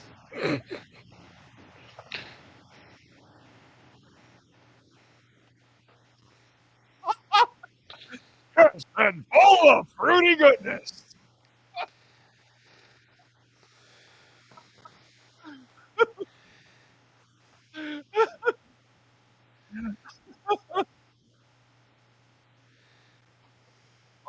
Okay. Get smart suddenly.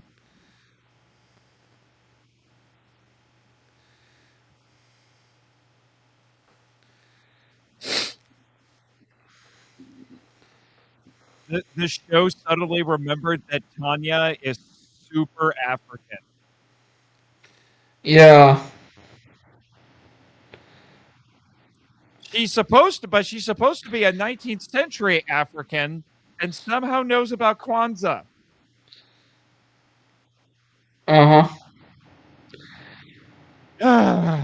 Sometimes she goes to school Power at Angel Rangers, Grove. sometimes Raymond. I have a crush on you. Does it matter that I'm circumcised?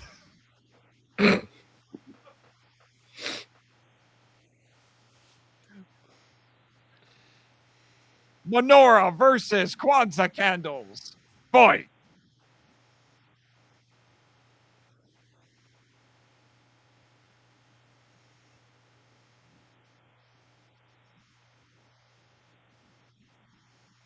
Yay.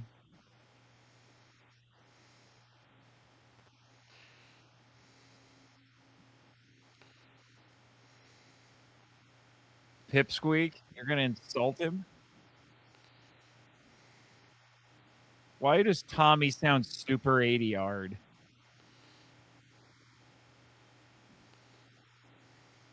And I can hear it now. The agonized cries of all of the Tommy and Kim shippers.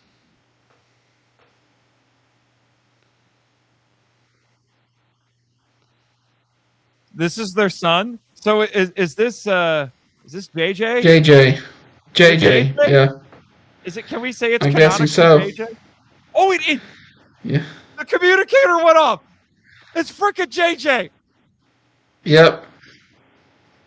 This implies he's a Power Ranger. I love it. Uh-huh.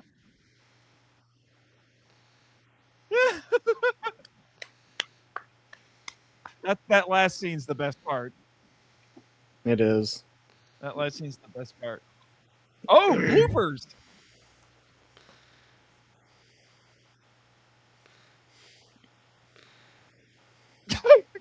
Lines. I love you, Johnny. Never change. He's the goat. Paul didn't like that take. They couldn't bother to put some wrinkles on JDF there. They just gave him some gray hair and glasses and called him old. Oh, there's more. More? Yeah. I got a music video. Oh. With Tanya. Oh, you got a music? Wait. On the YouTube? I'm on the Power Rangers official YouTube. Yeah, that's where I was. Yeah, it's that music video she made earlier the year. Oh. Now I got to go find it again. Because I do want it. Might as well complete it because I'm trying to remember if I even saw it or not. Let me see. Let's go to history. That'll make it easier. Click. Oh yeah, there is still a couple of minutes left. Yeah. They're like, wait a minute, it's still 2 minutes short. Throw on that music video.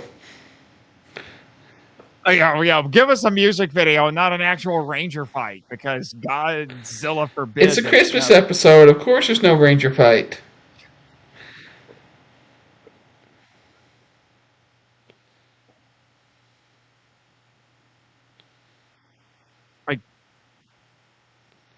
I don't remember if this was in the DVD version or not, because I don't know if I watched the DVD version of this.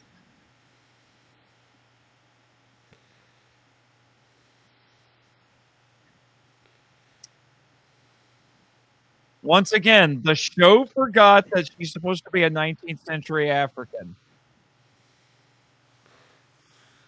This is just more evidence that she was supposed to be Aisha, and they just slaughtered her in there. Yeah. Because this makes way more sense for Aisha.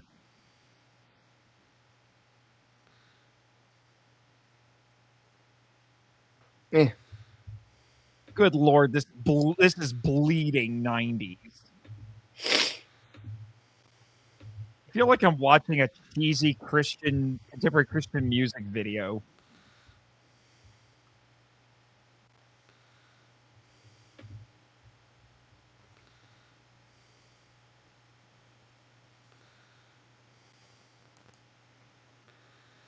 All right. You know, Power Rangers got a little strange sometimes. A little strange. I'm pretty sure this is just more evidence that Saban wished he could just make a ton of sitcoms, but he kept having to make superhero shows instead. Right. Yeah. Because this looks like it would be right at home in a 90s sitcom. You know, like Family Matters, or maybe not the Cosby Show, but something like Family. So it's I'll be right behind back. the scenes and the music video. It's only a little weird, guys. Okay. Oh. There you go. Yeah, this is a live stream that will never end. 4 hours, yeah. Yeah. Probably have another hour and a half to go. An hour and a half. What are we going to be doing for an hour and a half? I don't know. I don't know what's in this envelope over here. Now we'll find out about that in a moment. What fresh hell is this? While we are waiting for Jake, I'm going to go over the comments here. Most of them look to be from Edwin. Not what lesser bloodline did Tommy Oliver's son JJ marry into for Ranger children. I mean that in a royal/legacy sort of way, rephrasing that joke so it doesn't sound so bad. Yeah, the joke's not quite landing for me. Okay, for Tommy's grandkids. One grandson, Green Ranger son. One red, one black? Or that'll be the granddaughter. He's concocting an entire fan fiction in the comments here. Tommy, I want a grandkid for every Ranger color. I was old cat doing a fake cough. We want a grandkid for each of our Ranger color. I didn't forget Catherine. You know what? Tommy Oliver is an entire Ranger team unto himself. We've been over this. And if you throw in Draken, he can be the 6th Ranger. Green, white, Zeo red, Turbo red, Dino Thunder black, 5. And then you could throw in Draken as a 6th Ranger. All right? You want the dumbest idea for Power Rangers ever? Power Rangers Tommy Force. Yeah. Time travel shenanigans, and you get every version of Tommy on one team. Yeah. Yeah, or the reboot could be instead of Power Rangers, the Oliver Rangers, and all the Rangers are just descendants of Tommy. There you go. All right, more comments from Edwin. Old Man Tommy. JJ is off world. He doesn't get the leftovers. Christmas. You're wrong for that. Christmas with no kidnapping, Alpha. Well, next year there will be kidnapping for sure. Oh, I hate you. Super Mansion did a similar joke plot with different culture/traditions, holidays, not repeating those jokes. Okay. The Machine Empire. Diversity is their undoing. Wow. That line.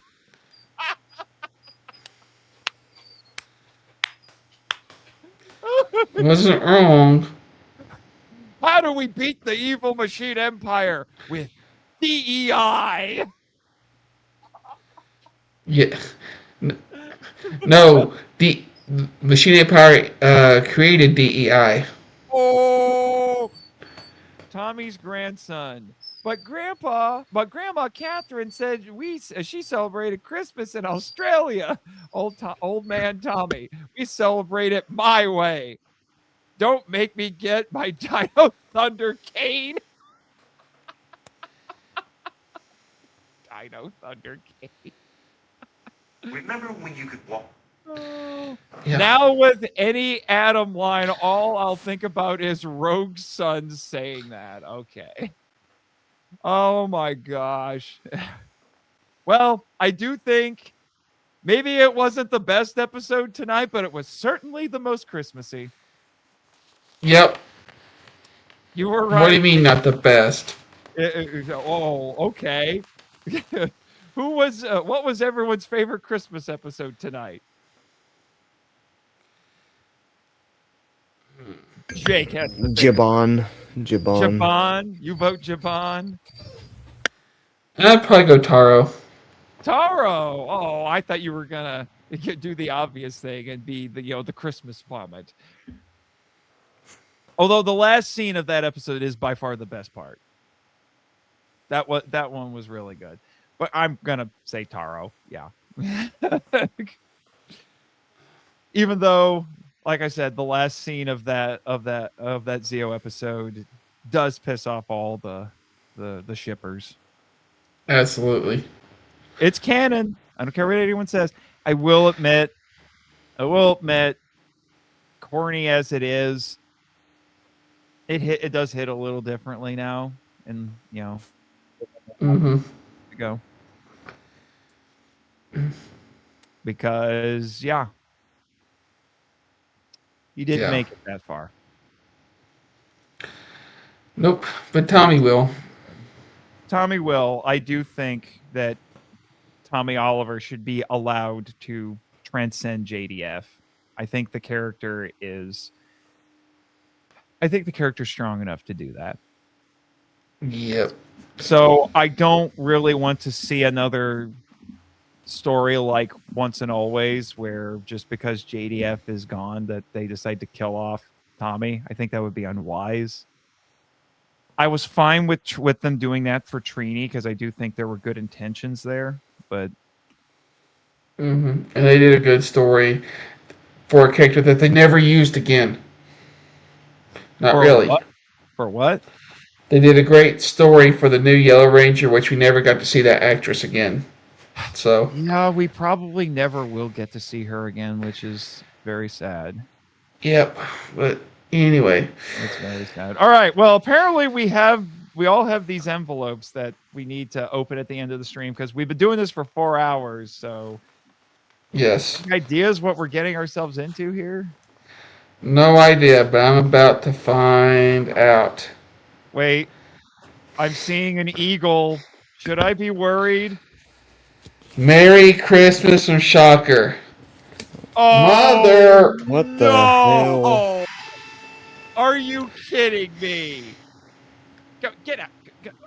Wow, mine is stuck in the frickin' envelope. Unfortunately for you, and fortunately for me, due to no episode list being different on YouTube and Wikipedia, you're still obligated to watch the randomly selected episode 12 of Masked Rider. Merry Christmas, you pathetic mortals. With love, the great leader. Oh, God, I knew we weren't getting out of here. It's the gift that just keeps on giving, doesn't it? Oh my gosh. Well, let's get this over with so we can go to bed. Why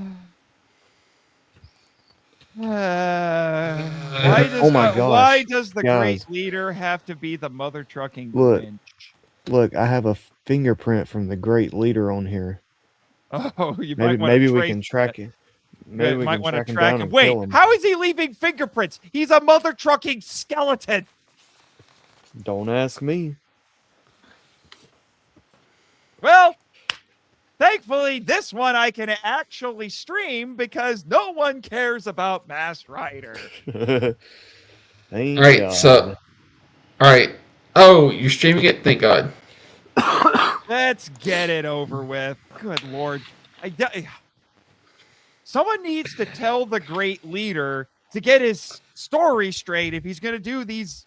If he's going to keep doing this, got to get the episode list straight. I'm just saying, sir. Frickin' bonehead. I hope your daddy Skeletor eats you. Today on the Adventures of Masked Rider, The kids catch Dasters. dance fever. Oh my god. Like free game time for a month. Dance fever? All you have to I'm do is going enter to the have dance contest with me. opinions. Meanwhile, Count Dragon plans to defeat the Masked Rider with an all-new Insectable. Robosect is invincible. Robosect. While the dancers compete. I for the remember big this prize, from Kamen Count Rider Dragon has a Black big RX. surprise for People our thought heroes. that this was Can he supposed stop to be the enemy's Shadow evil Moon. threat? Find out how the adventures of Masked Rider next.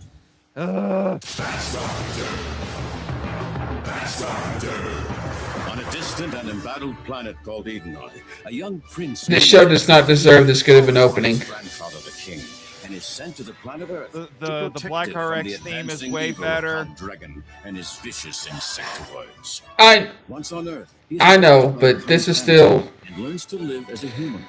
With his Hey, look! companion You see Phoebus the by mom his side, there? Dex is ever vigilant. She plays ready at a Greedy moment's in that notice to call on 2B his Power powers to Ranger, defeat whatever it was. Masked Rider. I think I brought Yes. this up last time. Yes. Rest in peace, PJ Roberts. I promise not to make fun of you. Much. No, no, that's a different woman. No, it's the same one. I looked it up. Motherfucking. You talking about for the pilot?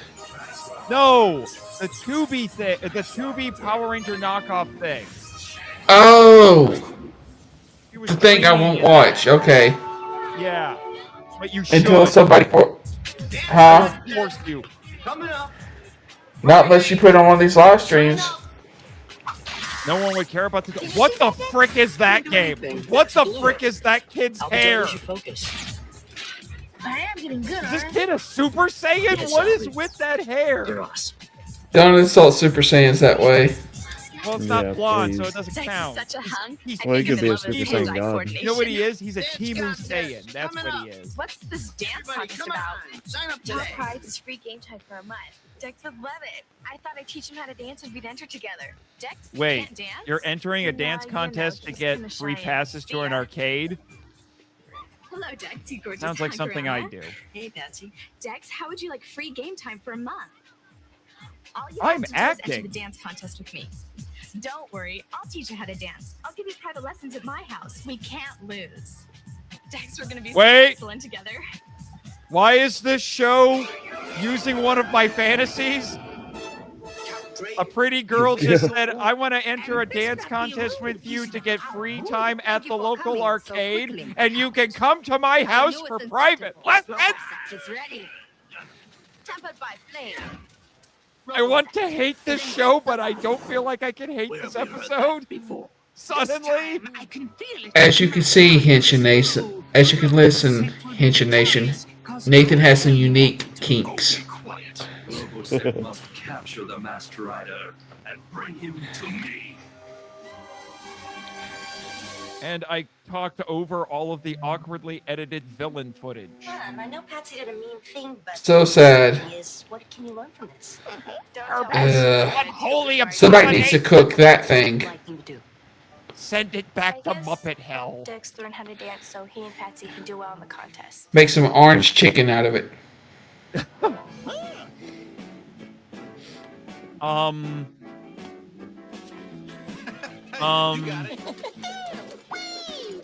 We. The thing just said we. Oh no. Is that what you're teaching Dex to dance? Wait, Well, what? Let's teach him the jitterbug. Great idea. Okay. Can you actually do it?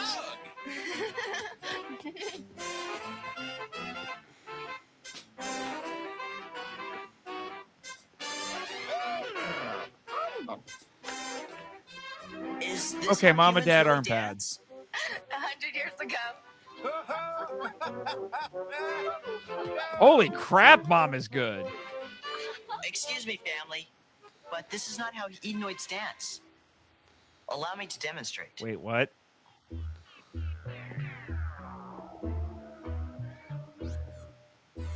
Oh dear God. What in the name of Godzilla's interpretive dance is this? This is Tai Oh Chi. God.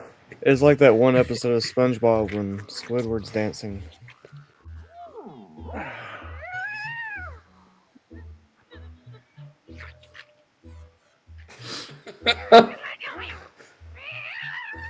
Wait, Wait, is he making that noise or is that frickin' Furbus? I don't know. They closed the curtains. No one should see this. I can teach her the funky chicken.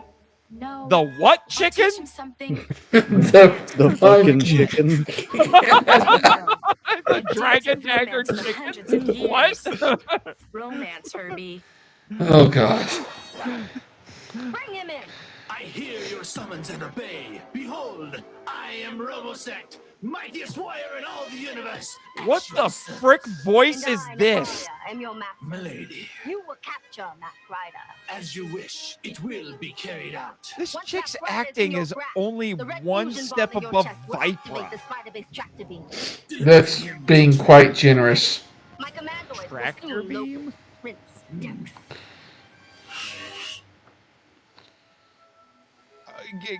To be fair, the editing on that villain footage was actually pretty good.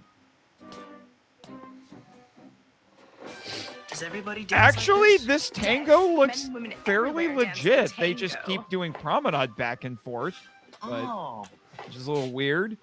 it's a mating dance. No, Dex. It's a dance of romance. That's a mating dance, you weirdo. Oh, I get it. Romance in the air. Stinky feet are a definite turnoff. Wait, what? Make sure the spaces between your toes are forever sweet.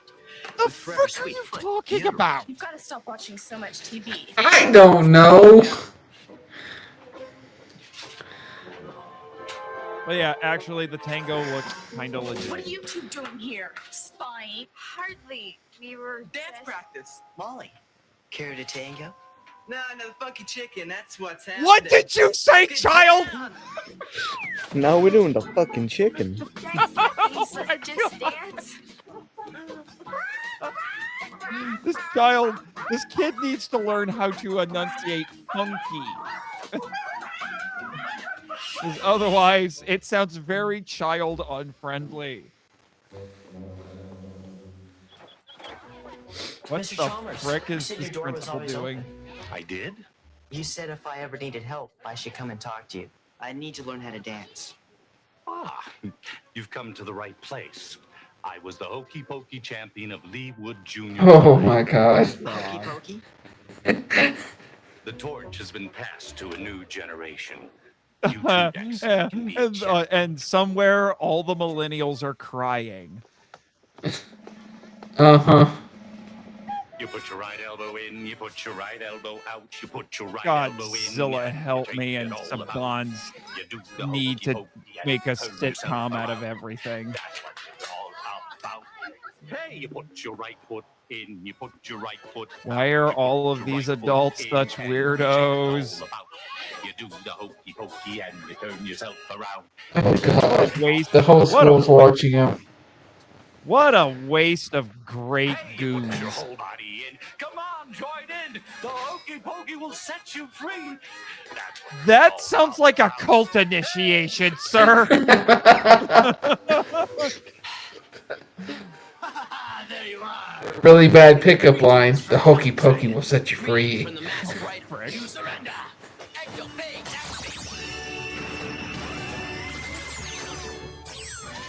They massacred this monster.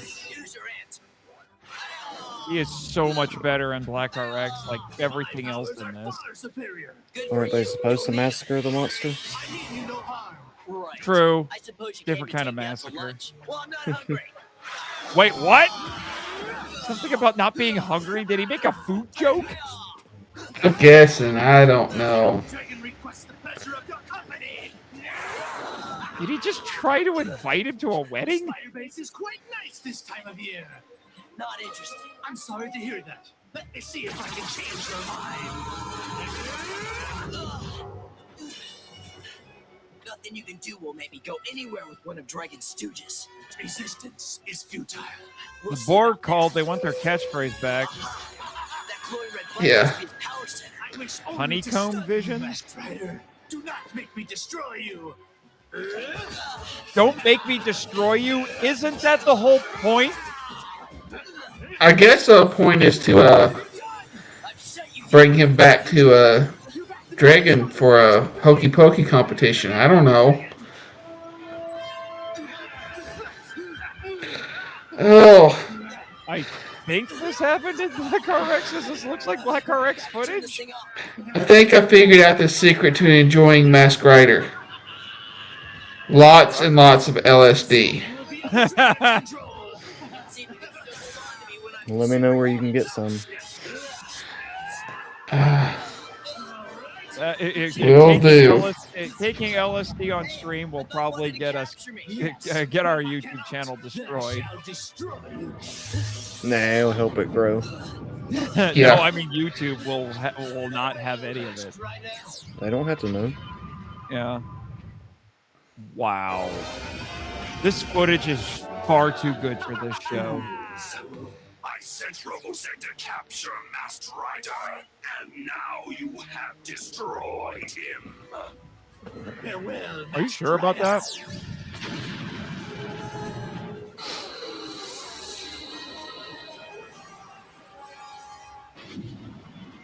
I'm pretty sure that shot's from episode 1. Seriously, this is from episode 1.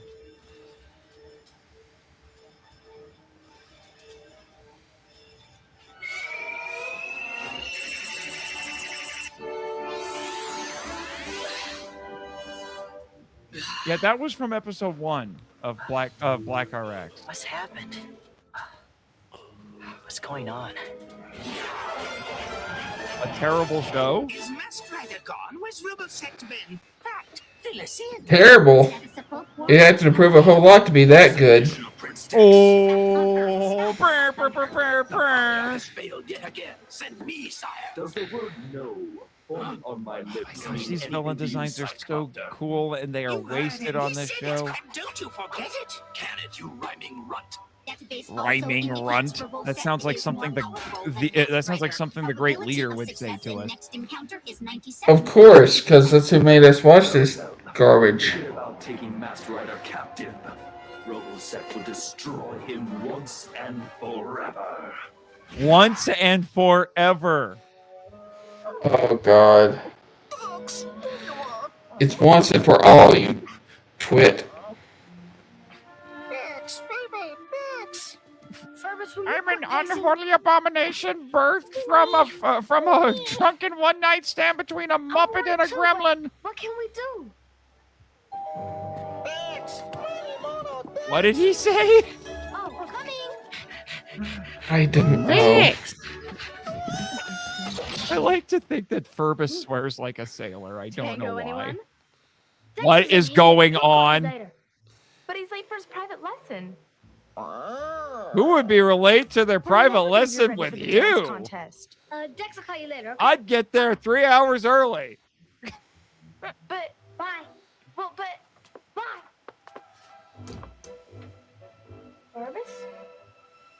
Furbus.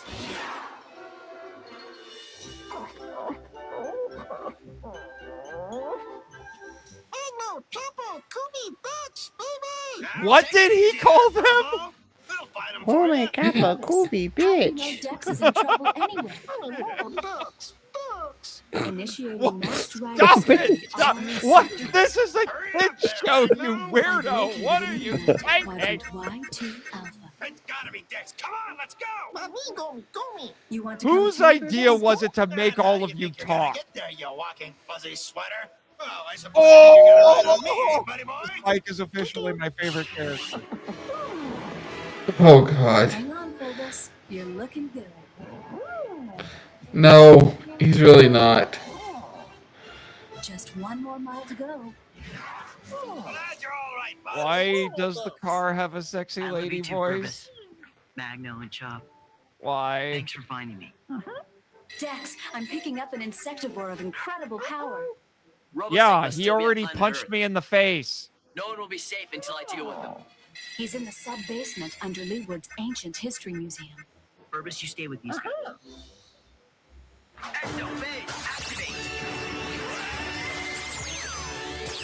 This doesn't have the same ring as Henshin. Nope. Wait, did you just teleport into the cave or wherever he is? I'm guessing. What is this place? There's no way out. Thinking, isn't it? That you should meet your doom in a vault filled with ancient Egyptian artifacts. Why are there ancient Egyptian artifacts in a cave in the middle of California? No, he's below a ancient history museum or library. Okay. And you're destroying artifacts. Good job. Yeah, they had to do some cockamamie rewriting to make this footage work, because it is definitely not a museum in Black RX. I believe you're evil, RoboSect, and evil will never triumph. If you choose not to surrender, Ethanite, I have no choice. Plenty of trying now, but I'm still standing. Let's see if you can stand this. Trying so hard to be a badass. Bye-bye.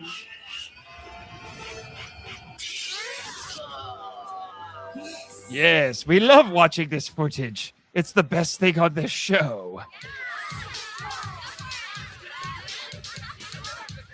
Any sign of Dex? No, now Barbas is missing.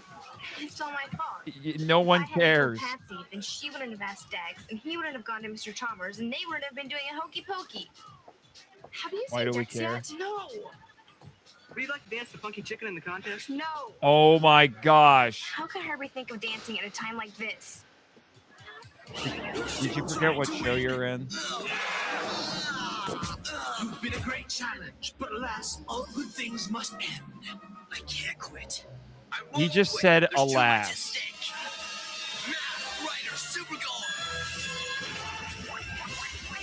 Yeah, if I remember correctly, this is the episode of Black RX where he gets this power up, and he had to do it by going to an actual ancient temple. But they skipped that whole part. Stop monologuing and get to it, for God's sake. Well, dude, do you realize how often I say that watching Dragon Ball Z? They fight while they talk, at least. And Dragon Ball Z is good. This is not. Hey, at least this footage is good, because it was made in Japan. Don't scare me. Listen to me. What? Surrender, or it's curtains for you. Never. Oh, geez. The digital video is bugging out here. What is going on? What? Why is the video broken? What is happening? It will take more than that to defeat Wow. the Master Rider. I was not expecting the video to be busted. Am I destined to be served by boobs? You must do better. Did he just say that he was beaten by boobs? Aren't we all? That's a great lead to me. We're all did it defeated just by the burn out? boobs. Oh my gosh. Oh, okay. It fixed itself. I thought it broke. Oh, me too. I wonder where he is. I hope he's okay.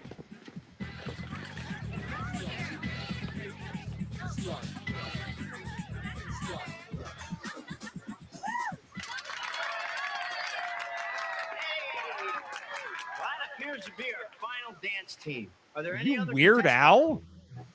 Well, in that case, the winners are... Wait!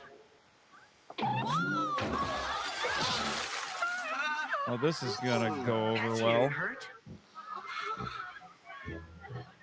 My tango dress is ruined. I'm so worried about you. Are you all right? Everything's under control. As someone who has done ballroom dance, tango dresses tend to be a lot wilder than that. I'm so But, you know, I can't dance kid like Joe. this. But I can. Wait, what? Did he say buggy? No, he wants you to dance in the contest. Come on. I'm going to judge you right now. I'd have preferred the tango. Where'd he learn this? This is a very good question, but I'll give TJ Roberts credit, assuming that's actually him. It looks like he actually learned how to do this. And he's pretty good at it. He ended up dancing with his sister. Nate, you gotta learn to do that. Give me a couple of weeks, and I'll finally do the Omega dance. I'll give you 2 days. They win. I'll be 3 game time. You'll have it in 2 hours. I tell you what, for the Valentine's Day special, you can release a video of you recreating the dances from this. Well, who said we're doing a Valentine's Day special? What are you talking about? It's official now. We didn't do Thanksgiving. Why are we going to do that? Become a famous chef. No. Well, Mr. Chalmers, He's not going to become a famous chef. He's going to become a famous dish from a chef. And there's nothing cool about a 6-foot chicken. Will Patsy's new hat start a fashion craze?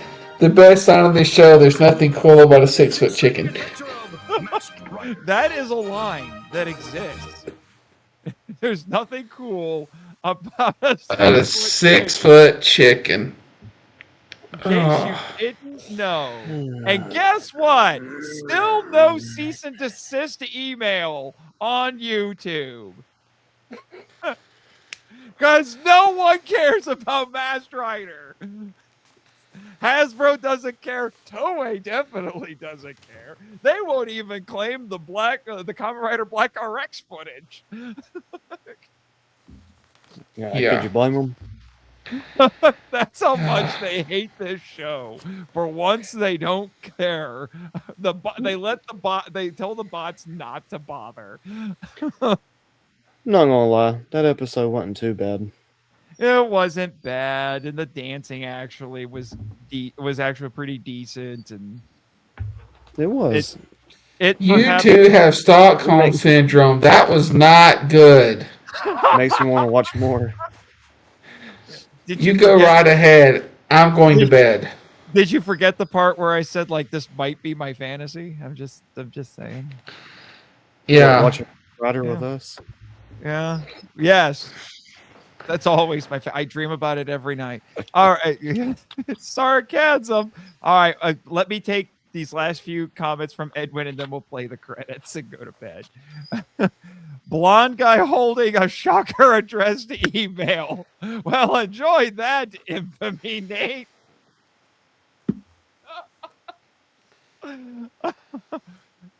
No one can blame Kamen Rider Decade for that. Too bad Masked Rider didn't commit to a love interest for Dex besides Patsy liking him occasionally. Because nobody can love Masked Rider. Edwin is really yeah, like that really sticks in his craw about this show. That's what you pick to have like up your craw about the show. Not everything else. Well, in Masked Rider, this was a legitimate line. Dex is such a hunk. I think I'm in love with the hand-eye coordination. Well, I can understand why she'd be in love with the hand-eye coordination. Oh, I mean those giant red eyes. I mean, Jake gets it. Okay. For a better version of this, just make Masked Rider in the vein of Kyle XY. Can we not? It's been so long since I've seen Kyle XY. Wow. Now I'm just picturing Nathan using the fight dance. I ripped that up from the show Dan Versus, or him shouting fight dance. Oh my gosh. Wait till you watch the Ulby? The Ulby becomes Masked Rider episode? What? Good night. That's an episode you're all gonna hate. Oh no. Oh no. Oh no. You know, if the great leader insists on doing this, we only have 37 more to go. I'm not going to make it. I'm not going to make it. I'm not going to make it. And on that happy note, Merry Christmas. What did we learn tonight, gentlemen?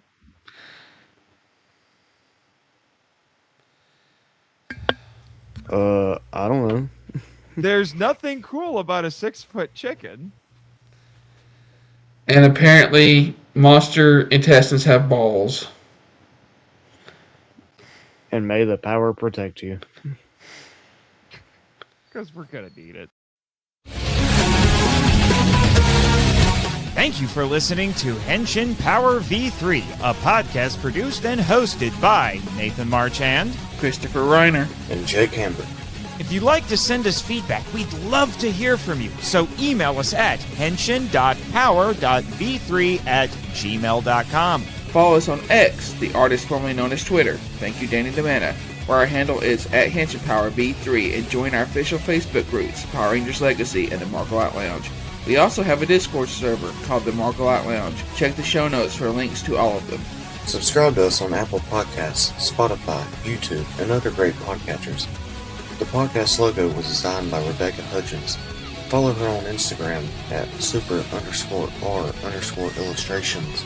Our theme song is a Joe the Hero remix by GVG Kid, which is based on a track from the video game Beautiful Joe. All film and audio clips belong to the respective copyright holders, and no infringement is intended or implied. Please rate and review us on Apple Podcasts, Spotify, and Podchaser to spread the word about the show. And until next time, Schwartz!